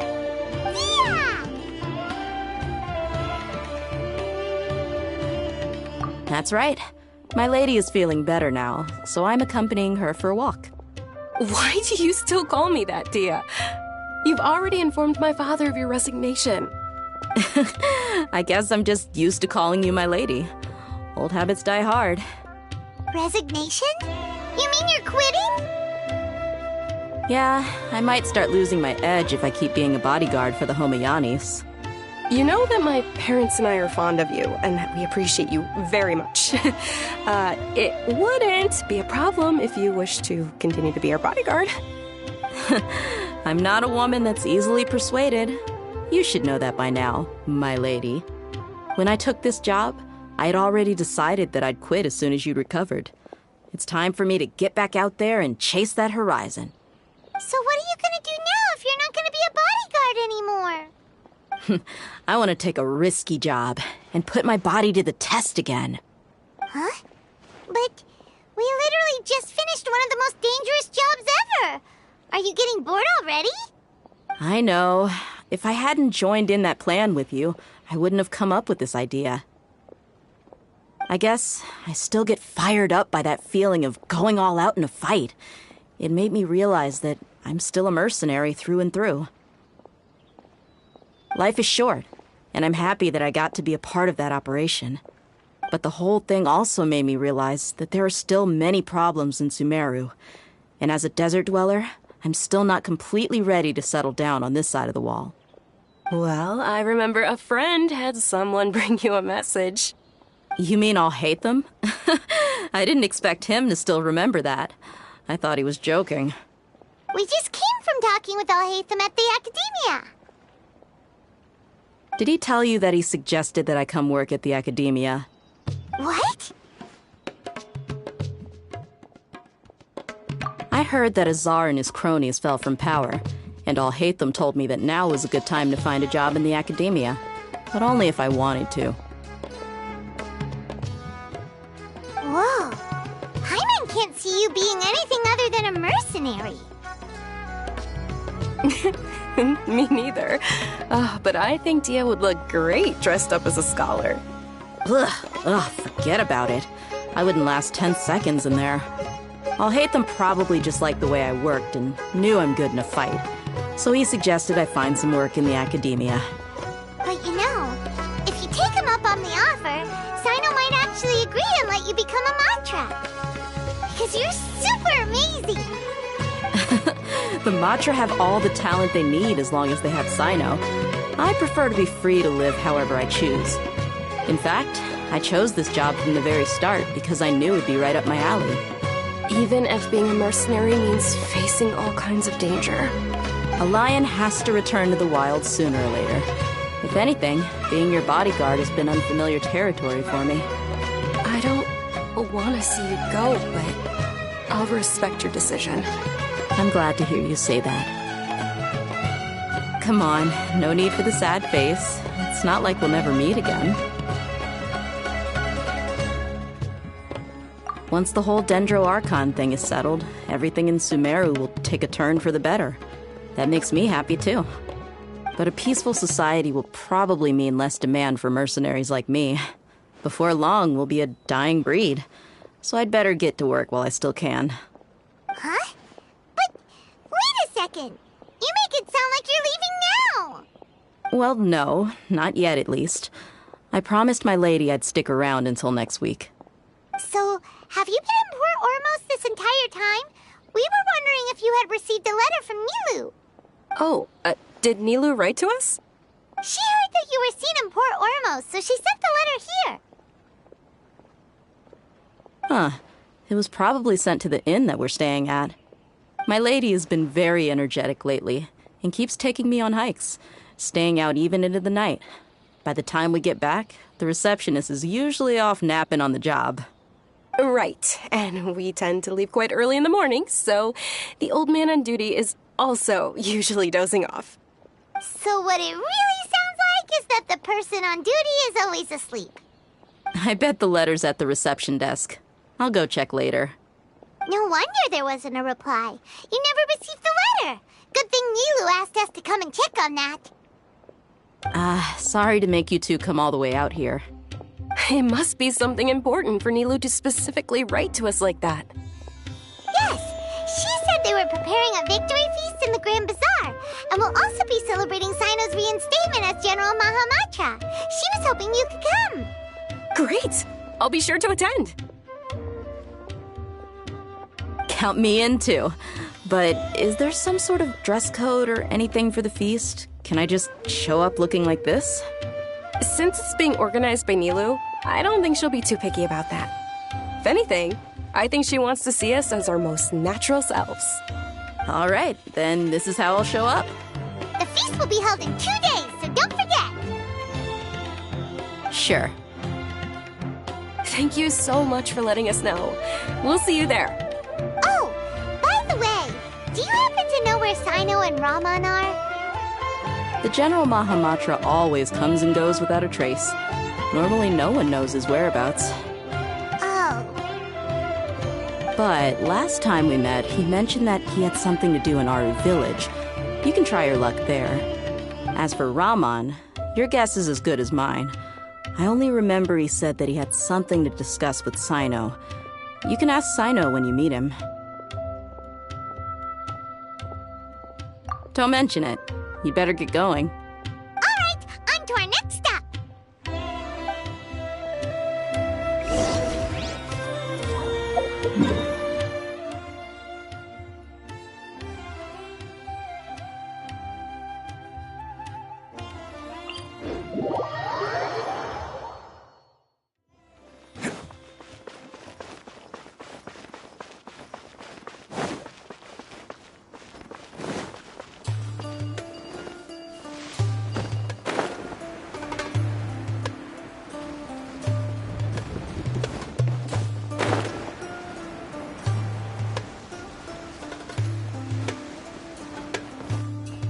It's been a while since we last visited Aru village.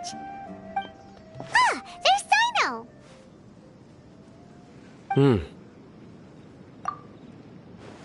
What brings you here? We recovered well, and Tanari agreed to let us leave, so now we're out and about again. It seems Gandharvaville's medical treatment is still as good as ever. Mm-hmm, and Tanari is recovering well, too. That's good to hear. Yeah, you're the one who brought us to him when we lost consciousness, right? Thanks for that. You're welcome.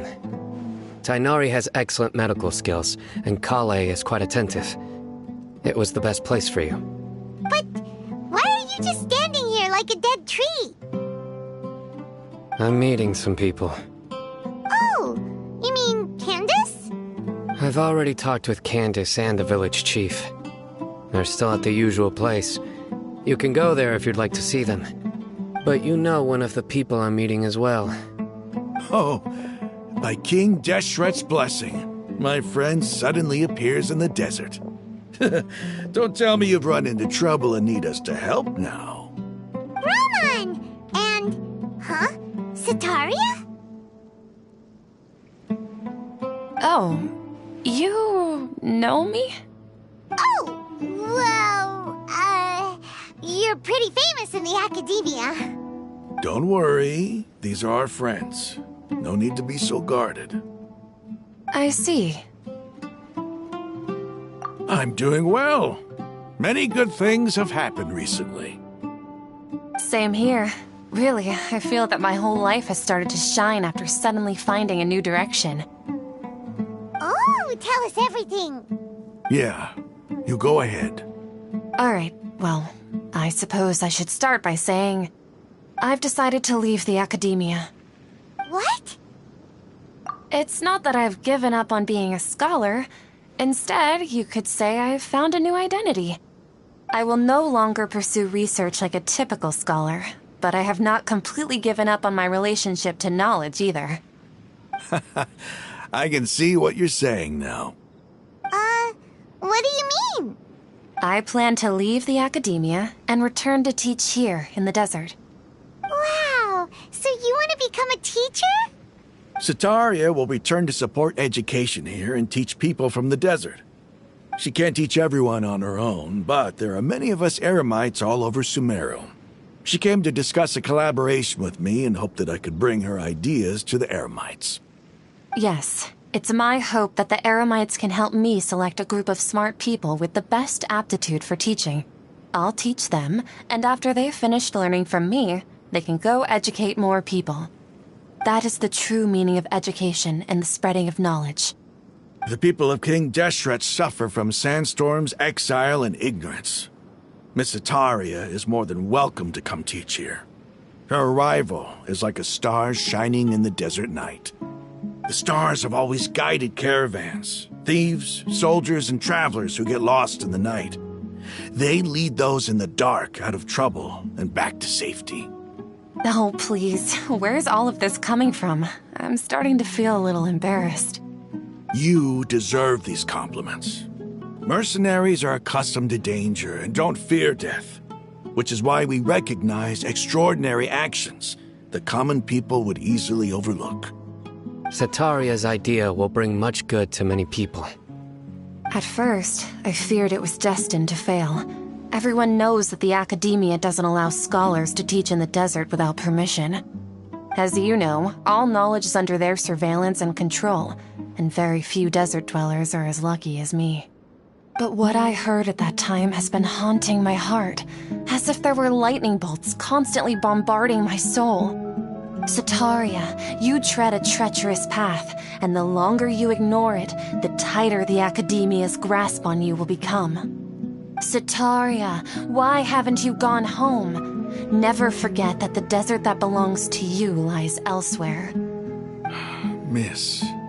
These words sparked something in me, and I knew that I had to bring something back to my people after going home. I gathered up the courage to approach the Grand Sage, only to find that he was no longer at the academia. Lord Sino told me that Azar didn't belong there anymore. Azar has received much-needed punishment. Though, if you ask me, it may have been too light. You probably have already heard. Lord Sino helped me obtain permission to leave the academia for the desert, and accompanied me here to discuss collaboration with members of the Eremites. My plan was able to go smoothly thanks to him and Rahman. You're all doing so much for the desert. Aside from that, I also have some other business to discuss with Sino. Lesser Lord Kusanali has allocated many resources to support and develop the desert. I've done some business for her, and part of it required the assistance of the Eremites. I applied for a few batches of educational materials from the academia, and sent them to several groups in the desert, as instructed by Lesser Lord Kusanali. I believe the people will make good use of them. That's exactly what the people here need. Physical books and other related items. If it weren't for Sino and Lesser Lord Kusanali, I'm afraid we'd never be able to get our hands on them.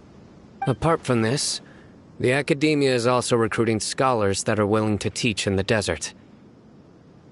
We must be persistent about this, and maintain these resources to ensure long-term effectiveness. This is the first time in hundreds of years we've had a glimmer of hope. I think this may be the turning point for the desert. Remember these words. Here lies our faithful priest, Kasala. His wisdom is a miracle among the people, deserving of high praise and admiration. I hope people with wisdom like that priest will rise again among the desert dwellers. Then we'll once again see the wisdom and glory that once shook the world. Enough about us. Are you here to discuss some business too? No, not at all. We're actually here on behalf of Nilu. Nilu wanted to write to everyone, but she wasn't sure where the letters should be sent, so she asked us to come find everyone personally. A celebration feast will be held in 2 days at the Grand Bazaar. She hopes that all of you will be able to attend. At the feast, we'll also be celebrating Sino's reinstatement as General Mahamatra. Although, judging from your appearance, it seems you've already been reinstated. Paimon thought you would only start working for the Academia after the feast. Celebration? Feast? It's the first I've heard of it. Dainari was right. He really didn't know. This feast is for you, Sino. Sounds to me like you'll have to be there. It's rare to see that kind of expression from Lord Sino. You must not like feasts very much. No, not really. But I'll go. Well, I still have a lot to handle here.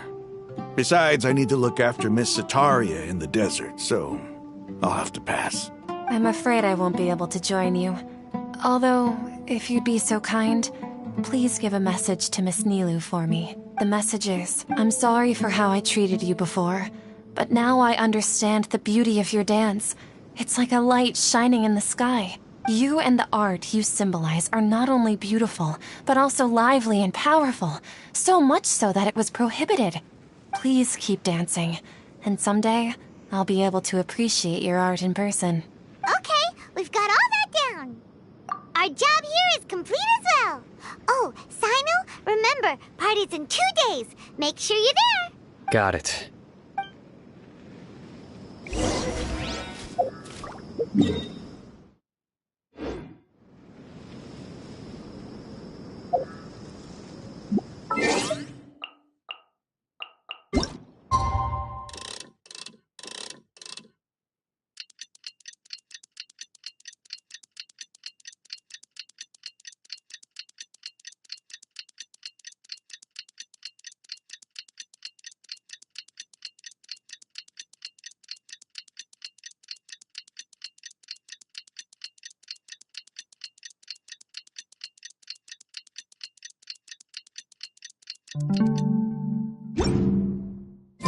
Today's the big day. Let's go to the Grand Bazaar and...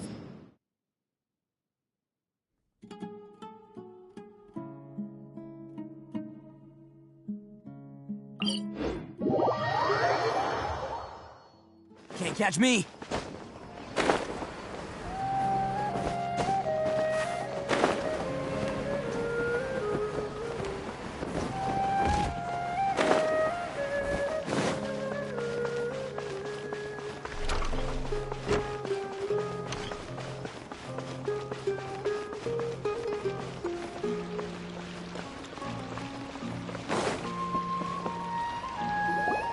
Everybody's already here.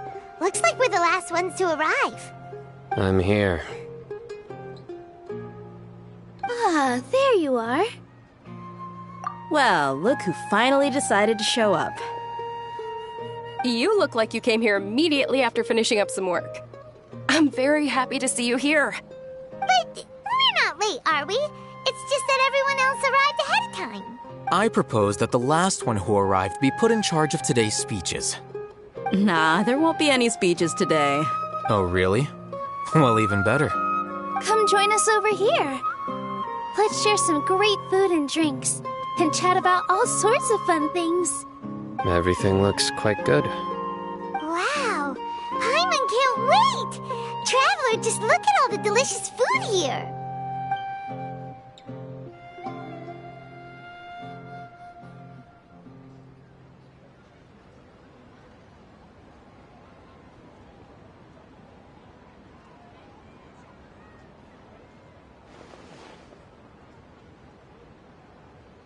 Whoa, it's so delicious!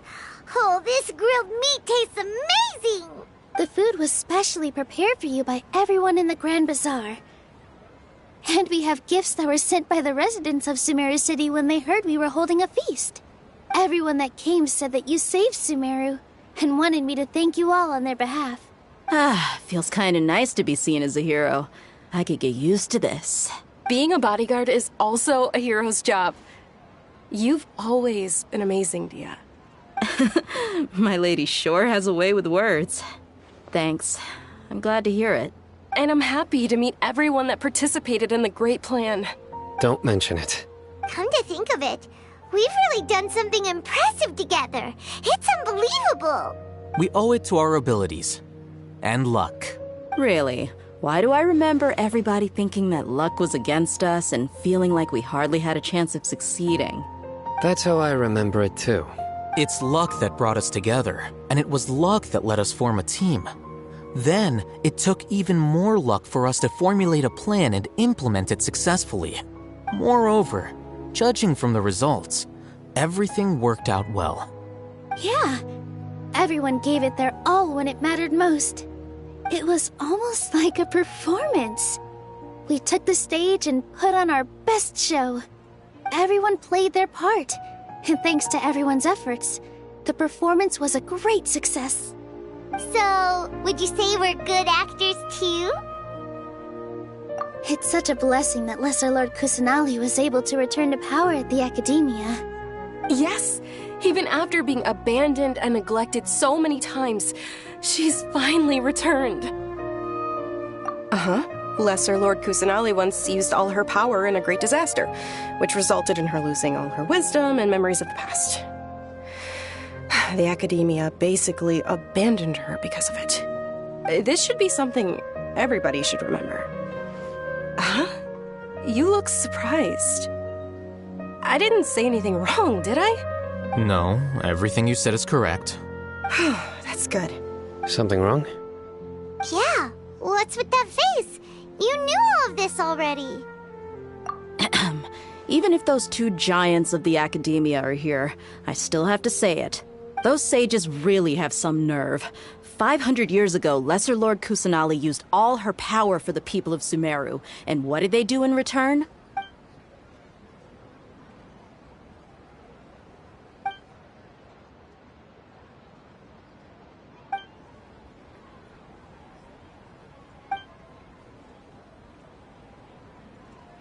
If you bite the hand that feeds you, don't act surprised when it turns into a knuckle sandwich, right, Sino? Perhaps I shouldn't say this, but their treatment of Lesser Lord Kusanali calls for a more severe punishment. You could simply tell Lesser Lord Kusanali that you wish to have Azar and his accomplices severely punished. I respect our deity's decision, and won't interfere in any way. While we're on this topic, why didn't you accept the Academia's invitation to become the Grand Sage? Are you trying to say that I'm fit to be a sage? Not at all. But every person handling the selection process has said that you are the most suitable candidate to lead the Academia right now. Why? Because he dethroned Azar from power? Could you try to put it another way? This is a good thing, yet you're making it sound like I overthrew Azar for my own personal gain. But seriously, though, I always wondered if you had some personal motives behind it. I did have my own motive, but it had nothing to do with being a sage. If the rules of our nation were suddenly cast by the wayside, then it wouldn't be long until chaos ensued. I had no intention of letting their dreams disrupt my life. By that, you mean your life working as the Academia's scribe? Precisely. Wait, is that all? So, that's the only reason why you joined us and came up with all those plans? It's reason enough. You've certainly got quite the personality. You flatter me. All right then. How about you? You've already resumed work as the General Mahamatra, right? That's right. Will you be happy with that life? It's not about being happy. There are merely a lot of things that I must do. Even so, keep your spirits up and try to be happy, okay? And try to smile more every day, just like I'm doing now. Thank you. I'll keep that in mind.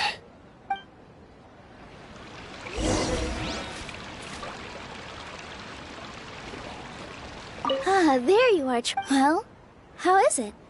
Are you enjoying the feast today? If there's anything you're unhappy with, just let me know. I'll be sure to take note of it. That is the first time I've ever invited so many exceptional people to one place. I was a little nervous myself. You see, every guest here is quite extraordinary. It's unbelievable that we've got... Make sure you live it up tonight. I'm honored to have her think of me this way. If I have a chance in the future, I would really like to invite her to one of my performances. I can't explain why, I just feel elated right now. Thank you.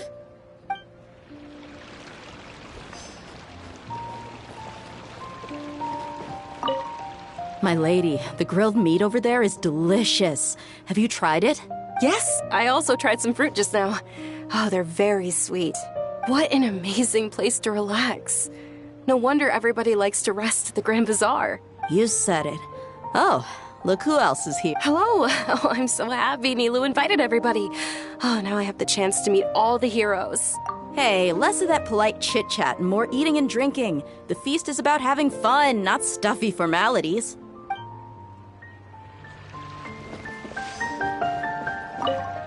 The atmosphere here is good, and everything is delicious. Yeah, I don't often come to such places, but it feels quite good. I have a lot to handle these days.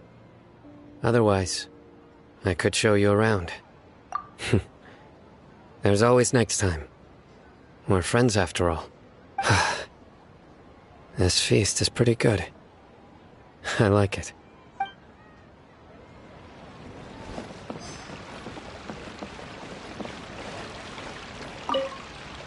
I seldom participate in such lively gatherings, but the atmosphere here is quite good. No. This gathering today has a unique meaning. The Grand Bazaar is lively because the people here feel happiness from the bottom of their hearts. Unlike the farces at the Academia. That happiness is an emotion that'll be forever alien to those bookworms who have driven themselves insane by studying. I seem to have taken both keys when I left the house. Oh well.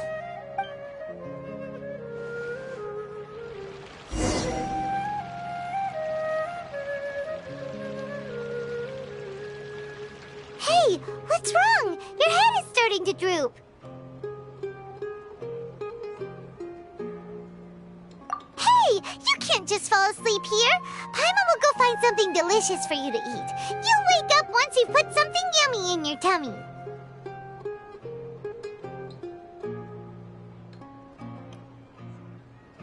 Of course, just wait here for Paimon.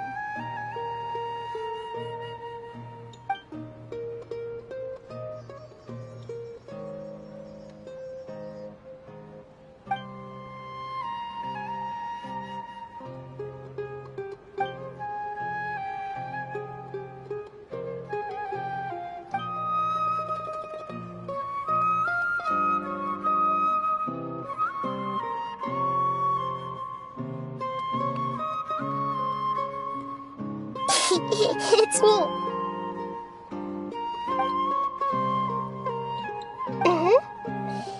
You may blame me for being a bit too self-indulgent.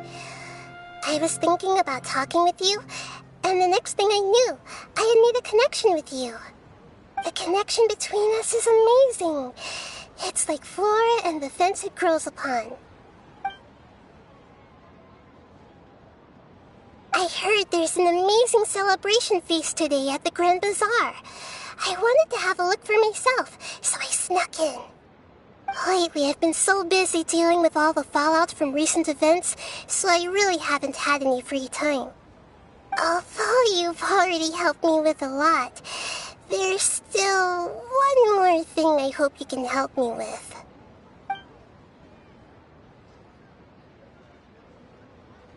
Please say thank you to everyone for me.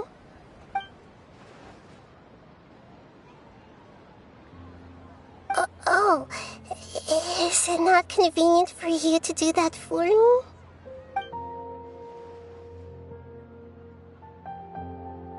But if I just show up all of a sudden, people will become all quiet and stiff, won't they? What if I end up scaring them and ruining this wonderful feast? That'd be the last thing I want.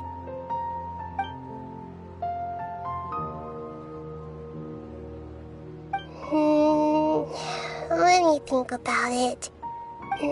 Okay.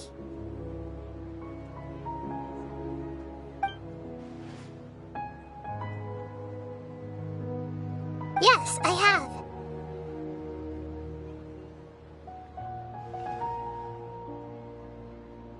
You said I should go thank everyone as myself, right? So... I've decided to borrow your body for the time being. Please don't blame me. The flora also climbs up to the fence to get closer to the sky.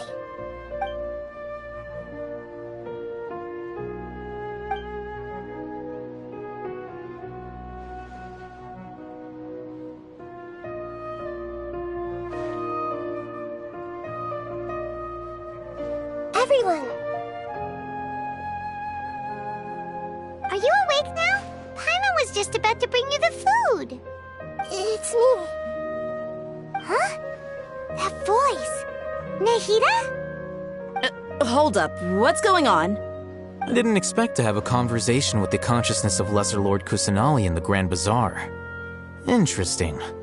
Is this also a part of the feast? No, of course not. Are you... Lesser Lord Kusanali? Hello, Nilu. You know who I am? Yes. I already know every one of you. Nilu, Alhaitham, Sino, Dia, Paimon, and Dunyarzad.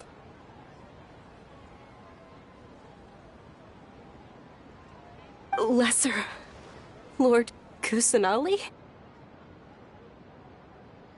I took the liberty of occupying the traveler's body so that I could thank all of you in person. Thank you so much for rescuing me, even if that meant placing your own safety in peril and taking the risk of becoming enemies with the academia, the sages, the doctor, the balladeer, and even the entirety of Sumeru. Without you, without any of you, I would have been in a much more difficult situation. Had you not helped me to resolve the crisis, not only I, but Sumeru and even the entirety of Tevat would have suffered great misfortune. People refer to you as the heroes who managed to rescue a god. I'm quite fond of this name. It not only explains your identities, but also bears witness to your relationship with me. Please, allow me to present to you my most sincere gratitude. Lesser Lord Kusanali, you have done so much for Sumeru, and I didn't even have a chance to do anything for you. You don't have to do this. Dunyarzad, the suffering you endured during your illness is also proof of you being with me and praying for me. Thank you. You don't need to be so ceremonious. It's always been my duty to protect you. This is how the relationship between the Academia and Dendro Archon should be. We just did what was necessary and set things back on the right path. You're an Archon, but you act so humble. You really don't need to be so polite with us. I'm honored to have been able to take part in this plan. I hoped you liked the dance I dedicated to you. Thank you, all of you. Thank you so much.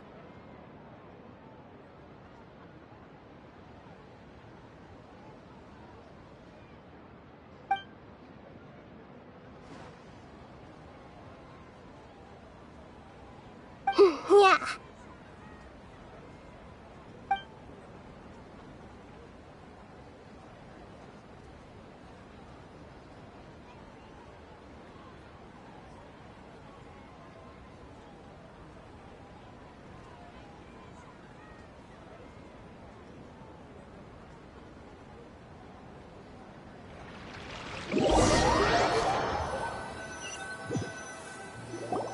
Are you awake?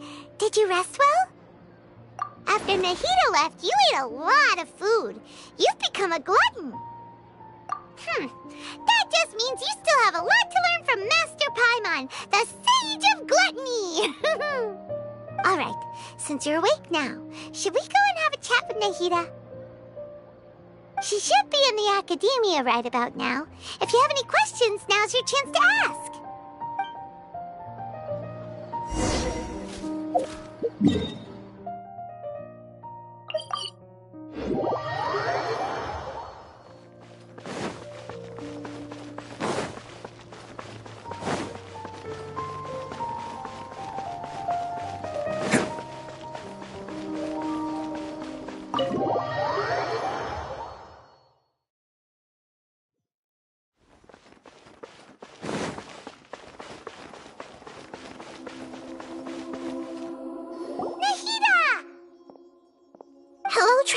and Paimon? What a fantastic night! I'm still immersed in all the happiness and joy, like a candle floating on water. So are we, and that's why we're here to talk with you. Is there anything you want to know? After recent events, the Akasha can no longer function as it used to. I've given it some thought, and have decided to shut it down permanently. But this is definitely not a bad thing. Even from the beginning, I've been planning to shut it down. The Akasha's centralized administration of knowledge has always restrained people's curiosity and curtailed the number of paths available to them. I don't think this is good for Sumeru. Although people may initially feel a little uncomfortable with the loss of the Akasha, they will soon understand that this life is more suitable for them. And as for the future of Sumeru, I'm preparing to regain control of the academia. The former sages have received their punishment, but the new sages have yet to be selected. I will oversee the process personally. I hope that the new 6th grade sages will be more focused on academics. Sumeru needs such leaders more than ever. The other big issue is the people of King Deshret. All the residents of the desert, in fact. They have been mistreated for far too long. I've already taken some measures to address this. It will take some time to rebuild everything, but no matter if it's culture, friendship, or trust, we will rebuild it.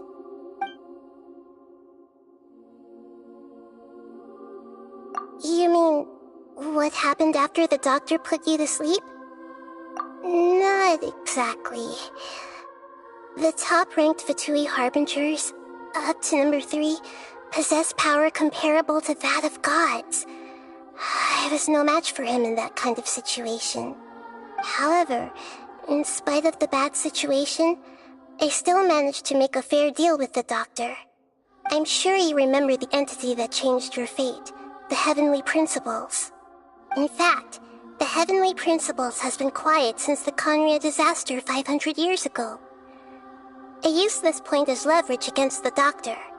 I told him that the Heavenly Principles may be awakened if I destroy the Gnosis. Although it was just a bluff, he still fell for it. I assumed that the Heavenly Principles wouldn't just stand by and let such extensive damage to its laws take place. And as for what I exchanged for the Gnosis, the exchange served as both punishment for the doctor as well as a boon of new knowledge that I couldn't refuse as the God of Wisdom.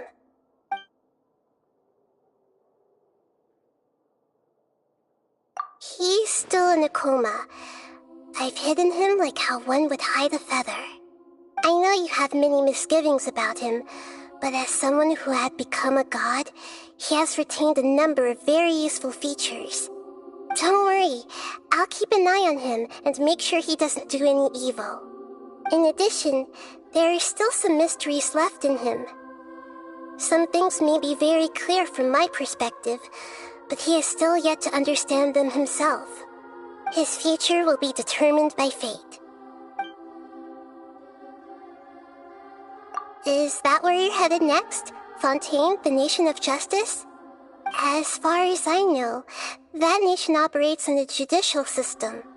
Does their Archon personally judge people? No, there's a Chief Justice in Fontaine. Generally speaking, the Hydra Archon, Focalor, won't preside over individual trials. However, even then, Focalor will still make herself present at just about every trial.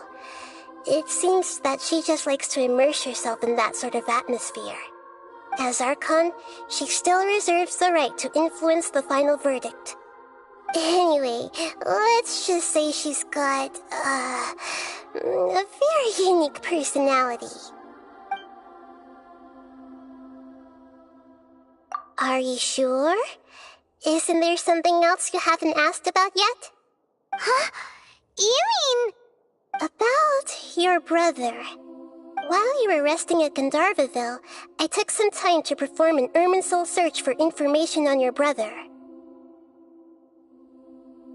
Yeah, Isn't Irminsul a repository for all the information and memories of Teyvat? So there shouldn't be anything on her or her brother. This is true in your case. Irminsul indeed does not have any information on you. However, there must be something different about your brother. Because, as it turns out, the world has recorded information on him after all. What? There's only one possible explanation. He belongs to this world.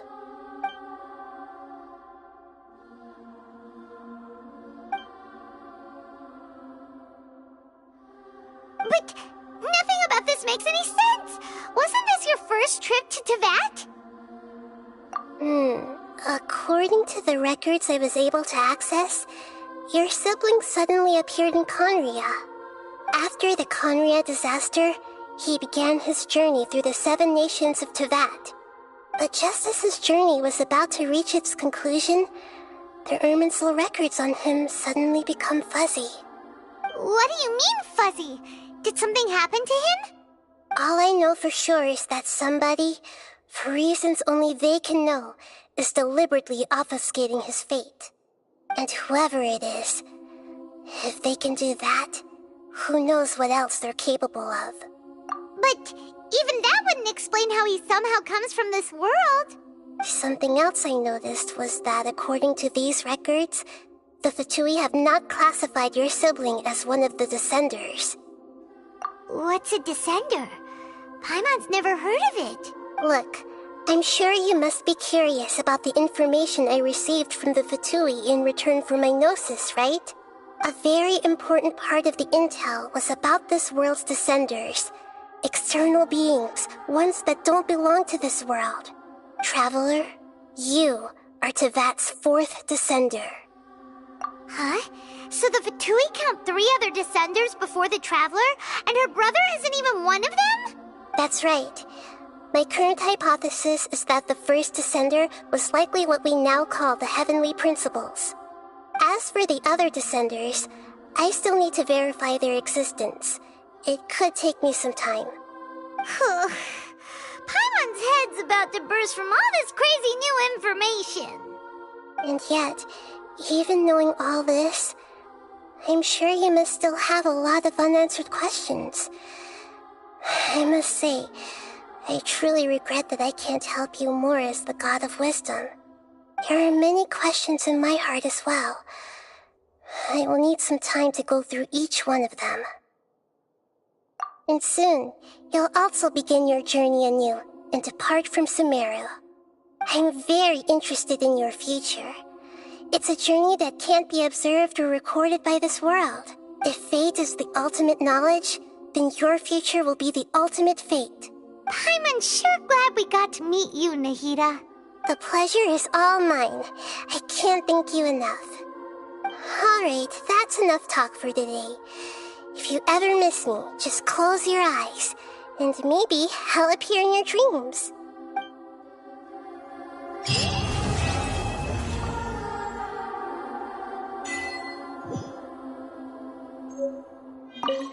Is there anything you want to know? And soon, I'm very... If fate is the... Paimon's sure... The pleasure is all... Alright.